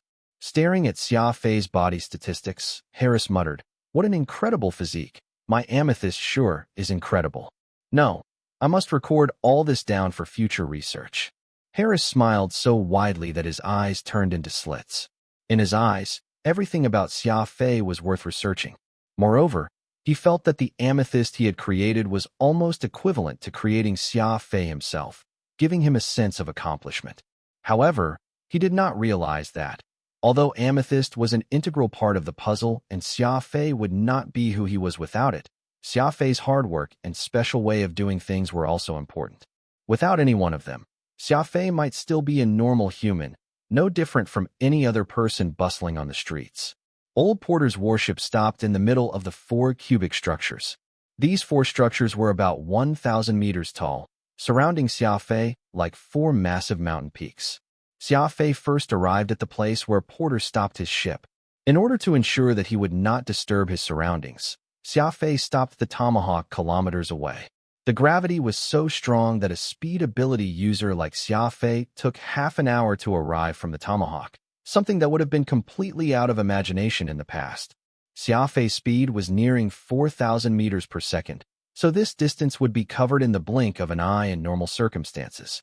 There was not anything out of the ordinary at where he parked the ship. Xia Fei tried to look for Old Porter's footprints, but because of the constant pressure, the surface was incredibly hard. Old Porter's footprints were barely noticeable on the red earth. From the looks of the footprints, he was probably headed toward the structure on the right. Xia Fei gritted his teeth, then went after Old Porter's traces as fast as he could. An hour later, Xia Fei was now directly in front of the cubic structure. Old Porter's footsteps stopped here. He walked around for a bit before returning to his ship. Xia Fei was filled with questions. Old Porter came and left. Was he only here to walk around? Impossible. Totally impossible, Xia Fei muttered. Placing his hand, covered by the thick spacesuit, on the wall of the structure, Xia Fei tried to find the entrance.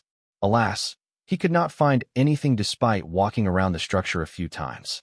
It was understandable not to have windows since the gravity here was much higher than normal.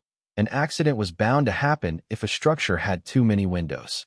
Then again, what would a few windows do in such a horrible condition?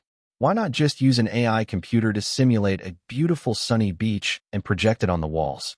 Virtual scenery would be better than a red desert no matter what. So a structure without a door was just weird. How did the people go in? Was he supposed to pass through the concrete wall with his mind? There were indeed some ability users who could phase through walls. The eldest of the Ling brothers, Ling Xiao, whom he had met in the capital ring, was one of them.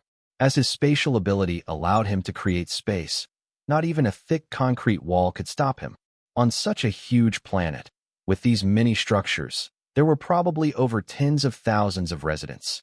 It would be ridiculous if all of them had spatial abilities. Xia Fei did not want to leave just like this. There was no trace of old porter, nor was there a way to enter these cubic structures. There was not much left of the time limit that Harris advised. Yet Xia Fei continued searching with no intentions of going back. There was a garbled signal from the communications system. Xia Fei knew that this must be Harris warning him to return in order to prevent irreparable damage on his body. Because of the disruptions in the signal, Xia Fei mostly heard static just like an old radio with bad reception. "We should return. Our time is almost up," Phantom said unsettled. Xia Fei silently nodded, returning no questions asked. Whoosh! The tomahawk returned to the air once again, but not long after lifting off, Xia Fei commanded in a deep voice, "Target any structure. Shoot it with a neutron cannon." Phantom was shocked.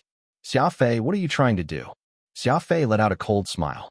"I have a question that I want answers to." "What question?" Licks of vibrant flames shot out of the ship's main gun. The antimatter charges landed on the building one after another, filling the air with the sounds of explosion. The Tomahawk was only equipped with 2 medium-sized blasters. Its main method of offense was not through cannon fire, but rather the countless drones it had on board. Once released, they would be akin to a large swarm of venomous wasps, out to destroy their enemies. However, for fear that the dust in the supergravity zone might damage these valuable drones, Xia Fei chose not to use them, only attacking with the ship's 2 blasters. "What are you trying to do?" questioned Phantom. He could not fathom why Xia Fei was bombarding these ancient cubic structures. One antimatter charge cost 30,000 star coins, and both blasters shot 180 charges in a minute combined. This meant that it would cost 5 million per minute just in the charges. Xia Fei had always been thrifty, and doing this was no different from being wasteful. Xia Fei had his eyebrows knitted tightly, with no intentions of stopping the fire. "I suspect that these things aren't even buildings." "Not buildings? Then what are they?" Xia Fei, who usually thought with logic, had initially agreed with Phantom that these rectangular objects were buildings. It was impossible for such precise cubic structures in a natural environment, except if they were man-made. But his thoughts changed when he actually touched one of them. They did not have doors or windows, and Xia Fei could not understand why anyone would make such weird buildings. He started doubting if these buildings were just solid concrete mass rather than buildings. Because the depth sensors were not usable at the time being due to the interference from the environment, Xia Fei decided to use the most direct and effective method, blasting apart these huge rocks in search of the truth. If they were buildings, they would obviously break apart. If they were not, it meant that they were artificial pieces of concrete. It was not an easy task to make buildings that were over 1,000 meters tall and wide, so why would they leave them in a deserted planet? Xia Fei could not imagine it, and decided to make sense of the structures before moving on to the next step. "Stop." After 2 minutes of constant bombardment, Xia Fei commanded the computer to cease fire. Phantom and Xia Fei looked out of the window. When the dust settled, the 2 of them had their breaths taken away. The rectangular boulder was cut in half, revealing countless pieces of concrete. Faintly visible was the metal structure. These huge cuboids were actually solid and not buildings at all. Who would have thought? What sort of person would drop off 4 massive pieces of concrete here? And what were their purpose? Lighting a cigarette, Xia Fei returned to his chair, frowning, as he fell into deep thought. Phantom asked a few moments later, "Turns out they're actually pure rocks. Could it be that someone had wanted to use them in constructing a certain building, but, for some reason, didn't get to do so, and that's why they were dumped here?" Phantom laughed right as he finished his question. Each rock slab was over 1,000 meters tall and wide. Setting possibilities aside, even if someone did manage to use these as building material, how big would the final building be? A skyscraper hundreds of thousands, possibly millions of meters in height? What for? To play golf? At least, for the tiny humans, a building that size would not make sense. Unless there existed a massive intelligent race in the universe, it was hard to imagine who would require such an enormous building. Humans would also design supermassive bases from time to time. The design idea was usually to hollow out a smaller planet and surround it with defense mechanisms such as cannons. The issue was that these rocks looked just like bricks. It was much more difficult to build buildings this way than hollowing out a planet. Moreover, the building created from these would not be sturdy, so it would be even more ridiculous if it was for civilian residences. It would not make sense to stuff hundreds of millions of people into one building. The tomahawk continued to circle around the red planet. Xia Fei was still thinking about the use of the rock slabs. Therefore, he had not issued another command. Looking through the window, the arrangements of these rocks were not even. Some were tightly packed, others had some distance between them. But if all of them were neatly placed facing the dark sky, far from being just thrown down. This was one of the reasons Xia Fei had thought that they were buildings. They aren't evenly spaced, but each slab is placed neatly, muttered Xia Fei. All of a sudden, he realized something. Increase altitude to 150,000 meters, commanded Xia Fei. The tomahawk turned around and started flying in another direction. A few moments later, Xia Fei, who was looking out the window, noticed that the rocks were connected horizontally and vertically as though some sort of unknown script. Look, Xia Fei exclaimed. Do the rocks look like words? Words. Phantom was shocked. They do look to be a form of script. These structures are scattered yet orderly, but who knows what these words even mean? Xia Fei smiled. He gently tapped on the projected screen to log down this writing. Because of the curvature of the planet, Xia Fei and Phantom had not noticed at first that these rocks were arranged like writing. If it was flattened out, the rocks would quite obviously look structured. The translation microchip in the brain was working hard, yet was unable to decipher the meaning of the text. Xia Fei shook his head. If such an advanced translation microchip was unable to decipher what had been written, it surely meant that the structure of the words were too complex and rare. Although there was no way to know who left these massive rocks or what the rocks wanted to say, Xia Fei still breathed a sigh of relief as he found Old Porter's tracks and understood the point to these rocks. At least it's a good start. Old Porter got here then left, meaning that he's at least alive, said Phantom. Xia Fei nodded, commanding in a deep voice, start recharging the warp engine. Head toward the second destination. The second purple location was not far from where he was, only requiring one warp to arrive. Because there was not a huge difference in the gravity, the warp this time around was not as insufferable as the previous one. From the star map, this was beyond the Black Abyss star region and into undiscovered territory. Moreover, this area was larger. There was an asteroid belt around its perimeter and 4 planets within each, all of them requiring investigation. The signal from the radar was still jumbled, so all Xia Fei could do was rely on visual inspection and the unclear video signals to look for traces of Old Porter. First was investigating each of these planets. They were largely similar to the smaller planets that were a dime a dozen in the universe and had nothing special to them. Xia Fei pouted before steering Tomahawk into the asteroid belt.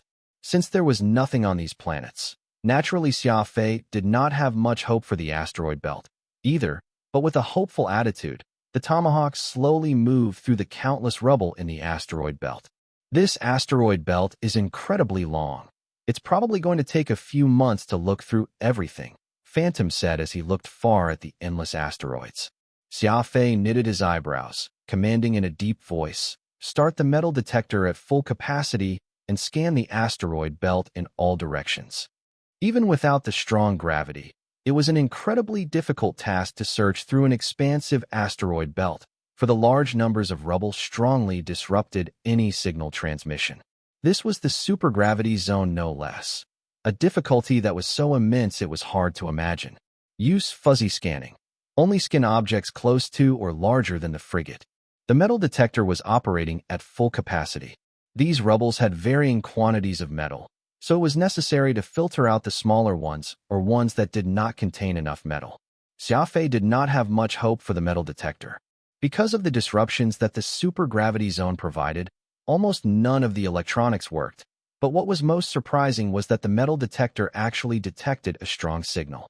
The signal was tens of thousands of kilometers away from the Tomahawk. Judging from the signal strength, it was a large object, exceedingly large even. There were no words that could describe Xia Fei's shock. According to the signal, This metal object was at least 1.5 billion cubic meters.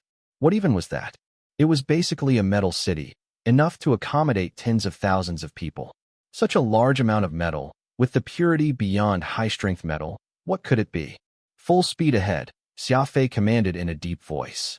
The tomahawk suddenly accelerated towards the destination. Why is there such a huge metal object here? Could it be a small planet made completely of metal? Asked Phantom. Xia Fei shook his head. Impossible. The metal detector showed that its purity is beyond high-strength metal. That means it's a man-made object. Most metals in space existed in ores. Although there were many different types and were in large quantities, they were not pure at all. According to the metal detector, the huge object was made of many different types of purified metals, so it was impossible for that to just be pieces of or drifting in space. It's even weirder that it's man-made. The capital ships in the Alliance are around 500 million cubic meters in volume.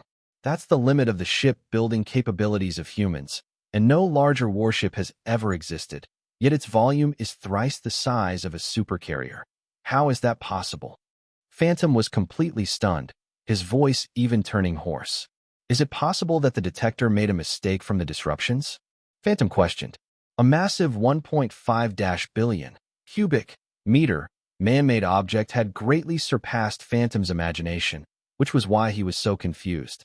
Xia Fei said in a deep voice, "There is a possibility. It's true that gravity can affect the signal, but there's an even greater possibility that this thing is bigger than 1.5 billion cubic meters. Because of the supergravity, the scanning signals could be warped, but due to how massive this metal object was, the metal scanner managed to make the signal out despite all the disruptions. The signal strength gradually decreased the further it traveled. Xia Fei boldly predicted that the actual size of this object was probably more than 1.5 billion cubic meters. It was already shocking to find a metal object 1.5 billion cubic meters. It would be even harder to imagine something bigger. A few moments later, the tomahawk traveled through layers of rock, nearing the huge metal object. But Xia Fei and Phantom were utterly shocked when they finally saw it with their eyes. For it was a warship that could not be described in words. A massive warship. It was definitely not 1.5 billion cubic meters, but 15 billion cubic meters in volume. The Tomahawk was a battlecruiser that was fit to travel through space. It was not a small ship by any means, but compared to that behemoth, his ship was like a sesame seed being compared to a watermelon. The two belonged to completely different leagues. Normally, it was impossible for such a massive warship to stay hidden in an asteroid belt as it was nearing the size of a small planet, but because of the layers and rubble between it and Xia Fei, he did not discover it sooner. It was just like a black sun, hibernating in this ocean of rocks. Two people, for eyes, not a single move. Xia Fei preferred to keep emotions off his face, but the discovery of this warship had shocked him to the core. The largest metal objects known to the Alliance so far were the top-tier warships by the four companies, supercarriers. Xia Fei had never seen the incredible supercarriers with his eyes, but he had gained plenty of information from books and the interplanetary internet. As beefed-up versions of a normal carrier, supercarriers were around 5 million cubic meters, with employees in the tens of thousands, and the price was certainly something that was not easy to comprehend. In the Alliance, other than a few superpowers, the two largest organizations, the Adjudicator Union and the Monastic Order, as well as the Pan-Human Alliance Navy, no one else would be able to own a top-tier warship like this. After all, supercarriers were not cheap. They also played an important role in war strategies, as well as a symbol of strength for sovereign territories or organizations. There was no way someone could buy it if they did not have enough might.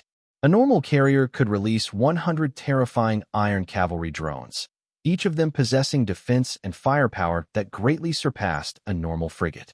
If a combat drone control module was installed on the carrier could release 150 iron cavalry. With these many combat drones, its strength would rival a fleet. Combining that with the incredible defense carriers possessed, one carrier was capable of obliterating 10 battleships. Therefore, the flagship was the backbone of a fleet, and this was not just a saying. Supercarriers could release 1,000 to 1,500 iron cavalry drones, which was 10 times the firepower of a normal carrier. It would be like an ocean of drones capable of drowning anyone that dared to oppose them. It was the strongest weapon the Pan-Human Alliance had in its arsenal, bar none. Not only did supercarriers have incredible offense, its defense was also impeccable. Its thick energy shield was like huge mountains, shrugging off every single attack. Using a normal carrier to attack a supercarrier would be like hitting a rock with an egg. The attacks would barely even register. Once the supercarrier started its retaliation, it would only take a few minutes to sink all of the normal carriers because of its incredible firepower. Although in theory a supercarrier only had 10 times the firepower of a normal carrier, in practice, it was at least 20 times more powerful than a normal carrier, the unstoppable force of the Alliance. Yet this warship was at least 30 times of a supercarrier, a concept that was incomprehensible. It took at least 40 years to manufacture a supercarrier. After its manufacturing, it still needed to be equipped, tunes, test flights. All these would take another 15 years. The Alliance gained another supercarrier every 13 years and 9 months. Building a supercarrier also required a planet-sized shipyard. Just constructing such a shipyard would take at least 80 years. Even the incredible 4 big shipping companies only owned one of such shipyards each. How much did a supercarrier cost? 100 billion? 1 trillion? 1 quadrillion? If a supercarrier was sold for 1 quadrillion, how much would producing this ship cost? How long was the production period? Its production cost or the production did not matter. What mattered was how this behemoth was produced. Was it humans who made it? It was around this time when Harris felt that something was not quite right as he ran to the command deck to take a look at the situation.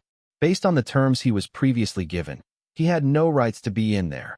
But now that he was Xia Fei's slave owing to the life bracelet, the previously set terms naturally no longer applied. Therefore, the command deck now had 3 people who were lost for words, 6 eyes that were beyond shock.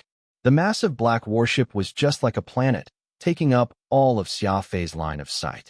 It had been destroyed long ago as its body was riddled with who knew how many holes. Perhaps it was 10,000 or maybe 1 million. Either way, this massive object was riddled with holes like a beehive. This made Xia Fei even more shocked. What incredible firepower did it take to overwhelm such a massive ship? It took quite a few moments before Xia Fei closed his mouth, lighting a cigarette as he returned to his seat. "Xia Fei, what is this thing?" asked Phantom. Xia Fei let out a bitter smile. "I don't know who to ask either for the answer to that question. Give me a few moments." He placed his 2 fingers on his temple. This was a shocking discovery, so much so that the usually calm Xia Fei took a few moments to calm down. "What is that?" Harris followed up right after Phantom. But because Xia Fei and Phantom communicated via their consciousness, Harris had no idea of Phantom's existence. Xia Fei waved his hand, not saying anything, as he had no idea what to say. So far, it was certain that the object was a warship because of its thick plating. Moreover, there were brackets for 2 super cannons on the sides of the ship, but, for some reason unknown, there were no cannons installed on it. A few moments later, Xia Fei came to the command deck. Flying a corkscrew maneuver around the ship, maintaining a speed of 1,000 meters per second. The Tomahawk then circled the ship at a manageable speed, and the more Xia Fei looked, the more shocked he got. There were a few massive scaffolds on the sides of the ship.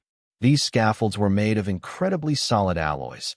Each of them were as thick as small mountains. "What are those?" Phantom asked curiously. "Maybe they are scaffolds." "Scaffolds?" Xia Fei blew a smoke ring. "I read in books that massive warships can't be built on planets because overly strong gravity means that no shipyard can support the weight of the ship. This requires a massive shipyard to be built in space first.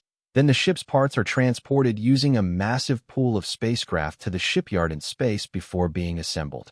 Phantom nodded. "I get it. First split up a massive warship into different pieces. Then combine these pieces after transporting them to a shipyard in space. But what about its armor and structure? Won't it break easier if it's done in pieces?"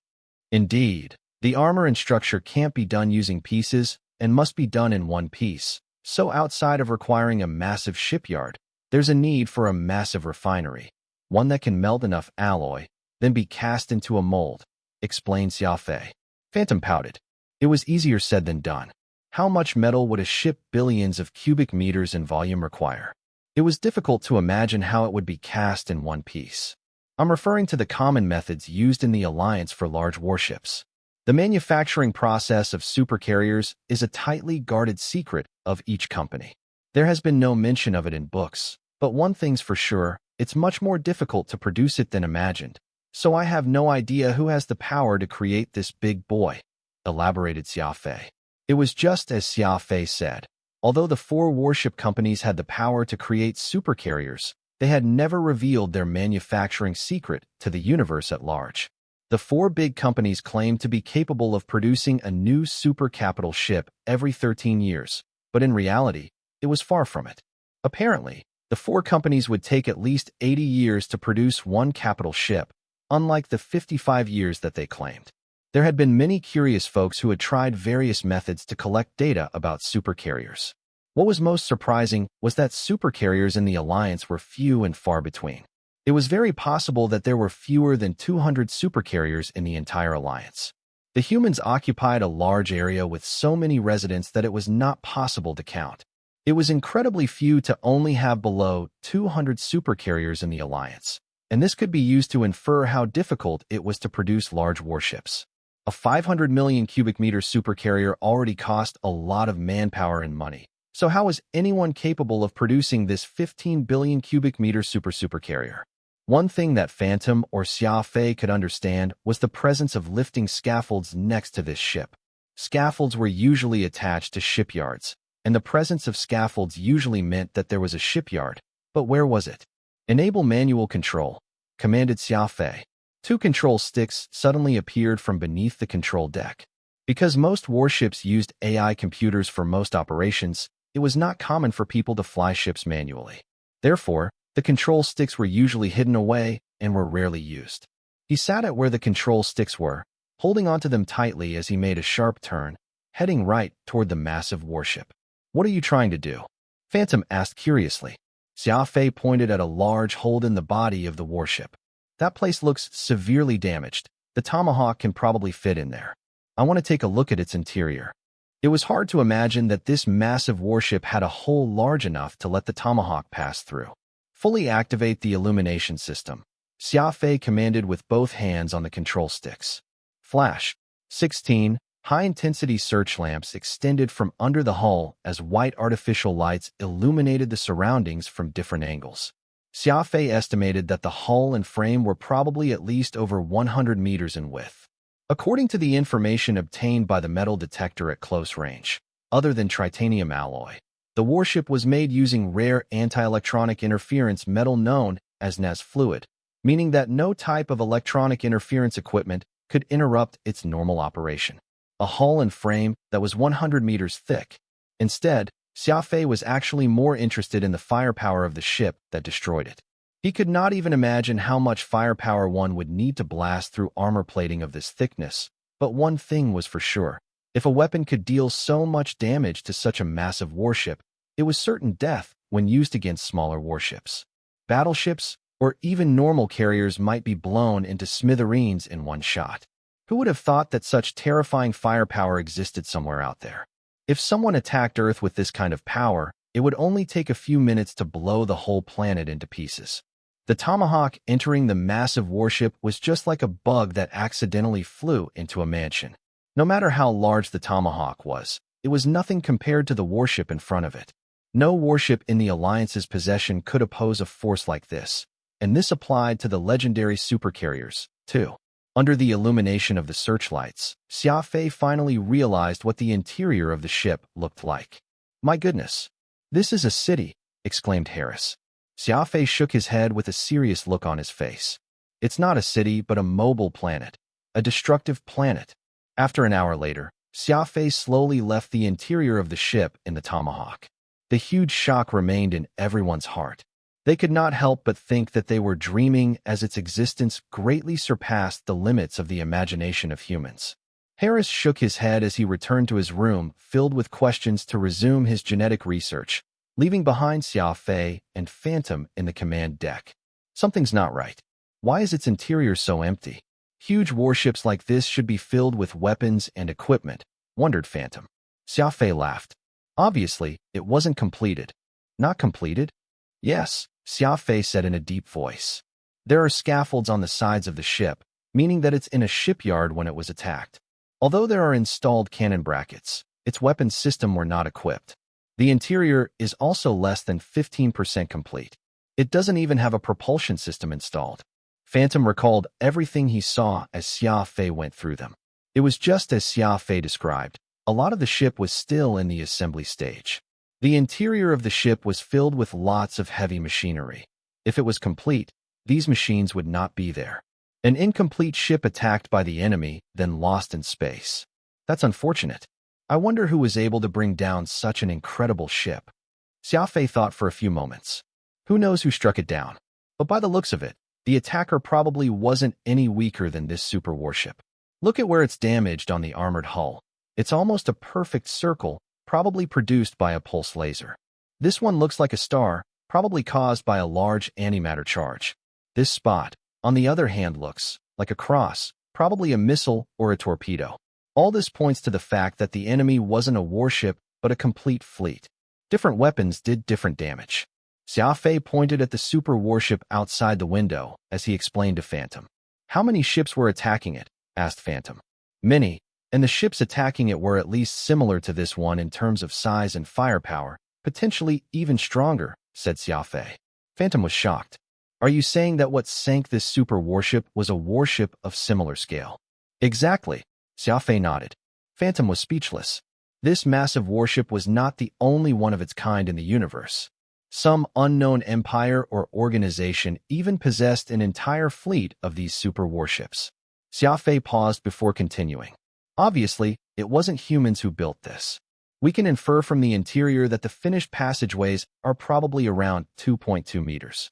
I think that the ship's owner was from a smaller sentient race, and that's why it's so low.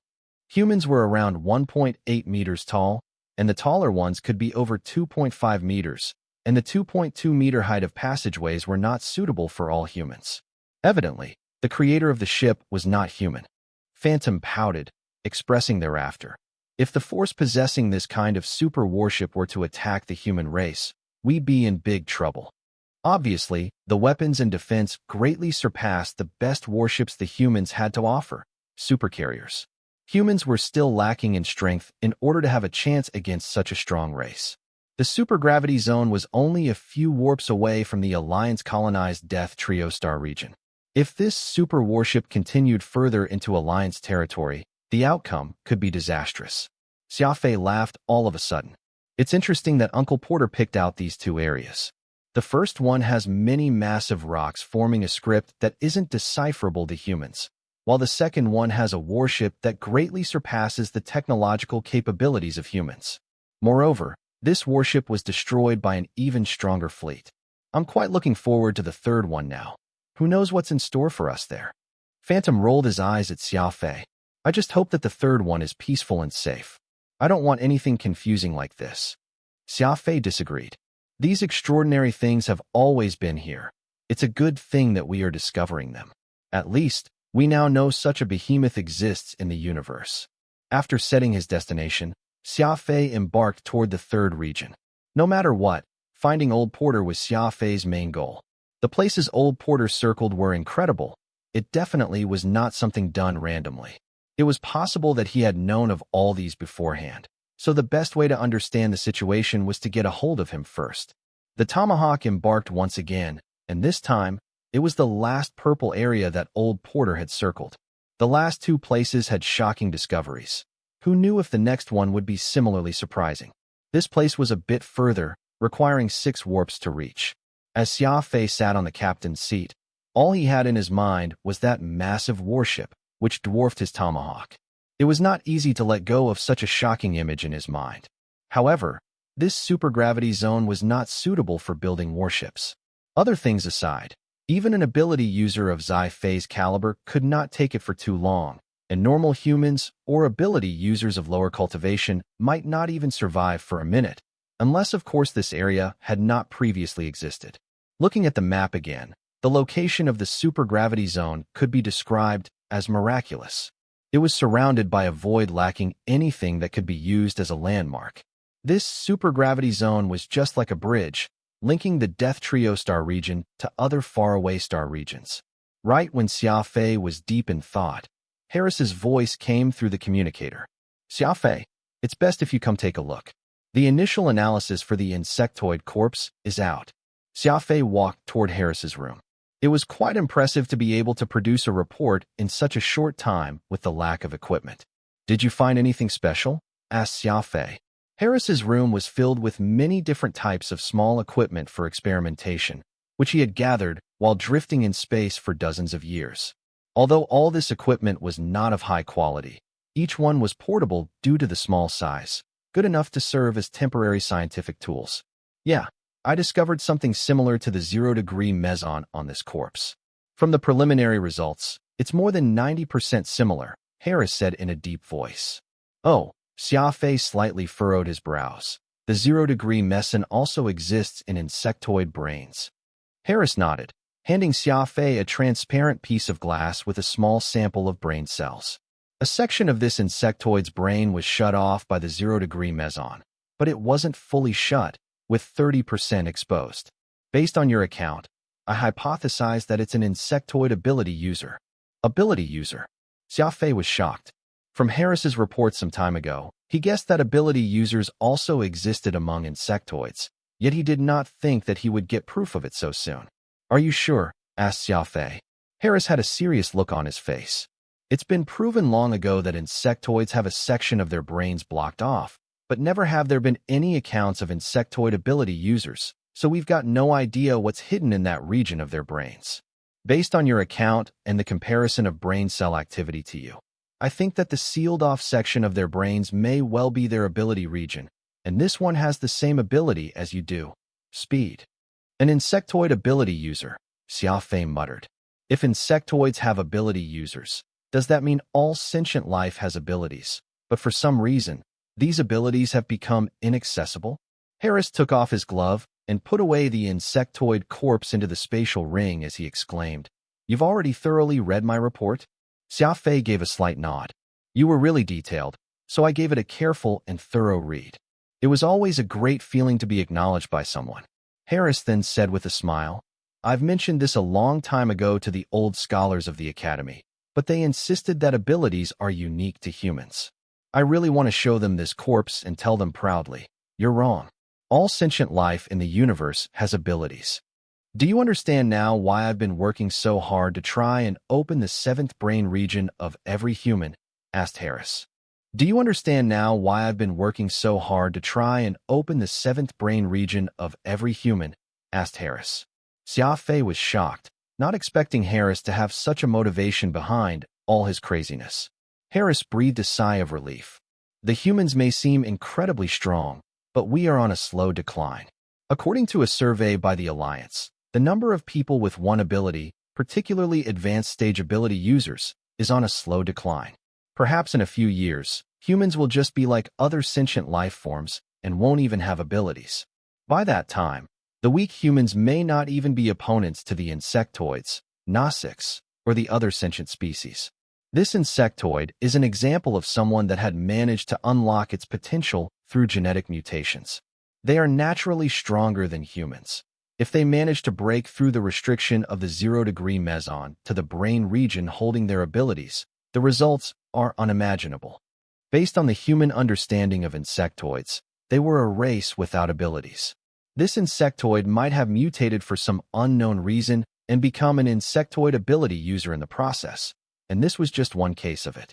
Xia Fei said after a few moments of thought, "Other than abilities, humans have technology, too. Without elite warriors, we can still rely on advanced weaponry to defeat our enemies. We won't die so easily." Harris let out a bitter laugh. Perhaps. The ancient human civilization was quite advanced, but in the end, they still died in the hands of a robot army. Humans can only deal with the various dangers in the universe using their strength. Although I'm a scientist, I've never believed that science is the solution to all problems. It was not Xia Fei's first time hearing about such an opinion. During his time in the Heaven Execution Training Camp, Battalion Commander Yi Jingshan emphasized the importance of warriors to the human race. Xia Fei had never thought that there could be someone so strong that they did not need any help from technology to deal with powerful warships alone. Legend had it that the best human warrior could destroy planets with their bare hands.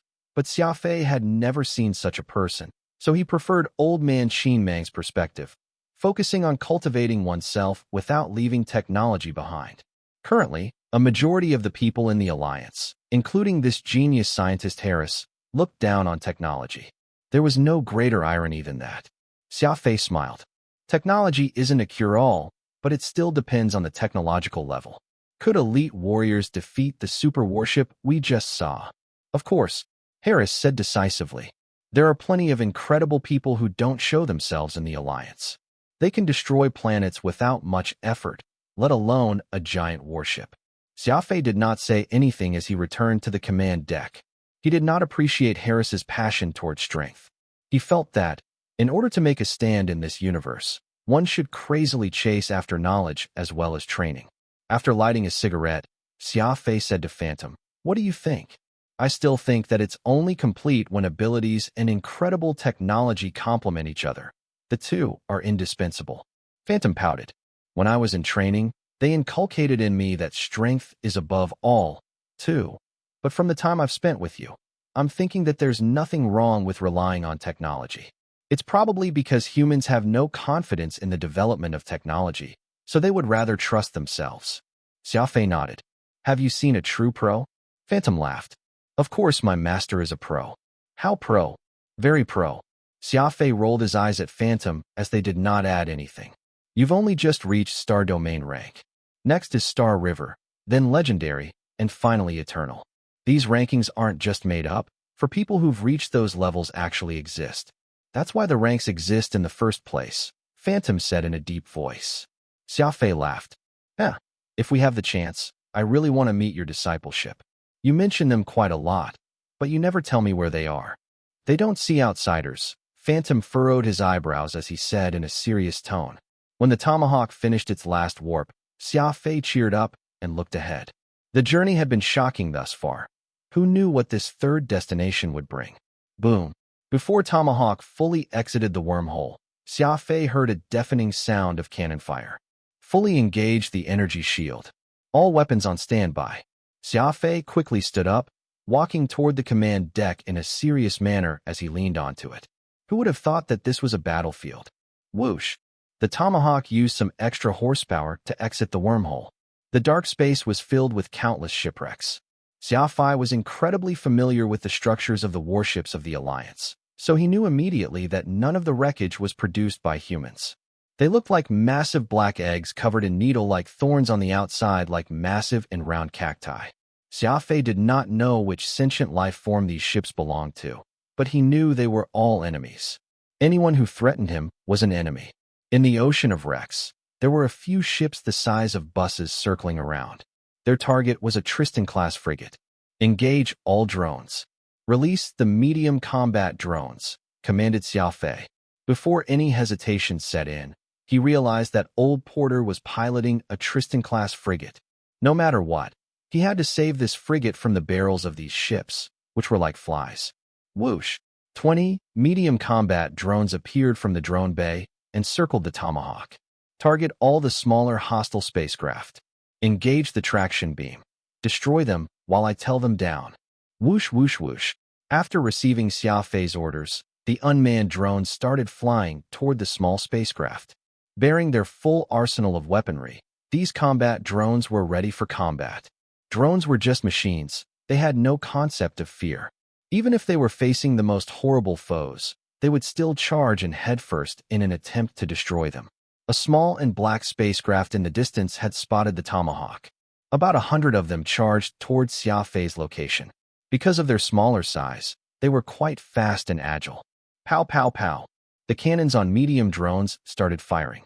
Although the enemies were incredibly nimble, Xia Fei's Hesper combat drones were not anything to scoff at. It was as if two angry swarms of wasps were tearing each other apart. "Fully engage the warp engine. Get close to the Tristan-class frigate as fast as possible," Xia Fei commanded loudly.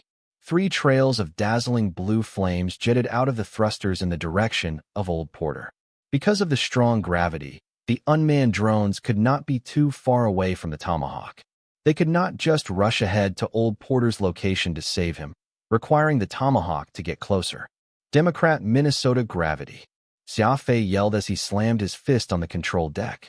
As he got closer, Xia Fei finally realized that the Tristan-class frigate was on fire. Since the hull of the ship was metal, it would not burn even if it was under fire. Therefore, it was not difficult to come to the conclusion that Old Porter had been attacked down to the structural layer of his ship. The structure of a ship was its last layer of defense, with dire consequences if it was destroyed. Fully overclocked the warp engine. Get them. Xia Fei had gone completely mad. Just a few seconds ago, he was still thinking about Harris's words, but after realizing that Old Porter was surrounded, he became the craziest warrior, giving it his all to try and save the elderly mechanic. This was a supergravity zone, meaning that the ship had to withstand a lot more pressure than normal space. Not only was the engine running at full capacity, Xia Fei unexpectedly commanded it to fully overclock the warp engine in an environment like this. This was basically giving the warp engine a death sentence. A ship was an interstellar traveler's best friend. Even if the command would result in its death, the Tomahawk still executed the command without question. The flames coming out of the warp engine widened, releasing lights more dazzling than the best fireworks. Target was shaking violently as it wrestled with the supergravity. Warning: engines 2 and 3 have overheated and can fail at any time. Urgently reminded the cold female voice of the mainframe. Engines 2 and 3 were relatively old, so they quickly overheated when they were overclocked. At this moment, the Tomahawk had just started accelerating and was still a distance away from Old Porter's warship. Shut up. Xia Fei gritted his teeth. Complete overclock. Complete overclock. Boom. A deep explosion could be heard from the back of the Tomahawk. Engine 3 has failed. Continue overclocking? Yes. Xia Fei commanded with no hesitation. Not far away, Xia Fei's 20 Hesper unmanned combat drones were battling against enemy space vessels. As they were greatly outnumbered, he had lost half of his 20 combat drones in the blink of an eye. Release Warhammer combat drones. Whoosh. 11 medium Warhammer combat drones were released from the drone bay, entering the fray in no time at all. Once a combat drone was destroyed, the Tomahawk would release another one immediately. Xia Fei's ship was one that used drones for its offense, and its greatest feature was having hundreds of combat drones in the drone bay. Once one was destroyed, another one was released to take its place, restoring its combat prowess to what it once was, keeping up the pressure against the enemy. Boom. Another deep explosion was heard. The second engine could not take the pressure, failing after depressingly struggling for a few more moments. Xia Fei glanced at the speedometer on the command deck and noticed that the Tomahawk's speed was decreasing rapidly. At this moment, Xia Fei was still quite ways away from Old Porter's warship. The fire on the Tristan-class frigate was growing. Although the defense of those enemy ships were not nothing to scoff at, there were just too many of them. They were just like black flies, surrounding Old Porter, constantly under relentless assault. There was not much time left for Xia Fei. The situation was becoming direr. A constant stream of black flying spacecraft came plunged over from within the floating warship husks around. These drones, created by an alien sentient race, seemed to be specially designed for use in supergravity zones. Their elongated bodies were diamond-shaped, sharp and nimble, with a small rapid-fire cannon affixed to the nose of each. Rapid-fire cannons were not particularly powerful weapons, but they boasted a very high rate of fire. In the blink of an eye, Xia Fei and Porter had been submerged in thousands of combat drones. They were like a swarm of black locusts that blotted out the sun.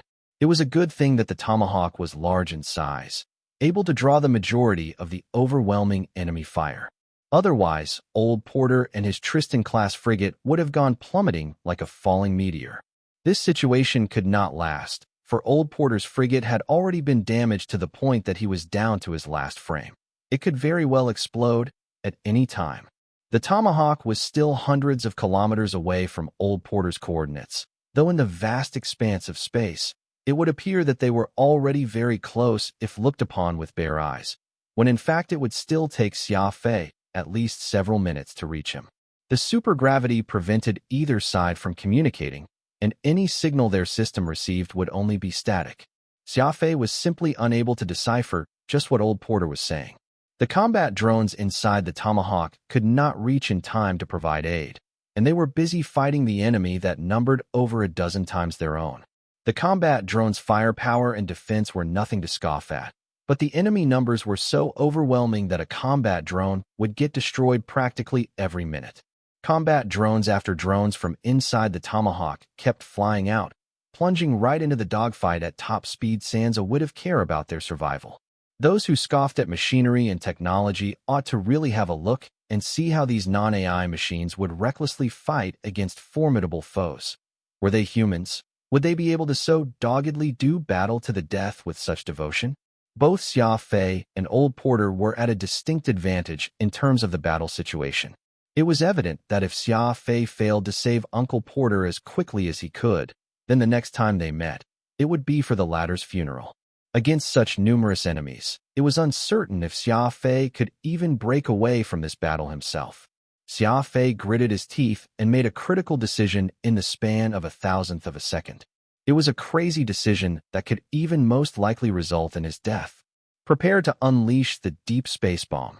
Tomahawk, begin the self-destruct sequence. Xia Fei hoarsely bellowed. Phantom was startled. Deep space bomb? Self-destruct? Xia Fei, what are you trying to do? Doubt and astonishment filled his head, but Phantom was rendered speechless. There was only one thing he could do now, and that was to trust Xia Fei, no matter how insane a decision he made was. The interior of the Tomahawk battlecruiser was flooded in red lights, every warning light flashing simultaneously. The self-destruct sequence for this warship has been triggered. All crew, please immediately evacuate from this vessel. All crew, please immediately evacuate from this vessel.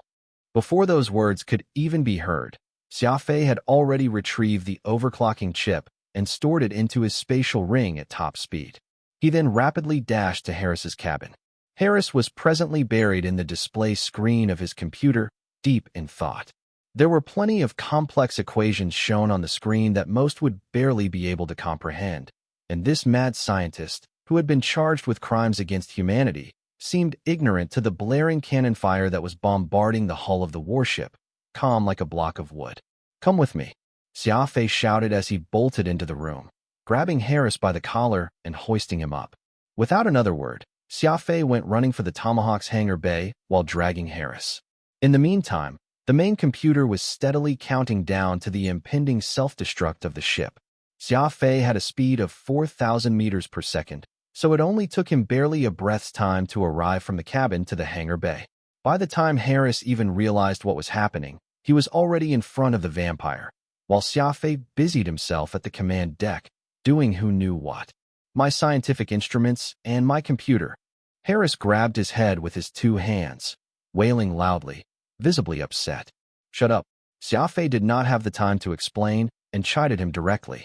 The life bracelet came into effect at that instant with the command, and Harris's speech ability was completely sealed there and then. Harris was red-faced, trying as he might to yell, but still unable to make even a peep no matter what. Release the deep space bomb. Thwomp. A black, round bomb shot out from the Tomahawk's bomb bay. Explode. Before that bomb even cleared the immediate space of the Tomahawk, Xia Fei had it detonate without even a moment's hesitation. The immense impact of the explosion swept out in all directions, setting off a huge blast wave right where it was. Everything within the warship was thrown into a mess. Xia Fei was inside the vampire at this time, so he could not tell what's happening outside, nor did he have any idea what was the result of that bomb. Blast. If Xia Fei's calculations were correct, that bomb would have taken down the enemy's swarm of combat drones with it. Given their size limitations, he surmised that those diamond-shaped spacecrafts hardly had much defense to speak of. If he was lucky enough, Old Porter's Tristain-class frigate would be able to survive the explosion, while a vast majority of the enemy's combat drones would be taken out by the blast. This was a huge gamble, and it was a gamble over Old Porter's frigate being sturdy enough to survive this deep space bomb's detonation. Since their survival chance was slim in the first place, Xia Fei decided to risk his life and roll the dice, using the most extreme method to attempt to save Old Porter. Winning would be a cause for celebration, while losing would just mean that he had sent Old Porter off into the sunset with a bomb. Old Porter would surely praise Xia Fei's decision if he learned about it. as dying by the hands of his ally was preferable compared to being killed by enemy fire. Quickly depart from the warship. Connect to the drone control computer. Assign 10 heavy combat drones to me. Xia Fei barked loudly. Whoosh! The ejection device on the Tomahawk shot Vampire right out from the hangar bay, while also releasing 10 heavy combat drones for Xia Fei to manage. The supergravity swept over them the moment they were out of the Tomahawk. Xia Fei and Harris did their best to endure it, as the huge pressure caused their bones to rattle. It's a success. Xia Fei excitedly cried when he saw the thruster trail left behind by Old Porter's Tristan-class frigate as it sped off. He had managed to survive the blast. However, Xia Fei could tell, just by looking, that the old man's warship had already been pushed to the very limit and was no longer able to withstand even another attack. The thousands of combat drones that originally covered this spot in space were now reduced into scraps after taking the explosion of that deep space bomb. Even Xia Fei's own combat drones had not managed to survive. The debris of innumerable drones floated about as if telling everyone just how calamitous this battle of many against a few had been. With the first step of his plan a success, Xia Fei immediately started on the second step. He was not out of the woods yet, as there were still plenty of the diamond-shaped drones in the distance flying right toward them, their numbers nearly uncountable. Xia Fei connected the overclocking chip to Vampire as quickly as he could. The chip itself used an interfaced port design, making it easy for anyone to install or uninstall it. Xia Fei was not only a speed ability user but also an adept mechanic, so installing the overclocking chip only took but a moment. Have the Tomahawk charge full speed into the enemy and send out all the combat drones inside the ship. Activate the smart fire control system and stall the enemy as long as possible, Xia Fei commanded. The Tomahawk pitched and adjusted its trajectory, heading straight toward where most of the enemies were concentrated. 20 light combat drones. Full speed ahead, Xia Fei ordered Vampire. The Black Mamba 130 warp engine roared to life, going straight for Porter's warship at top speed. The Tomahawk and Vampire each went their separate ways, one drawing the enemy's attention while the other rushing to save Uncle Porter. Anyone would have guessed that the chances were slim for the Tomahawk to lure the enemy fire away. After all, it was going up against thousands of enemies. Turn on the spotlight and send a message. Vampire extended out the spotlight it carried from under its hull and fired off a short message using the universal light code. Because of the supergravity's interference, the usual communication system was unusable, so Xia Fei's only resort was the ancient light code to send a message. Activate the docking bridge and get ready for boarding. Old Porter was an expert when it came to warships, so he was of course well versed in such a classic method as the light code. The Tristan-class frigate extended its docking bridge after the message was sent. As long as Vampire neared it, they would immediately be able to connect their bridges. Xia Fei was racing against time here. As he drew near Porter with every passing second, the merciless enemy drones steadily closed in at top speed. It was all about which one could make the first move now. Life and death were sometimes mere millimeters away from each other. Xia Fei was focused and silent. Activate the overclocking, Xia Fei commanded. The Black Mamba 130 engine was one of the few top-grade warp engines in the Alliance. The material used and the workmanship of the component impeccable. Even though such an outstanding engine was the one attempting to push itself to the limits in the supergravity zone, it would still be a dangerous endeavor. After all, Vampire had but one engine. If it ended up becoming damaged as a result of being overclocked, there was no doubt that this place would become Xia Fei and Porter's graves. Changed to manual controls. Xia Fei growled. His two hands grabbed a hold of the control sticks as he flew Vampire out in a parabolic arc, doing his best to close in on Old Porter. Harris, who had been beside himself with vexation, had now become silent. Anyone could sense the heavy atmosphere that permeated the ship's interior, as their fate hung on the balance with each passing second. The flames exhausted from the Black Mamba 130 engine visibly changed as the original green luminous fire trail turned into a glaring red-orange glow. Even the internal temperature of Vampire rose quite a bit during this time. Xia Fei was positive that this was the manifestation of the engine overheating. Now that Vampire had reached the cusp of its limit, the engine could fail any moment. He was close. Xia Fei was getting ever closer to Old Porter. Xia Fei had his mouth shut, his teeth clenched firmly against each other, while his two arms controlled and steered to the best of his abilities. All of a sudden, Dark Red Vampire made an unexpected maneuver in mid-flight. It went striking out. The vampire made an abrupt twist, blasting away across space. Unmanned combat drones dash right into the enemy. Xia Fei held his command. Whoosh! 10 of his heavy combat drones flew right for the enemy's drone swarm at once, doing their best to stall the vast majority of them so that Xia Fei could have more time to rescue old Porter. Xia Fei's vampire was about to crash into Porter's Tristan-class frigate, which was already extremely weak, no longer able to withstand even another knock. Whoosh! Activate the lateral auxiliary thrusters at 100% overclocking. Xia Fei ordered with gravitas. A spectacular flame shot forth from Vampire's side as the warship's flight speed rapidly decreased. Establishing a docking bridge between two ships required the utmost precision of control, and Xia Fei's series of actions had been faultless, his reaction speed even faster than that of the mainframe. Thunk! A dull collision sound rang as the bridges perfectly connected to each other. The force of the impact just so happened to be within the acceptable threshold of the metal alloy, so the bridge did not suffer any damage due to the overly forceful maneuver. The hatch opened instantly after the successful connection. Porter, who was already prepared, went running to Xia Fei's warship. He was already sweating profusely at this point, his face even paler than usual. Get ready, we're about to warp. Xia Fei did not have the time to chat with Porter. At the moment, the heavy drones, which he had sacrificed to stall the enemies, had all been destroyed, and a countless number of combat drones were presently blasting away at Vampire's energy shields with great ferocity. The sound of thunderous fire pealed as innumerable attacks repeatedly connected.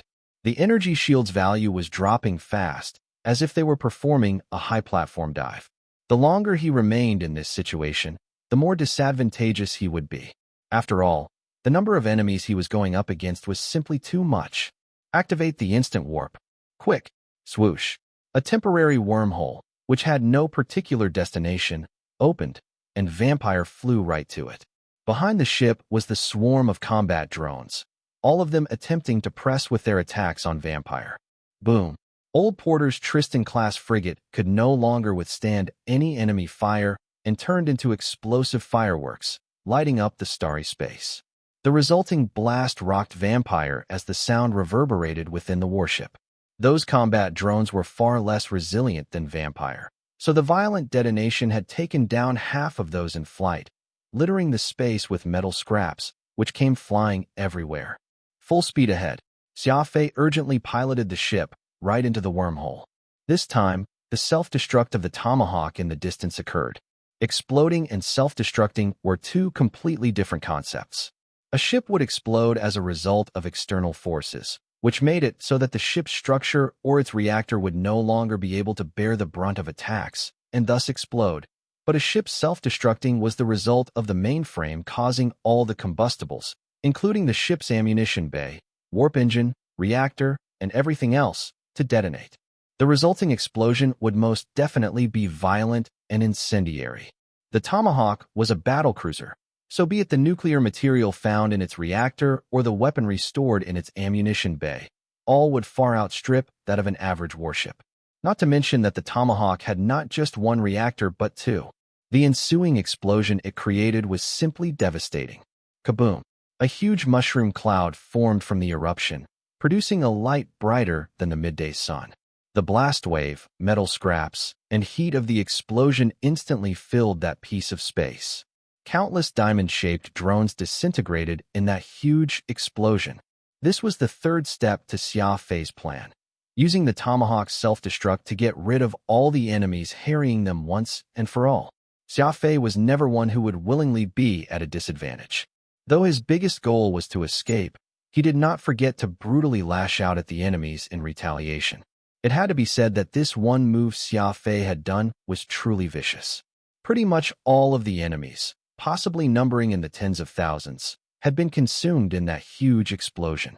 Furthermore, to be able to come up with such a detailed escape plan in the scant time he had was a testament to his extraordinary decision-making skills. It was not anything an average human being could achieve. Whoosh. Vampire closed the wormhole at around the same time the explosion occurred, beginning its warp as the streaking stars flew past around them, a gorgeous and dazzling sight. The drones that had managed to follow Vampire into the wormhole were unable to withstand the tearing force of the wormhole and turned into metallic dust almost instantaneously.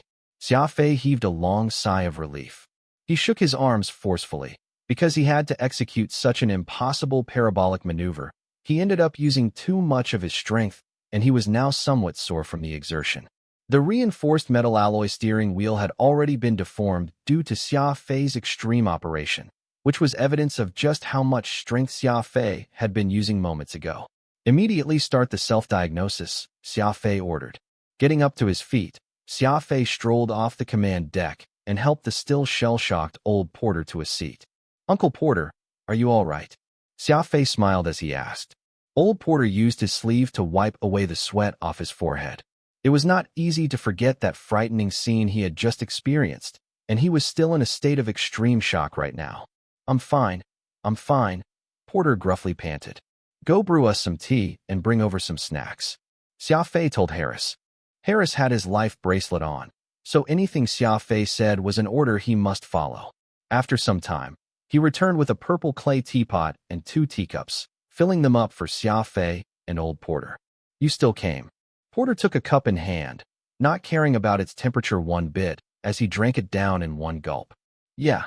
Xia Fei nodded slightly. Old Porter's one remaining eye was filled with gratitude.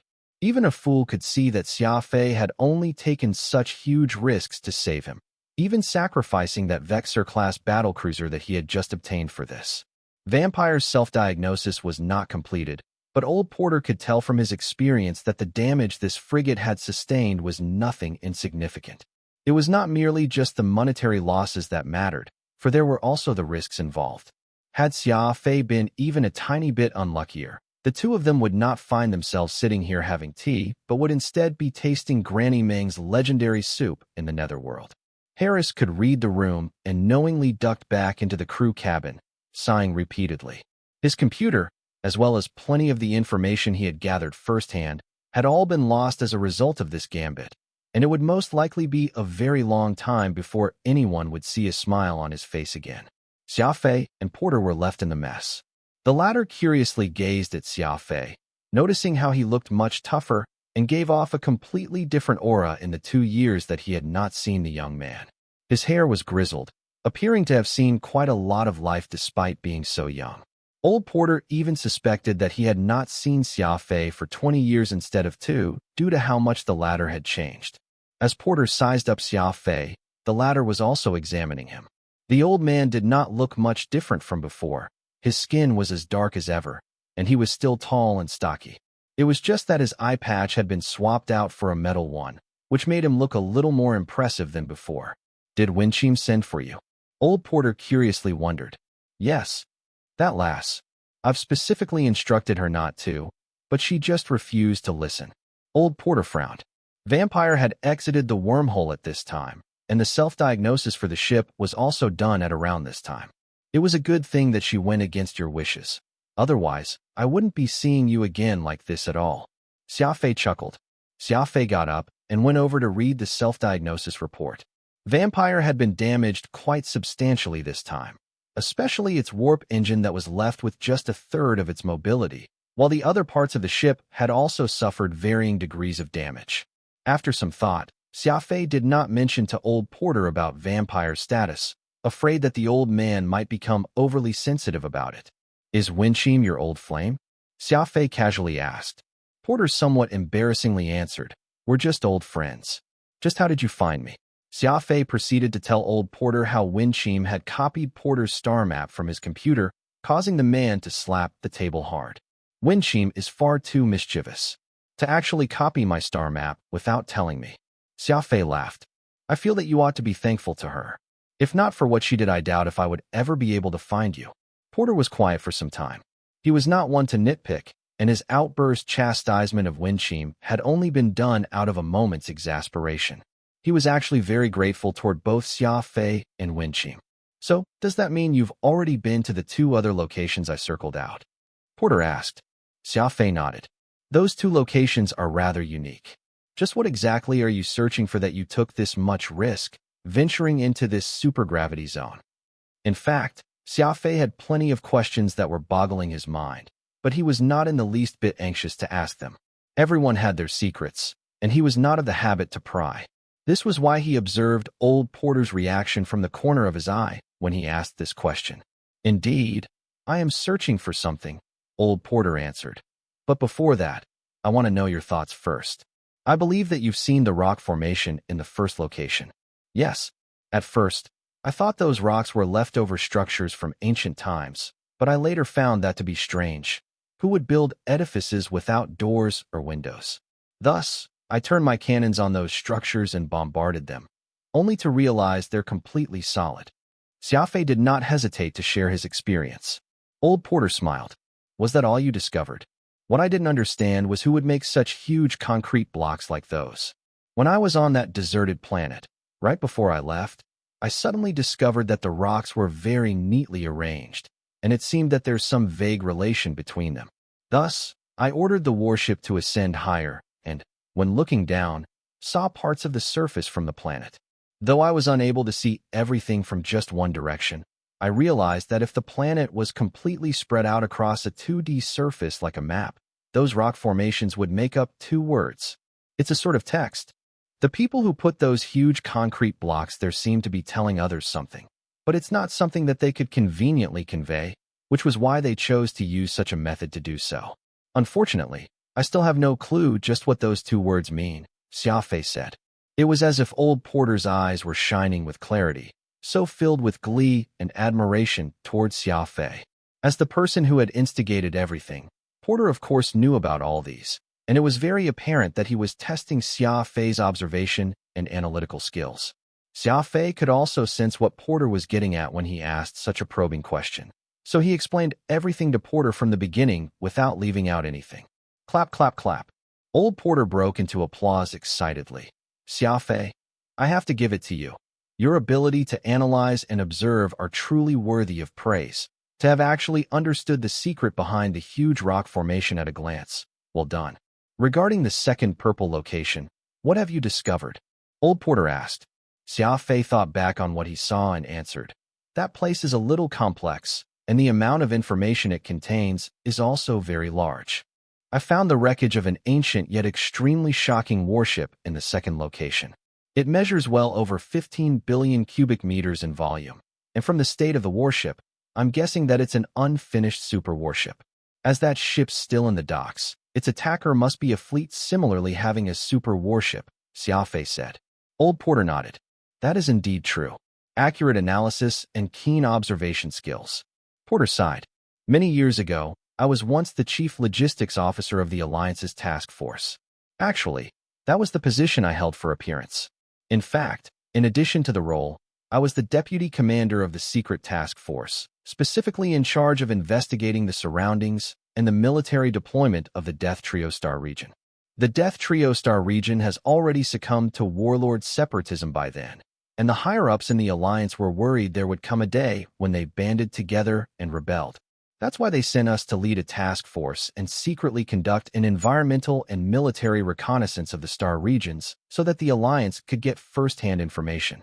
Xia Fei nodded. Though the Alliance had always been adopting a laissez-faire policy regarding the Death Trio Star region, they would most definitely not allow an attempt at independence, so secretly sending men to investigate was more than reasonable. Since a third of the supergravity zone is situated in the Black Abyss Star region, it became one of the destinations we reconnoitered. Trump and I brought the task force and started our survey. Trump was my superior and best friend. He was in charge of all the fighting, while I oversaw logistics and maintenance. That naval-issued hookbill frigate was his ship back then, Old Porter said.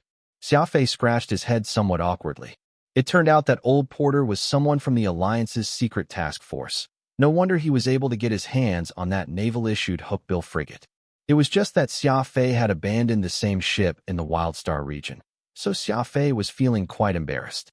Sorry, I ended up ruining that precious warship of your friend, Xia Fei very apologetically admitted.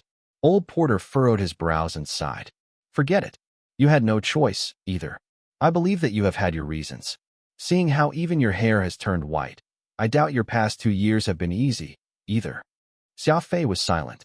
It was clear that Uncle Porter still cared deeply about that naval-issued hookbill frigate, especially since it had once belonged to his good friend. The supergravity zone was complex and dangerous. We originally planned to just take a casual read of the surface and leave, but none of us expected that there would actually be fairly well-preserved ancient human relics here in this zone. We began to explore these ruins, and what we learned was shocking. It seemed that the ancients had once performed a dragnet-style secret exploration into this star region, and the goal was to find the blueprints for a super warship called Titan. Titan. Xia Fei was flabbergasted. It was such an impressive name, and for it to be placed with much importance by the ancient civilization and to merit such a thorough exploration of the area under these severe conditions, no doubt that the warship was extraordinary. Could it have been that supergiant that I saw in the second location? Xia Fei asked, excited. That gargantuan warship had left an indelible impression on him.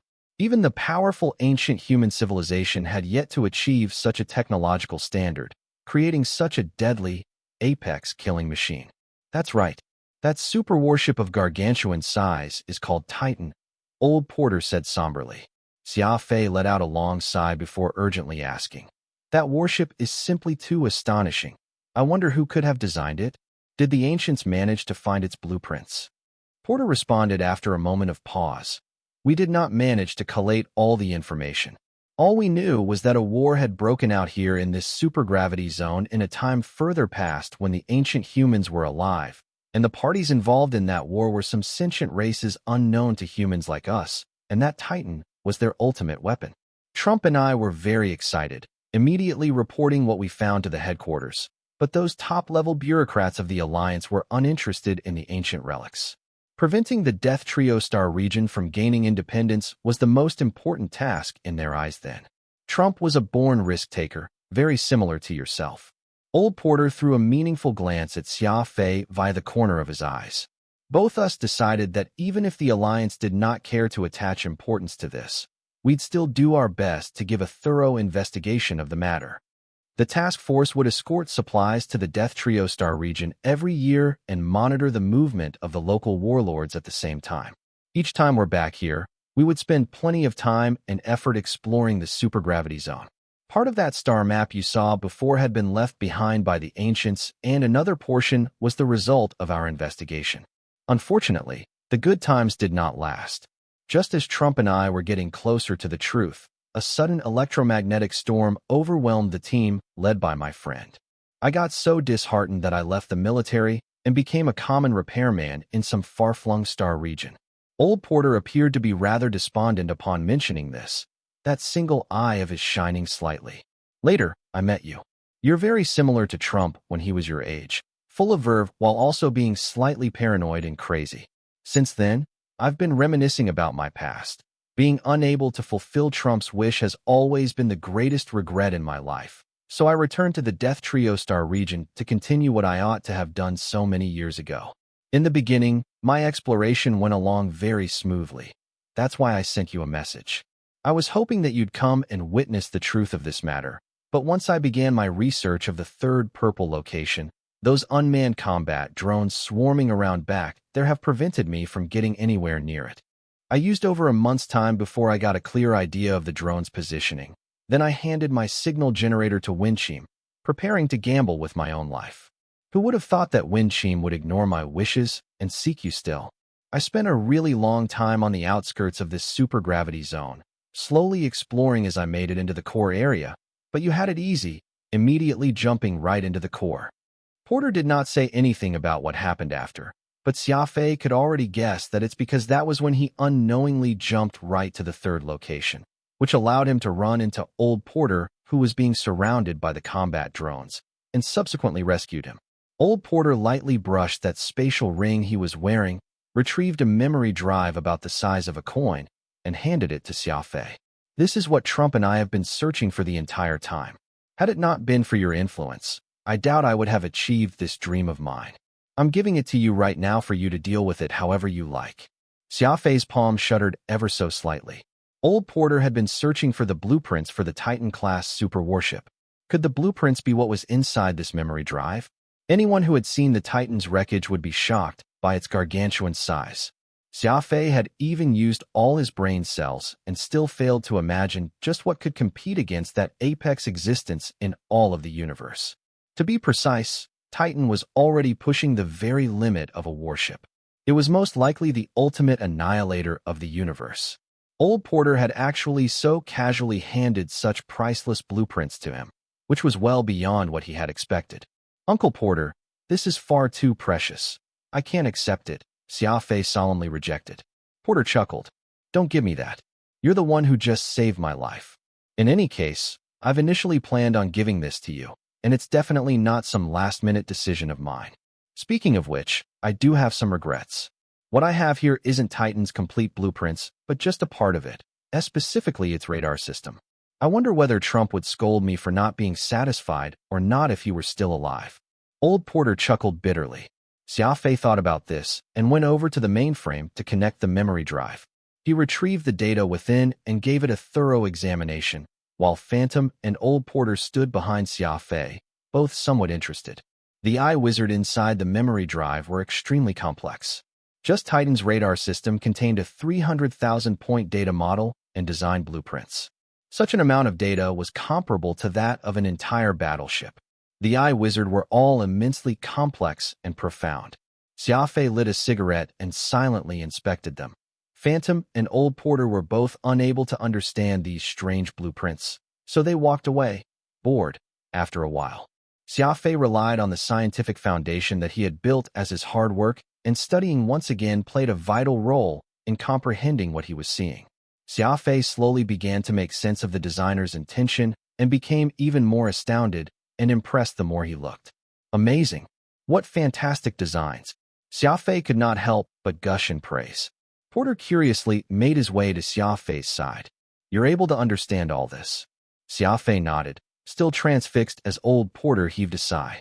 As an expert in one aspect of mechanics, as well as the decades of professional education he had gotten from the academy, all he could make out was that it was a radar system.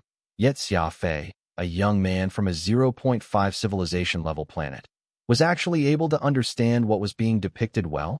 Old Porter was extremely surprised. It must be said that the Xia Fei he had first met 2 years ago was merely a barely grown youngster, someone whom he had personally taught to repair machinery, imparting him some simple knowledge toward machine tinkering.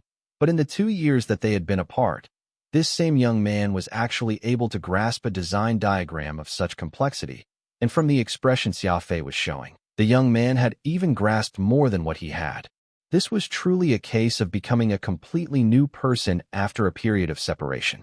Old Porter immediately knew that giving these blueprints to Xia Fei was no doubt the right decision. "Is there any part of this radar system that can be considered extraordinary?" Old Porter asked. "Oh yes." Xia Fei nodded deeply. "This is more than just extraordinary. This radar system is simply miraculous. It has a kind of super-frequency sending and receiving device, using ultrasonic waves to completely negate even the most complicated environmental interference. Even a black hole won't be able to block or impede such signals." Old Porter was quite taken aback. "A communication system that can't experience any interference at all?" Xia Fei smirked.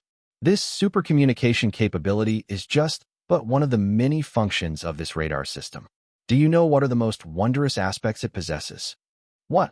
"The precision positioning system and composition differentiator," Xia Fei excitedly declared. "The precision positioning system and composition differentiator," Xia Fei excitedly declared. A precision positioning system was much better than a detector, as it could pinpoint the exact coordinates of an enemy spacecraft upon discovery and warp the ship over to begin the assault. The accuracy of positioning would directly correlate with the success or failure of a battle plan. If the coordinates were not accurate enough, the subsequent warp might end up being too far from the enemy, and that would be as good as watching helplessly as the enemy ship easily made its escape. The precision positioning system Titan had allowed for a level of accuracy close to a kilometer. No matter how crafty the opponent could be, there was no way to escape such an advanced radar. And what made it even more amazing was that the range of this radar system extended close to 1 million light-years. This meant that any enemy within a 1 million light-year radius of Titan would be exposed to its probing, with each and every move of the enemy being in its grasp. After all, the best positioning system in the Alliance was only able to probe within the range of 100,000 light-years, with the positioning error being large, often resulting in situations where traces of enemies could be lost in the process. With 10 times the range of detection and an accuracy up to a kilometer, this precision positioning system was simply an electronic marvel. As for the composition differentiator, it was even more magical. With this equipment installed, people would be able to locate their targets among thousands of enemy warships. Being able to differentiate the material was especially important in a large-scale war. As the saying went, capture the thief before capturing the king. Being able to scan and locate the enemy's capital ship before they got ready and subsequently send special units to take down the enemy commander and capital ship in one stroke, that would instantly send the enemies into a state of panic, even potentially changing the tide of a battle as a result.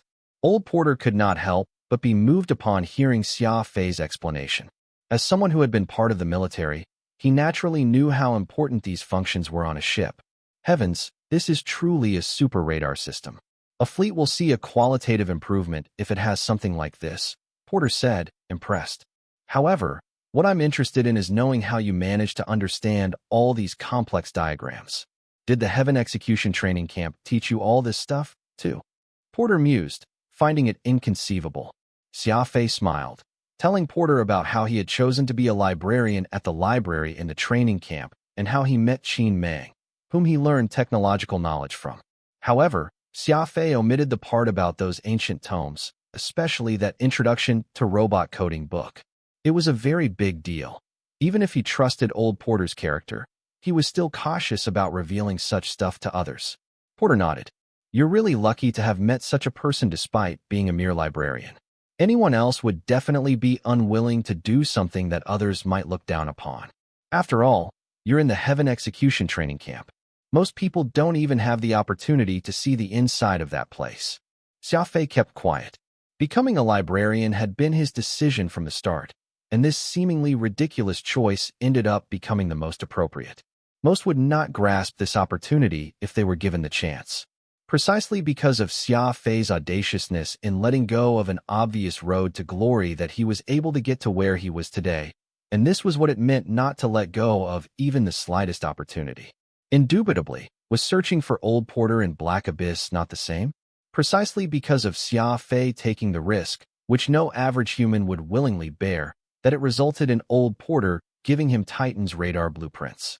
Had Xia Fei not chosen this path that no normal humans would pick, he would have never known anything about Titan his entire life, much less obtained something as priceless as its radar system. Presently, Xia Fei was already conceptualizing just how he could make use of the data in his hands to expand his power. Following the diagrams to reproduce the Doppler radar system was completely unrealistic. After all, the technology level depicted was simply too high, and there was no one in the entire Alliance who could implement this design to the fullest, though it would not be a bad idea if Xia Fei just extracted the essence of the design and optimized the radar system already available in the Alliance. The incredible energy shield boosters had yet to begin production, and the new super radar was in Xia Fei's hands right now. If he was able to put these two top-grade products out on the market, Quantum Holdings' future would be very bright, indeed. Xia Fei knew very well about the importance of depending on himself even when there were more people he could rely on. Though he did not give Avril the cold shoulder just because of the different societal status they held, there was no denying that the gap between them existed. Xia Fei had never thought of gaining even a cent of benefit from Avril. He only wanted to be with the lady out of the fondness he had for her, plain and simple, but he could still feel this ever-present pressure, as well as the gossip and snide remarks coming from others. Most people would have already backed off when faced with such pressure, but Xia Fei insisted on enduring all this, emboldened by his unwavering confidence. Right now, having both the energy shield booster and the plans for the super radar that he had brewing in mind helped further strengthen what confidence he had toward this end. If even just Titan's radar alone is so advanced, I truly can't imagine just how outstanding that super warship really is. Xia Fei could not help but sigh. Porter nodded. Titan is most definitely the apex warship in this universe. well deserving of the title as the supreme overlord of this realm. There's also other information inside the memory drive aside from those you've seen so far. You'll understand once you have a look at the rest. Oh, Xia Fei gasped, pulling out a few of the spare documents inside the drive. These were what old Porter had collected from the ancients a long time ago, and they were the ancients' evaluation and understanding of Titan. The information was incomplete. Even the powerful ancient civilization had been unable to completely grasp all the information regarding the Titan-class warship. Xia Fei could only get a sense of how apex the warship was from what was written. The pupils of his eyes shone even brighter as Xia Fei felt his heart surge with strong emotions after reading the sparse information in hand, barely able to contain his glee. Xia Fei forcefully suppressed his feelings as he hoarsely commented, "I originally thought that, though Titan is big and powerful, it's still just a warship, but I was sorely mistaken. It's no warship at all." Porter was smiling. "Indeed. I had the same thought as you did from the beginning, but when I saw the weapon systems of Titan, I realized that it's not made for war, but rather for annihilation." Xia Fei lit a cigarette and sat across old Porter, raising his teacup in hand. The tea had already turned cold, but Xia Fei did not care, drinking it at his own pace. The Titan-class warship itself had 6 super laser cannons for weapons, and the range of those particular cannons were recorded in the light years. A single shot could blast out a huge hole in the moon, penetrating it completely. This grade of laser weaponry was well beyond what a warship could defend against. Xia Fei did not have any information regarding supercarriers at hand, but Xia Fei posited that even the best warship in the Pan-Human Alliance would be unable to survive long against such a violent assault. More importantly, Titan could also be fitted with an ultimate equipment called the Doomsday Weapon. This sort of ultimate weapon would indiscriminately target everything within an area of 100,000 kilometers, and the damage it created could reach an astonishing 10 million standard units. What did 10 million standard units mean? It must be made known that a warship could withstand merely 20,000 standard units of damage, which meant that, at the activation of a Doomsday Weapon, every warship would be destroyed within a 100-kilometer area 50 times over, without any hope of escape. Carriers and dreadnoughts could withstand around 1 million or so standard units of damage, so a single activation of the Doomsday Weapon would similarly destroy these capital ships that the Alliance was so proud of, not to mention the smaller ships. Aside from supercarriers that were able to withstand 2 activations of the Doomsday Weapon, any other warships in the Pan-Human Alliance would hardly be able to resist even a single attack from Titan. Just like the moniker of this weapon, the moment Titan launched an attack, it would essentially be bringing the day of doom to its target. Xia Fei's emotions could hardly remain at peace after reading the description for the Doomsday Weapon. It was simply unbelievable that such a terrifying piece of weaponry existed in this universe. Swallowing the saliva in his mouth, Xia Fei said, "I've truly opened my eyes today.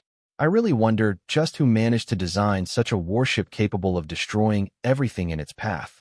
If 2 territories that have 2 of these Titans clash, I'm afraid mutual destruction will be all but assured."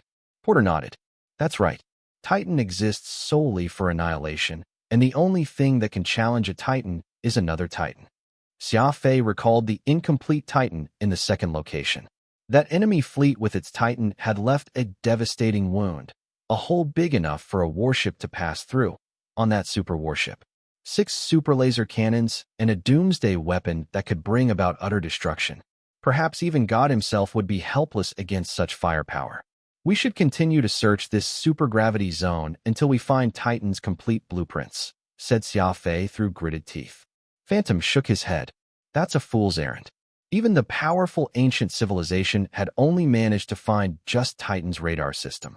There's nothing else worthy of value in this area anymore, while continuing forward to the unknown region will be very risky.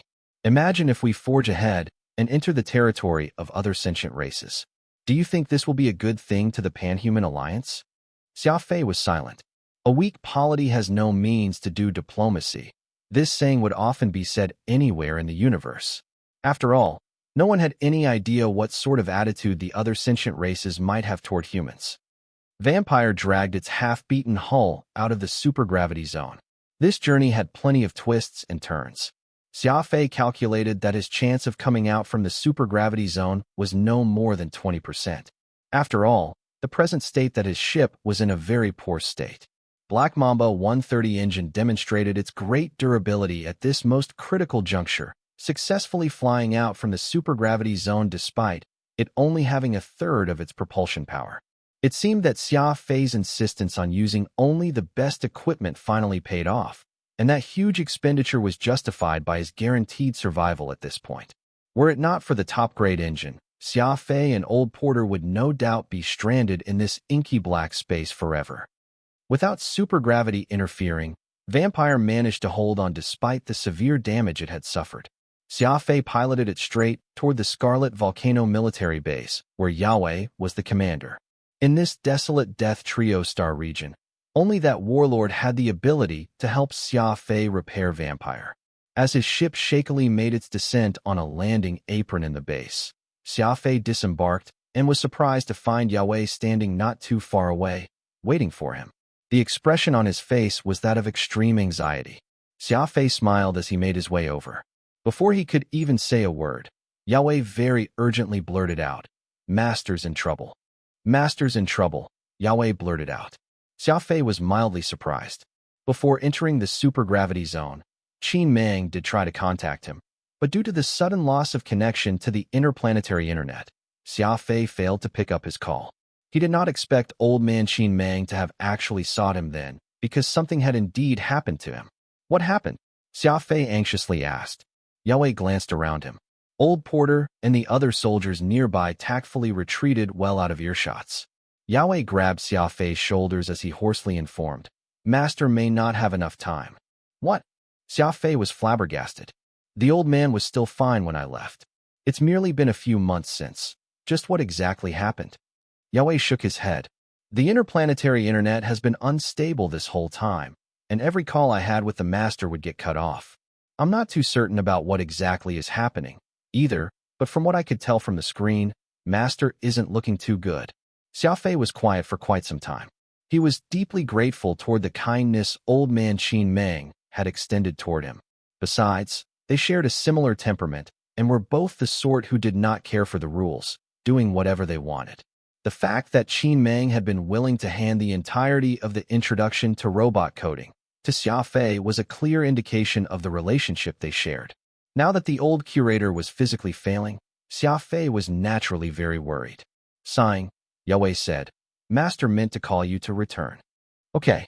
Xia Fei nodded. "I understand. Once my ship's repaired, I'll head back right away." Yahweh patted Xia Fei on his shoulder. "It's not convenient for me to leave the fleet here, so you'll have to go in my stead the master's side. If there's anything you need, just ask." The two had a quiet conversation, and of course Yahweh agreed to everything Xia Fei requested. As long as Vampire could be made shipshape, Xia Fei would instantly begin his trip back to Indero Star region. Clenching his teeth, Yahweh led his soldiers back. It was hard to miss the anxiety and worry filling his eyes. If this was not the case, he would not have been impatiently waiting by the port for Xia Fei's arrival, given his distinguished status as a commander. Were it not for the many pairs of eyes on him, he certainly would show how bad he felt deep down and would not keep his sadness in like this.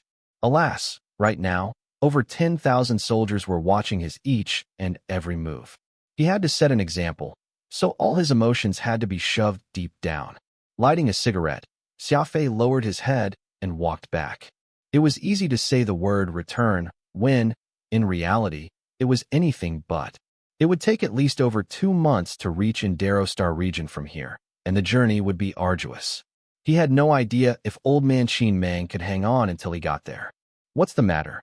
Old Potter wondered, curious. "Oh, do you still remember that Qin Mang I mentioned before?" Porter nodded.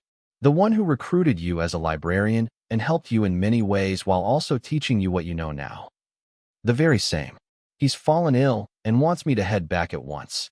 It's as if there's something important he wishes to tell me." Though Porter had never met Qin Mang, he had already learned plenty about the old man through Xia Fei's lips.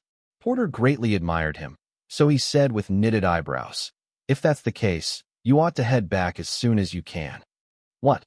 You're not planning on coming with me?" Xia Fei could tell from what old Porter had said that the old man wished to stay. Xia Fei was of course unwilling to let old Porter stay here. He was a top-class mechanic when it came to ship maintenance, as well an expert in machinery and everything related. What use could there be for him to stay here in the barren Death Trio Star region? Besides, the region was completely unstable. Take the Scarlet Volcano military base as an example. The soldiers were doing drills every day, and each of them looked as if they were in a hurry. Even a fool could tell that they were getting ready for combat. Before he set off for this place, Serum told him that the situation here had been worsening by the day. Having seen things with his own eyes now, Xia Fei was even more certain that, in no time, the Death Trio Star region would be plunged into a chaotic war. Old Porter chuckled. What I came here to do was done. I no longer have any regrets. With my factory in the warship graveyard already dissolved and all my apprentices going off on their own, what use is there for me to go back? Why don't I just live out here until the end of my days? Besides, without batting an eyelid, Xia Fei interrupted. Are you going to mention Sister Winchim? Porter's face reddened as he nodded without a word. Xia Fei did not really understand the relationship the two shared, but the expression that old Porter had on his face showed how serious he was about it. Uncle Porter, you do know that the Death Trio Star region is about to descend into war, don't you? Old Porter softly replied. Yeah, I've got the feeling. Honestly, it's already in turmoil. Everyone has only been barely tolerating it these days due to the mutual checks and balance among the warlords in the three-star regions, as well as the secret influences the alliance has been seeding. Now that the three-star regions have elected their respective leaders, their unity has never been higher. Plus, the alliance's influence has been weakening with each passing day. There's also the fight over those resource-rich planets. With all the conflicts and contradictions tangled up together, I truly doubt if there will be any other resolution beyond an all-out war to eliminate the deep hatred these various factions have in them. Xia Fei and Old Porter circled around the port, enabling the old man to see the soldiers in this military base nervously preparing for the upcoming war with his two eyes. There was no way that he could not see or even smell the incoming battle. If a real war does break out, the Death Trio Star region will face an even more serious crisis than before. Supplies, even the safety of the people will be at risk. Sister Winchim is a good woman. I doubt you want her to bear with all this. Xia Fei very deftly avoided Old Porter's wishes and mentioned Winchim. A stubborn man would not be willing to let his woman suffer. Some would claim that men were born to protect the flowers in their hearts. This was not a saying without reason. Old Porter's eyes flickered with hesitation. It was evident that Xia Fei's words had burrowed their way straight into his heart. Boateng didn't break down there, and then when you left, and I didn't tell him that I was off to Black Abyss to find you. There's no way he wouldn't resent me if he happened to find out about this someday. Porter laughed. Out of the 4 apprentices I used to have in the warship graveyard, Boateng has always been the most loyal and also the most bullheaded. How is he doing now? I managed to convince him to work for me and my company on Earth to take charge of the matters involving a transport fleet I've been raising. Though Earth isn't exactly technologically advanced, it has a decent environment and is fairly peaceful due to the lack of contact with the outside world. Boateng has now settled down on Earth, and his wife is very happy as well. It's just that Brother Boateng is still too much of a blunt person. While his skills have nothing to fault with, his management style leaves much to be desired. He buries his head in his work all day, neither reprimanding nor caring if his subordinates skive or fool around. So he ends up doing several people's work all by himself. Xia Fei did not hesitate to tell Old Porter what he wanted to relay in view of Boateng's situation. First was about Earth's good environment, and second was how closed off the planet was, meaning that there would be no one causing trouble, making it suitable for days of seclusion. These were all conditions that satisfied Old Porter's standards. All he wanted to do now was peacefully retire. Rather than staying in the Death Trio Star region, which was fraught with danger, Xia Fei dangled the prospect of joining him on Earth.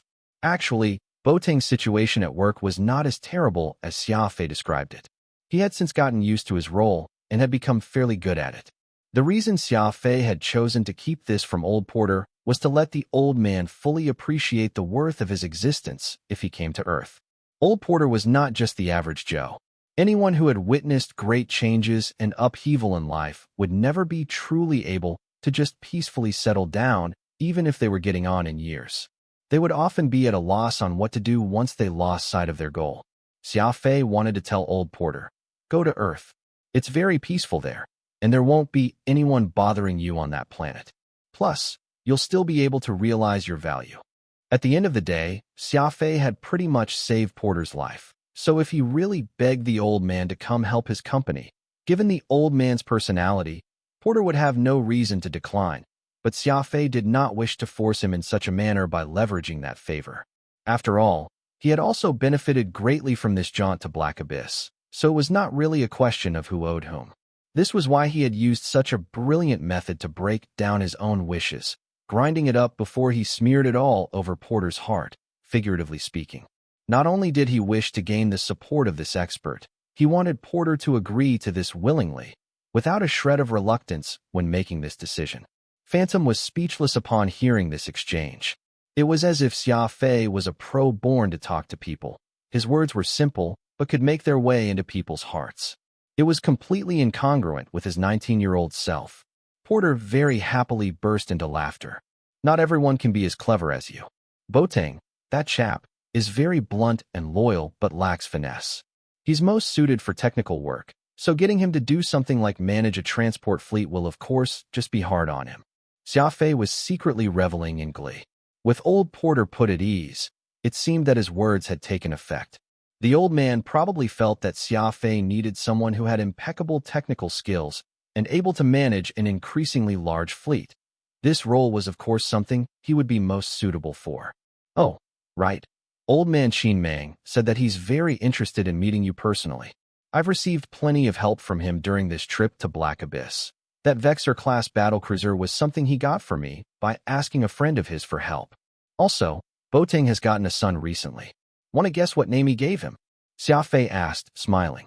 "What?" Porter was curious. Boateng had been without a child this entire time.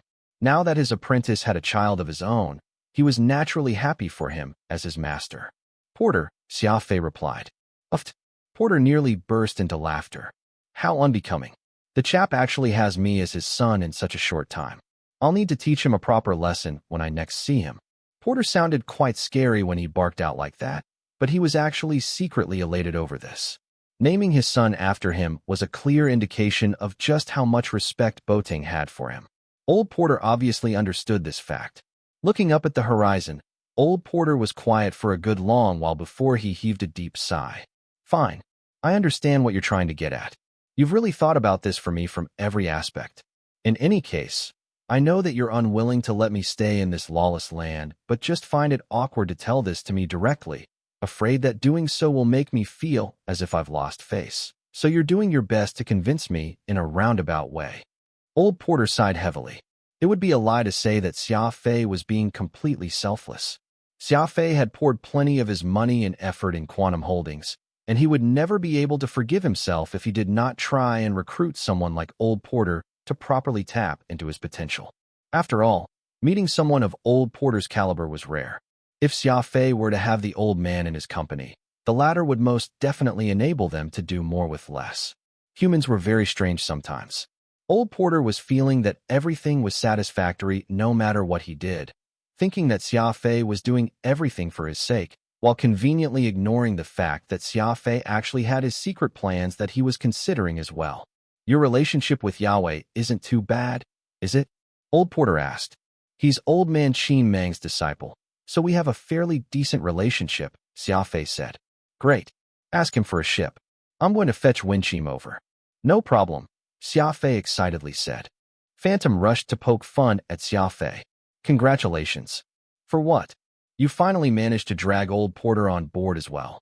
Isn't that worth celebrating?" Xia Fei smiled. Although dragging the old mechanic on board was not the best way to describe things, it was certain that Porter would be of great help to Xia Fei. Ever since Xia Fei decided to establish Quantum Holdings, Old Porter was probably the person in the highest weight class among its talented recruits. Previously, Xia Fei managed to get the likes of Boateng and Sarah into his company, but their usefulness could not hold a candle to Old Porter. Xia Fei knew well that Old Porter had amazing knowledge of machines and maintenance, even compared to the rest of the Alliance. It was almost unthinkable to recruit such an incredible master of machines into his small company. As long as Uncle Porter gave the word, countless top companies in the alliance would beg him to join them with crates of cash, and this was something he absolutely had the power to do. The more he spent adventuring, the more Xia Fei realized the importance of strength. Strength did not just refer to the cultivation of physical abilities. The life in space was full of unexpected and complicated things, and connections, as well as financial power, were also just as important. At the beginning, Xia Fei had to overcome many different obstacles to get the Black Mamba 130 engine. Without that top-tier engine, Xia Fei and Porter might have been lost among the stars. Evidently, that engine played quite a big role. Without proper strength and connections, it would be near impossible to get the proper top-of-the-shelf items, be it a warp engine, medicines used for cultivation, or equipment. Since he had chosen to go on the path of strength, there was no reason for Xia Fei not to go all out to increase his strength, so it was important for Quantum Holdings to join the stage of the Pan-Human Alliance as soon as it could. Old Porter went to planet DLC 113 to look for Winchim, whereas Xia Fei stayed in the Scarlet Volcano military base to fix Vampire. This time, the fat supervisor of the logistics department, Piker, did not try to give Xia Fei a hard time. Commander Yahweh had given him a strict order: give Xia Fei anything he needs immediately. If we don't have it, take it off another ship or borrow it from someone else. I don't care how you do it, but fix his ship as soon as possible. As a result, Piker was now deathly afraid of Xia Fei making a ridiculous request. There was no questioning the commander's authority. If he could not complete the task, not only might he lose his position in logistics, he might even be thrown into some dark, cold corner. Ever since Xia Fei entered the logistics department, the greedy fat man had been treating him like his own father, perhaps even a bit too friendly, such that it made Xia Fei feel uncomfortable. The Scarlet Volcano military base was not wealthy by any means. Hence, Xia Fei tried his best to take as few parts as possible, and most of what he did take were necessary, such as additional energy, propulsion, weapons. As for the other non-essential ones, Xia Fei decided to make do with what he had for now, only dealing with them once he returned to the Alliance. The fat man Piker happily sent Xia Fei away and immediately had people work on Vampire. Piker stayed up awake for over the next 3 days, remaining in his post and watching as others worked on the ship. In theory, there was nothing wrong with Piker watching over somebody else do work, but this fat man always liked giving unsolicited advice despite not knowing anything about maintenance. The engineers from the logistics department resented this and would grit their teeth each time. Obviously, the fat Piker did not care about any of that as Yahweh gave him a strict order. He had to guarantee the progress and quality of the work even if he got on the bad side of everyone in the military.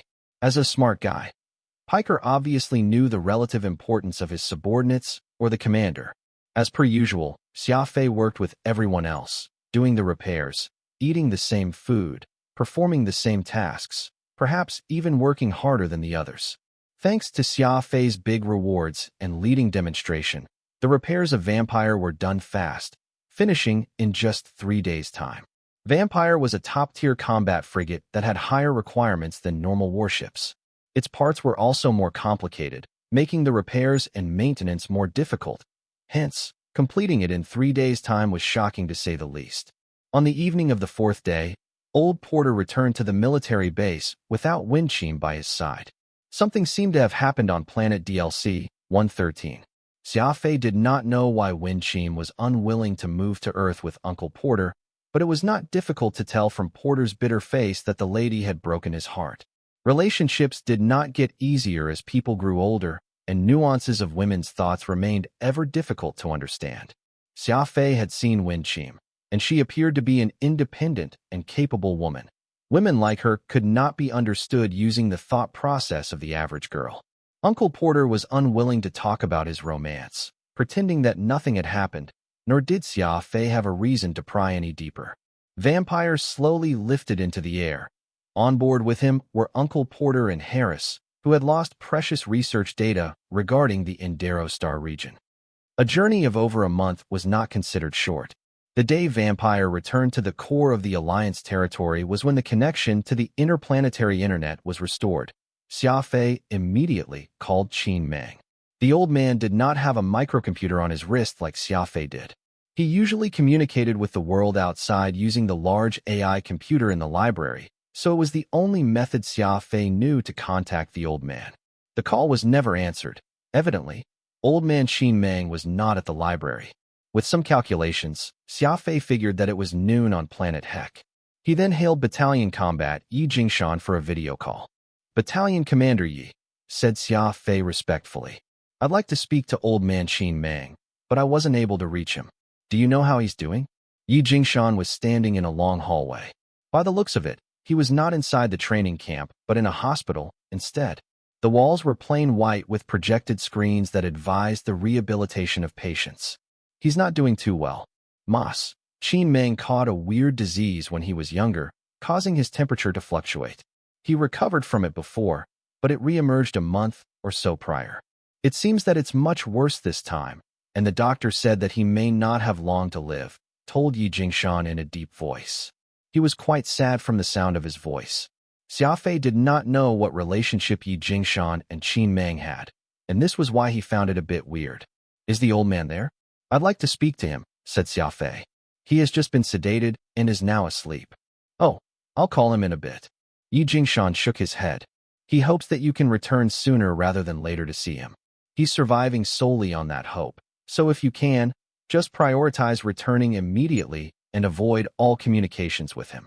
Xia Fei nodded. It was not uncommon for someone to survive on sheer will moments before their death, but once they exhausted that, who knew what could happen? Yi Jingshan's request of not revealing himself did make a bit of sense. "All right, I understand. I'll be back as soon as I can," said Xia Fei with knitted eyebrows. Turning off the projected screen, Xia Fei lit a cigarette as he entered into deep thoughts. Old Porter, who was next to him, asked, "Xia Fei, your relationship is quite something with that old man. The person he wants to see before his death is you? Doesn't he have children?" Normally, people wanted to see those whom they were closest to moments before their death. Although Xia Fei had a good relationship with Qin Mang, it was not one of a close kin. It was not completely out of line for Old Porter to think that this was a bit weird. "As far as I know, the old man doesn't have any relatives," replied Xia Fei. "Is that so?" Porter thought in silence for a bit. "You should head back as soon as you can. He must have something to tell you seeing how tightly he's been holding on till now." Xia Fei nodded. The elderly mechanic patted him on the shoulder before leaving the command deck of the ship. Old Porter was not much younger than Qin Mang.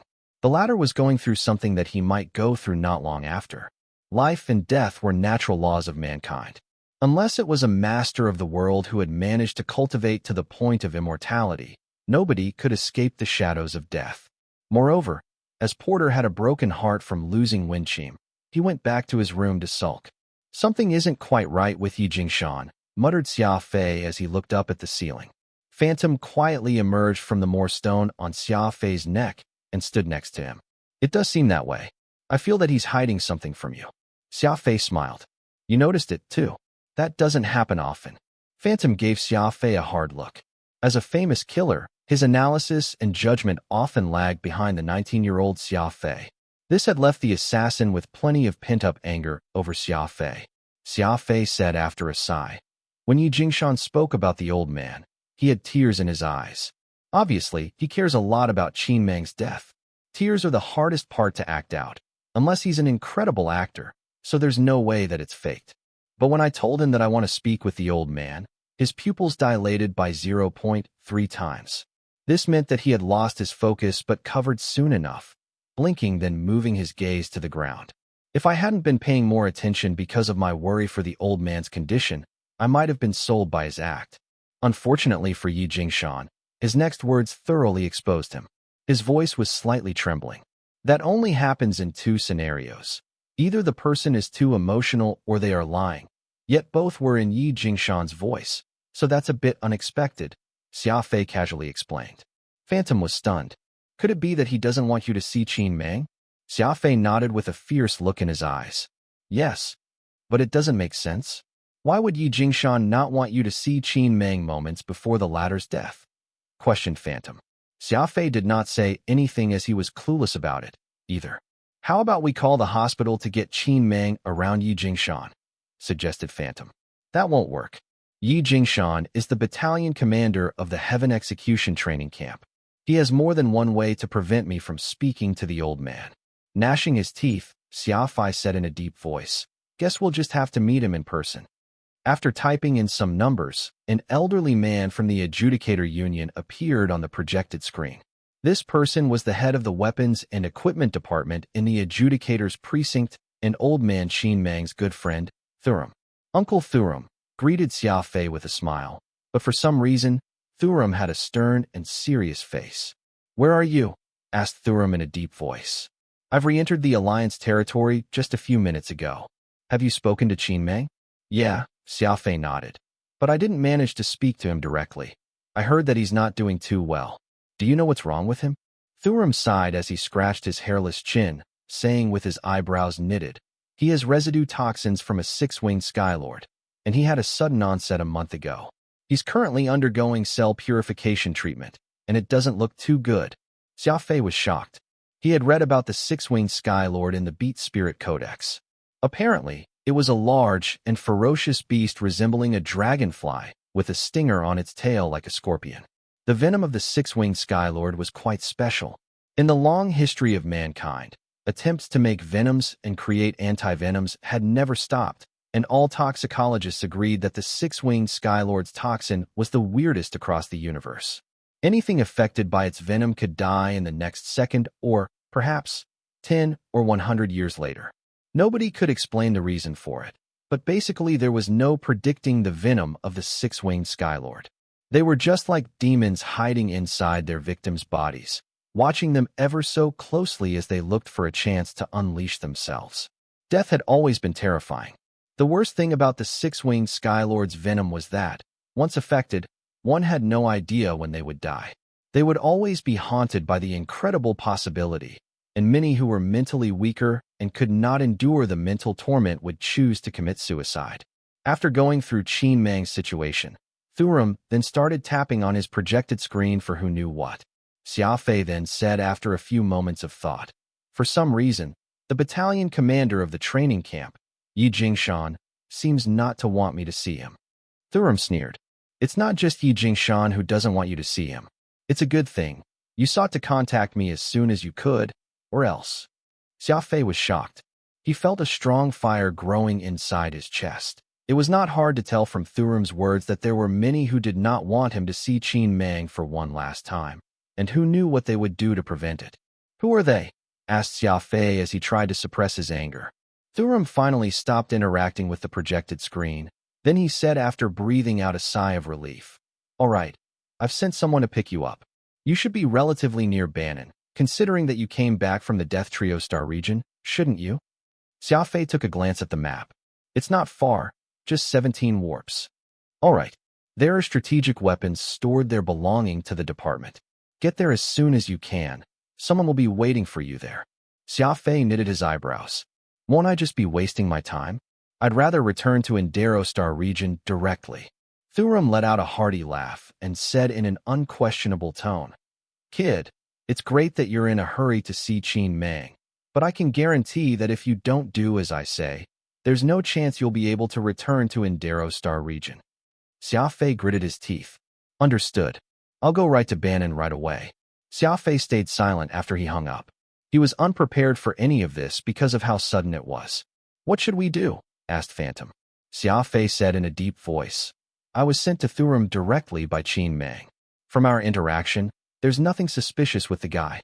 At this stage, all I can do is trust him." Qin Mang's real identity was a mystery. Being able to have a disciple like Yahweh and a friend like Thurum, his social circle must be quite broad. Xia Fei and Qin Mang were quite tightly knit, so it was not too out of the ordinary for the elderly curator to want to see him one last time before his death. He had been plenty of help to Xia Fei, after all, so he should pay him a visit no matter what. However, this was just him meeting an old man and seeing the latter off. So why would Yi Jingshan try everything in his power to stop him? And why would Thurum mysteriously warn him? What was going on? Qin Mang was actually stung by a six-winged Skylord, muttered Phantom with his head hanging. Xia Fei was stunned. Then he asked, "Right? You're an expert in medicine.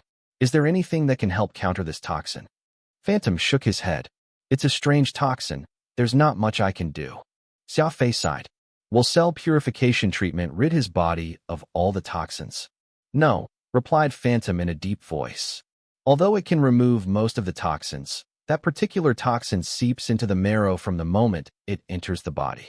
A complete purge would be impossible unless you recreate every single part of the body, which itself is an impossible task. Before the purification can be completed, Qin Meng will be tortured to death.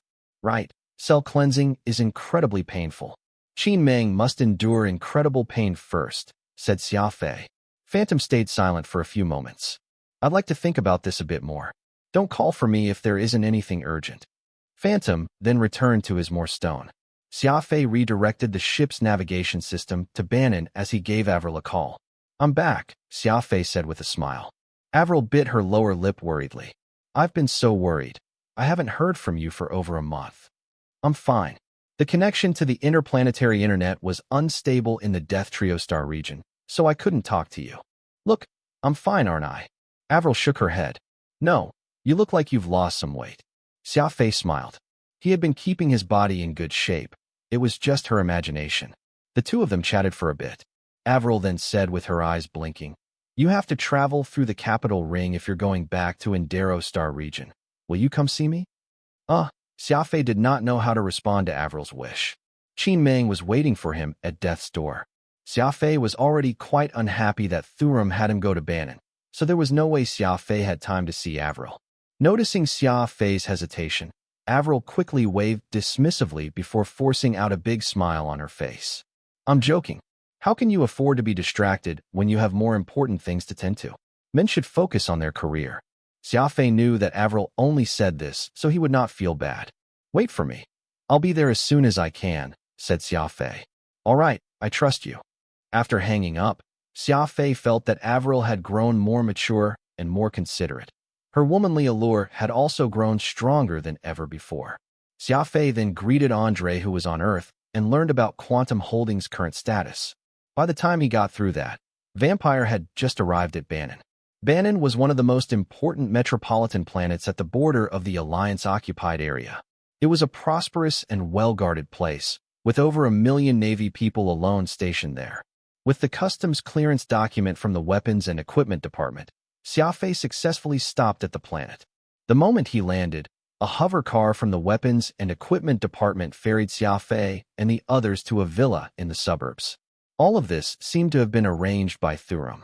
Although it was quite a nice villa, Xia Fei had no desire to stay there. Setting off a day early increased the chances of him seeing Qin Meng. The toxin of the six-winged Skylord had triggered long ago, and it was not stopping in its tracks just for Xia Fei. Time slowly ticked by amid his concerns. In the afternoon of the next day, the people Thurum sent to pick up Xia Fei finally arrived. The thirdling brother, you're here. Xia Fei greeted him with a smile. He had no idea that Thurum had sent the third brother Lingfeng here. Thurum had me posted nearby for a task.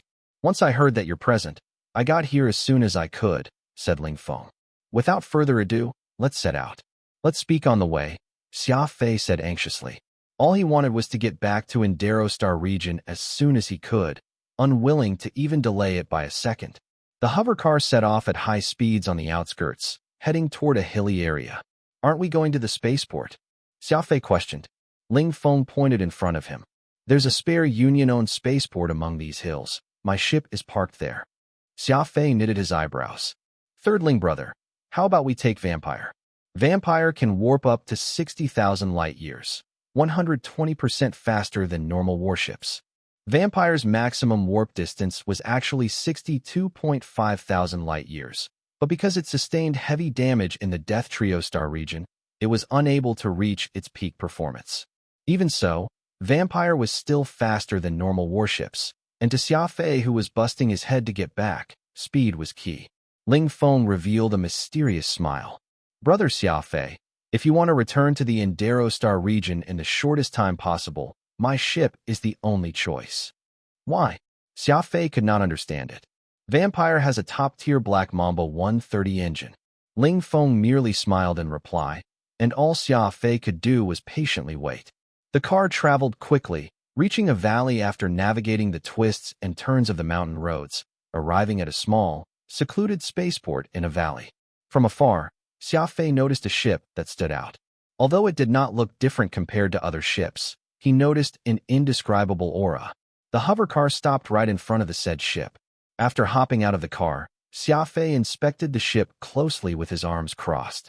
It almost looked as if it was intentionally made to look like a normal warship, though its edge was still faintly visible. Ling Feng walked in front of Xia Fei and patted him on the shoulder, saying softly, "This is a Gaian Ares-class interceptor." Interceptor? Xia Fei was stunned. This reminded him of when he was followed by a weird ship when he returned from the Wildstar region. He could not shake off that ship no matter what he did. Not only was its warping distance no worse than vampires, its cruising speed easily reached an incredible speed of 10,000 meters per second. It's a T2 warship with a warping distance of over 90,000 light-years. You believe me now, right? Ling Feng said with a smile. T2. Xia Fei was incredibly curious. He only knew that warships were split by grades.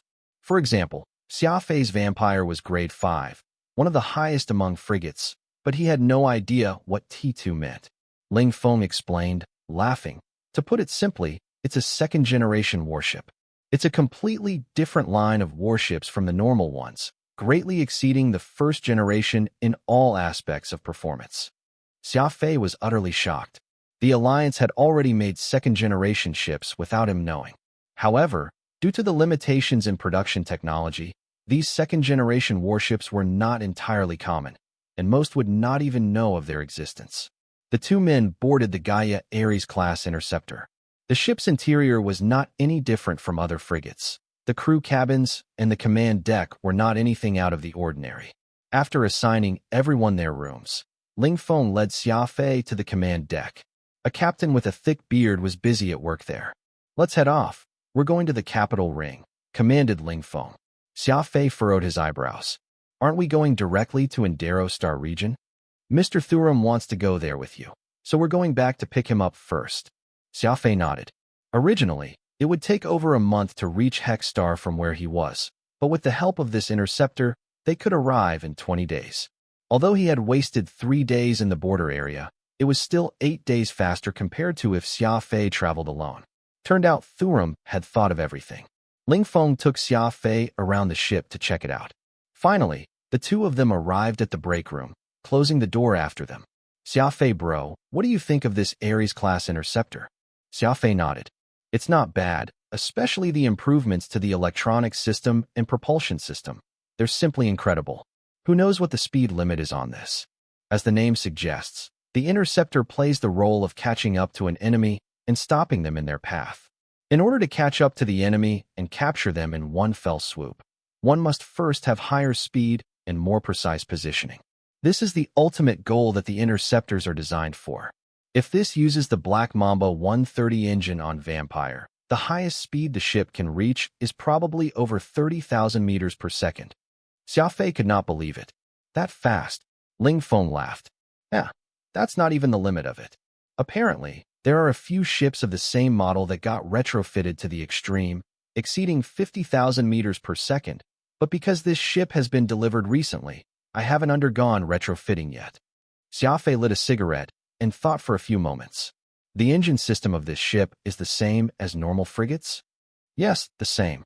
It's able to achieve such speeds because this ship's warp calculation module has way more finesse than normal frigates. As for the increase in cruising speed, it's because the ship is lightweight.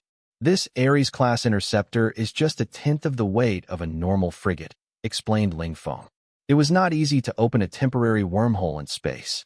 It required calculating the weakest node in the surrounding space, then using the wormhole generation module in the warp engine to rip space apart, creating a path that led far. Environmental variables, gravitational variables, and the status of the links between nodes all required to be calculated using supercomputers before undergoing precise energy distributions. The amount of data involved was incredible. The warp engine generated a fixed amount of energy. With an improvement to the warp calculation module, T2 warships could use the same energy module to create an even longer temporary wormhole, and the cruising speed was increased because the interceptor rid itself of its old cumbersome body, utilizing its lightweightness and accelerators while sacrificing its defense and firepower for the greatest improvement in speed. After wrapping his head around all this, Xia Fei said, I understand now. This T2 warship isn't really built for intercepting opponents, but for searching and discovering. Instead, because its fragile armor and pitiful firepower aren't threats to enemy ships at all. Brother, you sure are thorough in your thought process. The interceptor is mainly used for chasing in combination with a fleet. If the enemies aren't strong, it may be able to intercept them, but if it runs into something like your vampire, there's no way I'm letting this ship get anywhere close. Vampire's firepower and energy-stealing systems are incredible, after all. Without energy, the Ares class won't be able to utilize its speed no matter how quick it is. Xia Fei replied with a smile.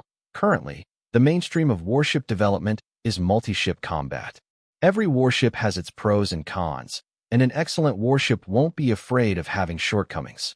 Rather, it's having no specialties and being mediocre. Take this Ares class. You can't disregard it just because it has terrible armor and firepower. When the enemies are fleeing, there's a need to advance quickly. The ship's advantages will show then. Xia Fei could not help but recall the mysterious Titan while they were on this topic about warships. There was no perfect warship in the world, but the Titan-class warship was the only exception. After all, Titan had broken any concepts of what a warship should be, becoming the ender of ships in the universe. What are you thinking about? Ling Fei stood up and grabbed 2 bottles of energy drink from the fridge, passing one to Xia Fei. I think that if one wanders through the universe, it isn't enough just having one ship.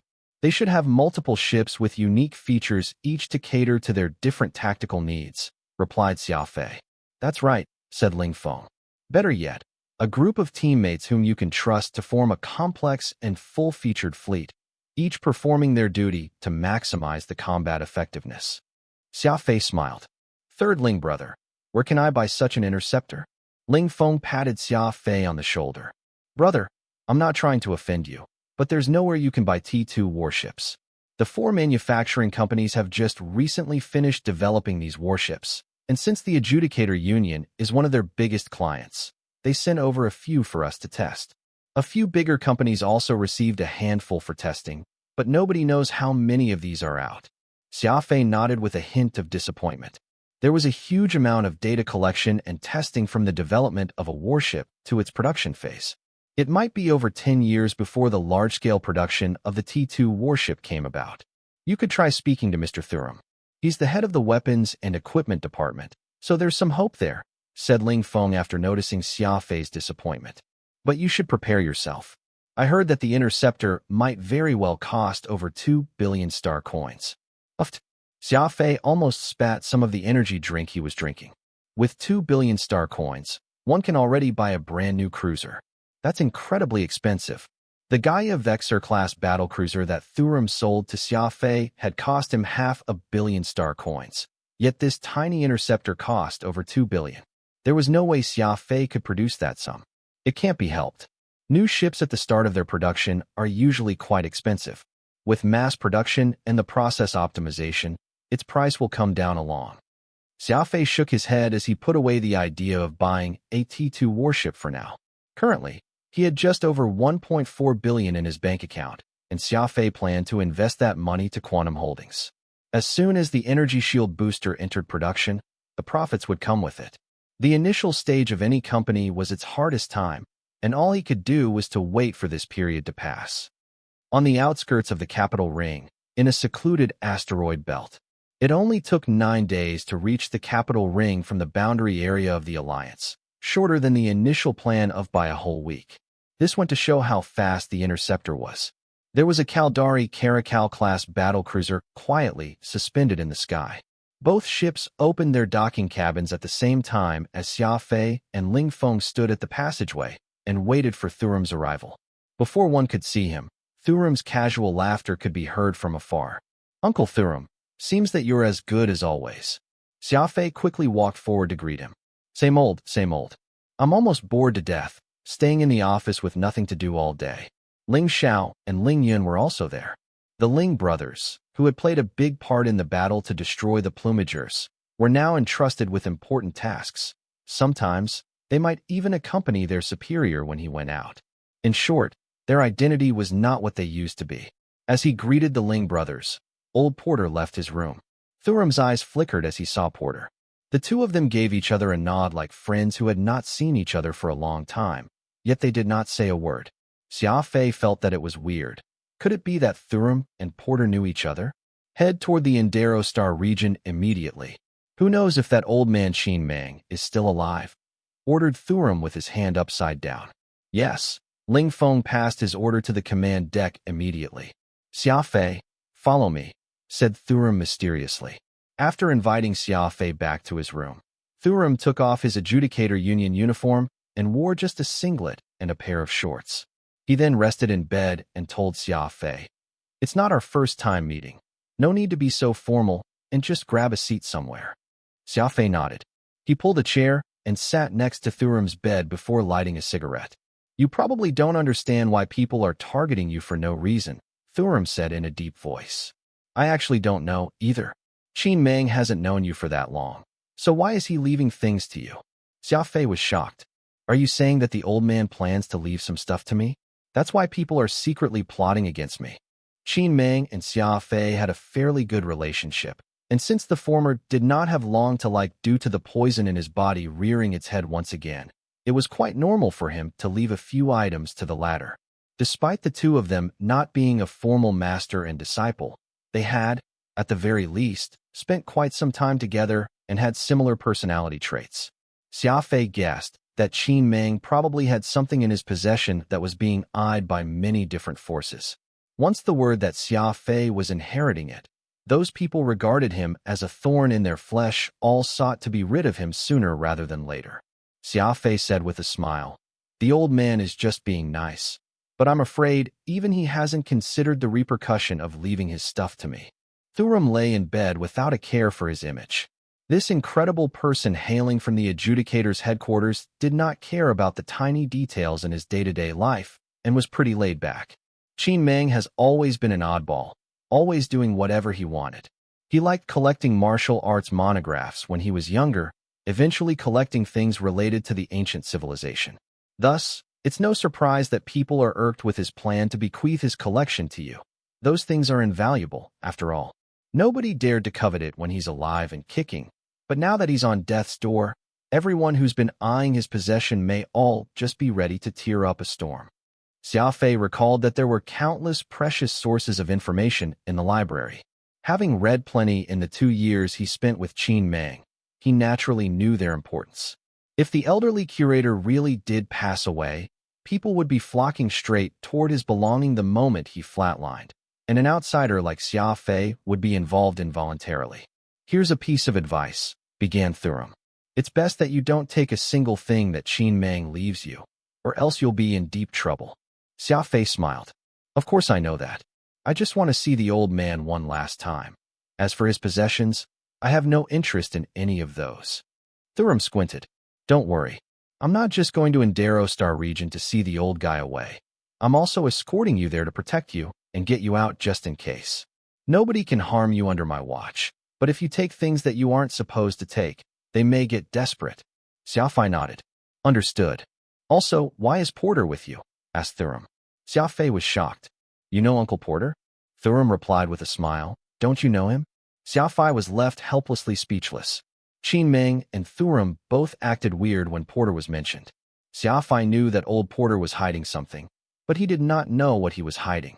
Back in the days, Porter was known as the famous Machine God, a 3-time Gold Finger Cup champion in the Alliance. Although he has one less eye than he did before, he might fool others, but he's not fooling me. "Porter is a 3-time Golden Finger Cup champion?" questioned Xia Fei. The Golden Finger Cup was the most prestigious machinist competition in the Alliance. It was already considered quite difficult to bag a crown among countless machinists in the Alliance, yet old Porter managed to win it thrice in a row, an honor that was simply unmatched. "How do you know him?" asked Thurum.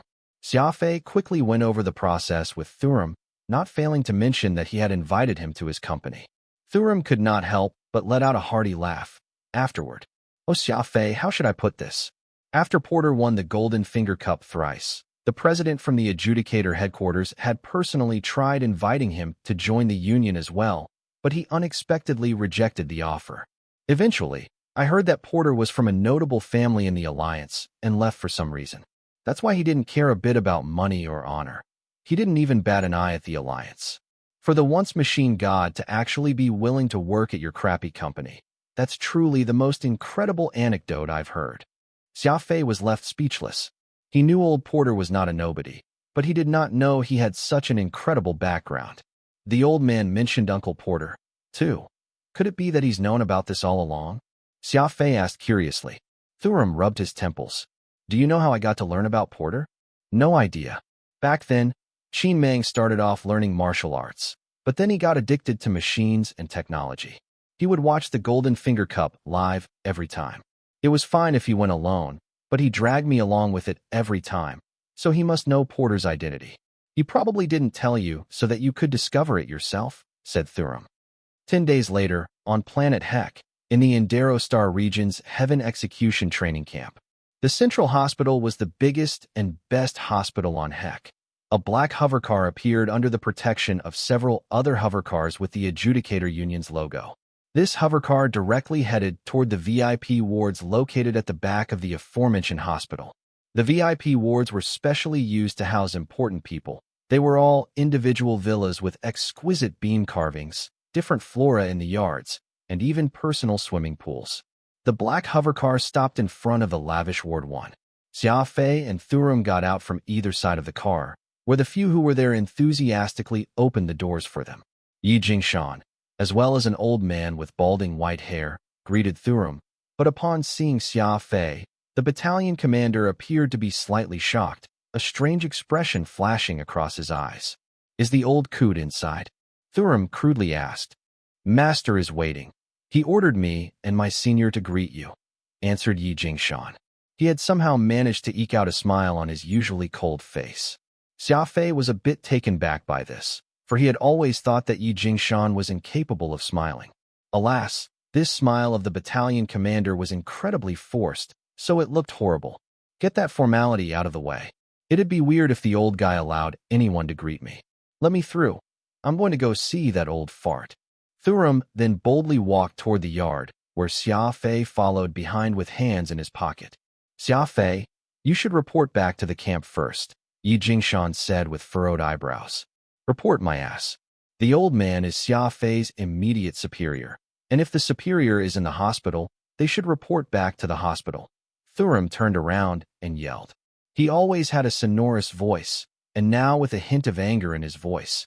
It boomed so loud it almost hurt the ears. Yes, you are correct, sir. The old man secretly pulled at the corner of Yi Jingshan's shirt and smiled like a sly fox. Who's that balding guy? Xia Fei approached Thuram and asked quietly. He's the oldest disciple of that old thing called Nalian. Qin Mang has taken in quite a few disciples. Unfortunately, he's not too good at picking them, and most are simply terrible. Knowing that their master is about to die, these disciples followed the smell in hopes of getting one last haul from the old thing. Xia Fei asked with knitted brows. Yi Jingshan is also the old man's disciple? Yup. This explained how Xia Fei had managed to enter the internal division when he was in the Heaven Execution Training Camp. It was all because of Qin Mang pulling strings from behind the scenes. It appeared that the old man had secretly helped him a lot. Xia Fei was very grateful about that. The old man's disciples aren't always bad. Yahweh in the Death Trio Star region is one of the exceptions, said Xia Fei. Thuram wrinkled his nose. That's because he's too far away and knows that he doesn't have any chance in this. All I'm saying is that the old thing only has a few handful of good disciples.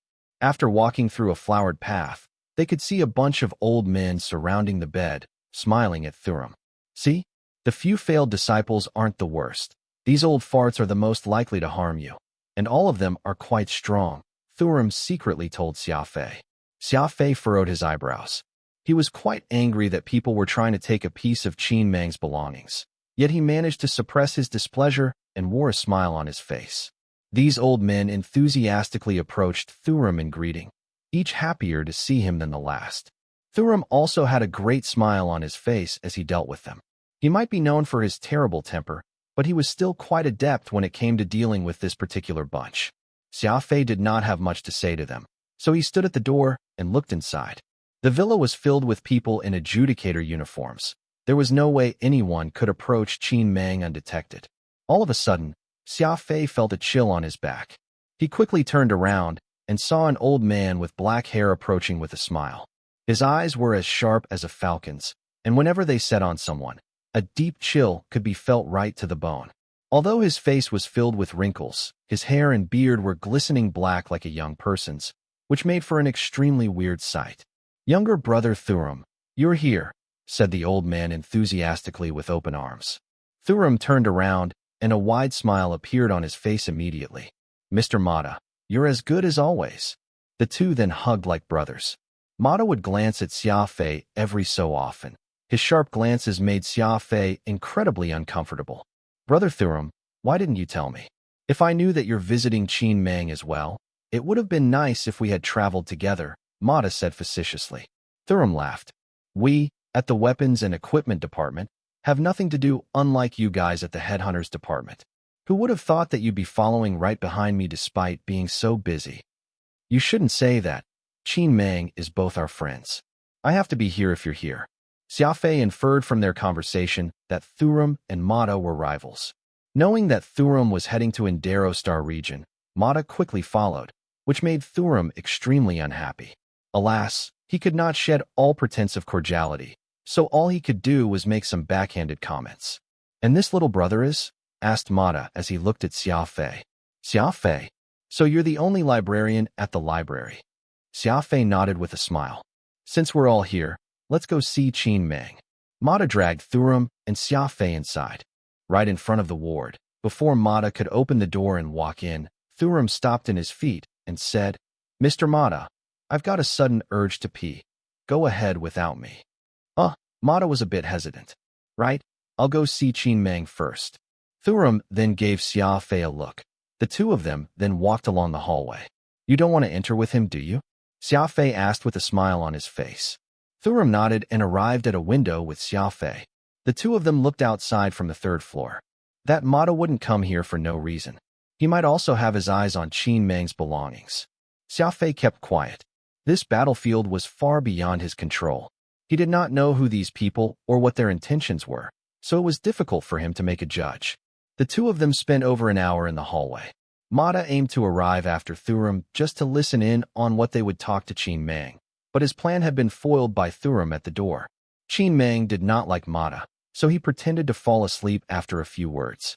Mata was put in a tight spot, needing to leave despite not wanting to. But in the end, he could only hesitantly leave Qin Mang's ward. Once he left the room, he was greeted by Thurum and Xia Fei looking at him with a smile. Mata curled the corner of his lips. "Little brother Thurum, your trip to the bathroom sure was long." Thurum laughed. It couldn't be helped. My kidney hasn't been doing too well at this age." Mata walked downstairs with a sullen face. Thurum and Xia Fei then entered the room and locked the door behind them. Mata let out a cold snort, for he was mad about more than one thing. The ward was spacious and well lit. Qin Mang was on the bed, completely pale. There was a large apparatus with flashing indicator lights beside him that was working this entire time. This was a cell purification machine. The lamp at the top shone a cleansing light onto Qin Mang, removing all the poison from his body. There was also a transparent tube connected to Qin Mang's blood vessels that was drawing blood into the machine to be purified before re-entering it into his body. Advanced apparatuses like such cost tens of thousands of star coins per minute to operate. If the one who got poisoned was an average person, there was not much they could do other than die, even if they were unwilling to, for the astronomical expenses were simply beyond what they could afford. Upon hearing that there was someone coming in, Qin Mang slightly opened his eyes. After making out who was in his room, his lips curled to form a slight smile. "I've come to see you because I heard that you're about to die, you old coot," Thurum said, laughing. Qin Mang did not seem to find the mention of death taboo and even replied with a smile. "Keep dreaming. I'm still doing great, so I'll be here for a while." Xia Fei joined in and greeted Qin Mang as well. There were a few comfortable sofas next to the bed. Obviously, they were set down for incoming visitors. There were also some fruits among other things on the table. Xia Fei and Thurum sat opposite Qin Mang, who then stuck out 2 fingers. "Do you have a cigarette?" Xia Fei took out a half-pack of Hongtishan cigarettes, and lit one up for Qin Meng. Thurum furrowed his brows due to his dislike toward the smell of cigarettes, yet remained silent. They don't want me smoking. In the past, I would have kicked that horrible doctor, but now that I'm getting on in years, I couldn't even kick anyone even if I wanted to, Qin Meng said softly. Thurum rolled up his sleeves. Which close-minded doctor was it? Tell me. Xia Fei and Qin Meng both laughed. As the weapons and equipment head in the adjudicator's headquarters, he was nothing less than highly respected, but his brutish and unreasonable behavior was no different from when he was younger. Xia Fei, go out for a second. I have something to tell this old man, said Qin Meng. Sure. Xia Fei vaguely nodded and left the ward. There were a few members of the adjudicator union standing along the corridor. Who knew if they were there to protect the old man or to keep him under strict observation? All of them stood there like logs, not moving even a single inch. Xia Fei lit a cigarette as he walked to the window. At this moment, Phantom excitedly appeared from the more stone. Phantom had been hiding in his tiny, cubic hole these past few days, working on something. As there was nothing important, Xia Fei let him be. Phantom's eyes were glistening with excitement. Are you sure that Qin Meng was poisoned by the six-winged Skylord? Xia Fei nodded slowly. Probably. Why? Did you figure out a way to combat the toxins? Phantom shook his head. It's not realistic to rid the poison, but I thought of an even more toxic plan. Xia Fei was confused. What does a more toxic plan have to do with the old man's poison? Phantom had a mysterious smile. Just let me finish. I came up with a medicinal formula based on the six-winged Skylord's venom. It has similar characteristics, and is also a poison that stays in the body that can trigger any time. But before it triggers, it can temporarily suppress the other toxins in the user's body. Xia Fei learned a thing or two about medicine and toxins from Phantom, so he understood it right away when Phantom said that. Are you saying to use an even stronger toxin to suppress the six-winged Skylord's toxins? Exactly. Xia Fei was speechless. Phantom's theory was similar to Chinese medicine's theory of treating poison with poison. Since the poison in Qin Meng's body had gotten triggered sans any medicine to combat it, he could take an even stronger, slow-enacting poison to suppress the already triggered poison. Although this would rid the user of the pain from the triggered poison, their body would be under the control of another poison, which could also trigger any time. In the end, he would still be in limbo between life and death, like his present situation. How long could he last? Asked Xia Fei. It's hard to tell. Perhaps a year, perhaps a second, replied Phantom. Xia Fei let out a bitter laugh. Using a poison to suppress other poison, yet in the end, the victim would still die from poison. If they were lucky, they would live like a normal person for a few more days, and that might be the best of it. If they were unlucky, the stronger poison might get triggered right away, resulting in the person dying at once, faster than they would otherwise. This was basically gambling with their lives, but the only thing on the table was their current, half-dead state. Xia Fei, would you take it if you were Qin Meng? Phantom joked. Xia Fei answered without even thinking. If it were me, of course I would.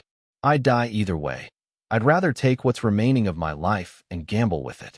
If I won, I'd get to live for a few more days, and if I lost, I'd at least die happy. Since you could arrive at that conclusion, Qin Meng would, too. Xia Fei was left silent. He also agreed with Phantom's suggestion. The cell purification treatment was extraordinarily painful. One could tell from Qin Meng's pale and skinny face what kind of agony he was going through. An old man, who used to be so fat that he could not walk properly, had gone down a few sizes after a few months. No matter the case, it was horrible to poison someone as treatment. It was one thing that Xia Fei was willing to try it. It was another matter convincing someone else to put their lives on the line. How about you tell him about the plan once you enter the room later and let him make the choice, suggested Phantom. Xia Fei nodded. We can try, but not now. Why? If the old man dies before we manage to create the medication, aren't we just giving him false hope? If we promise someone, we should be able to deliver. How about we make the medication first before we put it in front of him and let him choose? For now, I'll have to check his tone. Although Phantom had managed to think of this extreme method of dealing with the poison, there was not much to go on in terms of its execution and application. Xia Fei was a very thorough person and would think of everything at all angles. This was an important matter, so everything must be taken step by step instead of being rushed. Is your idea hard to execute? Asked Xia Fei. Phantom shrugged. A bit. First, we need to catch a six-winged Skylord to extract its venom. Second, I'll use other toxins and ingredients that change their medicinal properties to reverse its effect. Phantom's medications had always been extreme. He liked taking alternate routes, using the most dangerous methods to achieve the best results. Xia Fei had been with Phantom for quite a while now, so he was not too surprised about his suggestion. However, the requirement of catching a six-winged Skylord alive had some difficulty to it. Setting aside the possibility of subduing such a creature of evil, it was a problem in itself if it even existed near the Indero Star region. If he had to travel too long a distance, Qin Meng might be gone before Xia Fei could produce the medication. While he was deep in thought, he heard Thurum's voice some distance away. Xia Fei walked over after stomping out his cigarette. Thurum said aloud, "The old Coots is waiting for you. It's best to be on your way in case he dies soon." Although his words were harsh, Xia Fei noticed that there was some redness in Thurum's eyes while something sparkled and turned at the corner of his orbs. It was evident that he was devastated, and it was taking everything in him to stop his tears from coming out. It was just like that sometimes. The people who praise one might not be their friends, yet the people who yelled at them might turn out to be their best comrades. Xia Fei nodded before pushing through the door into the ward. Just like when he was in the library, he got some tea leaves, brewed a cup of such for Qin Meng, and passed it to him. Qin Meng took the cup in his hands and took a sip before smiling. "Not bad, not bad. I've never gotten around to asking you. How come the tea you make with the same leaves tastes better than the ones I make?" Xia Fei smiled. "Because of the temperature and the flow of the water." "Temperature and water?" Qin Meng asked curiously. "The water can't be too hot. At a high temperature, the water can destroy the fibers of the tea, making it murky. If it's too low, the leaves won't be fully hydrated and will result in an incomplete extraction of flavors. There's also the flow of the water. When the water is poured in, it should be poured along the side of the cup, allowing the water to flow in a clockwise direction and form a vortex. Make the tea leaves go through said vortex." Qin Meng was thoroughly impressed. "I've drank lots of tea leaves my entire life, yet I've never noticed these details. My whole life has truly been a waste." After a few moments, Qin Meng asked, "Did you manage to find Old Porter in the Death Trio Star region? I'd love to hear from you. Thanks so much for watching. Did you enjoy this video? If you did, make sure to hit that notification bell so you never miss an update. And don't forget to subscribe and give this video a big thumbs up. Your support means the world to me, and I can't wait to see you in the next one. Thank you.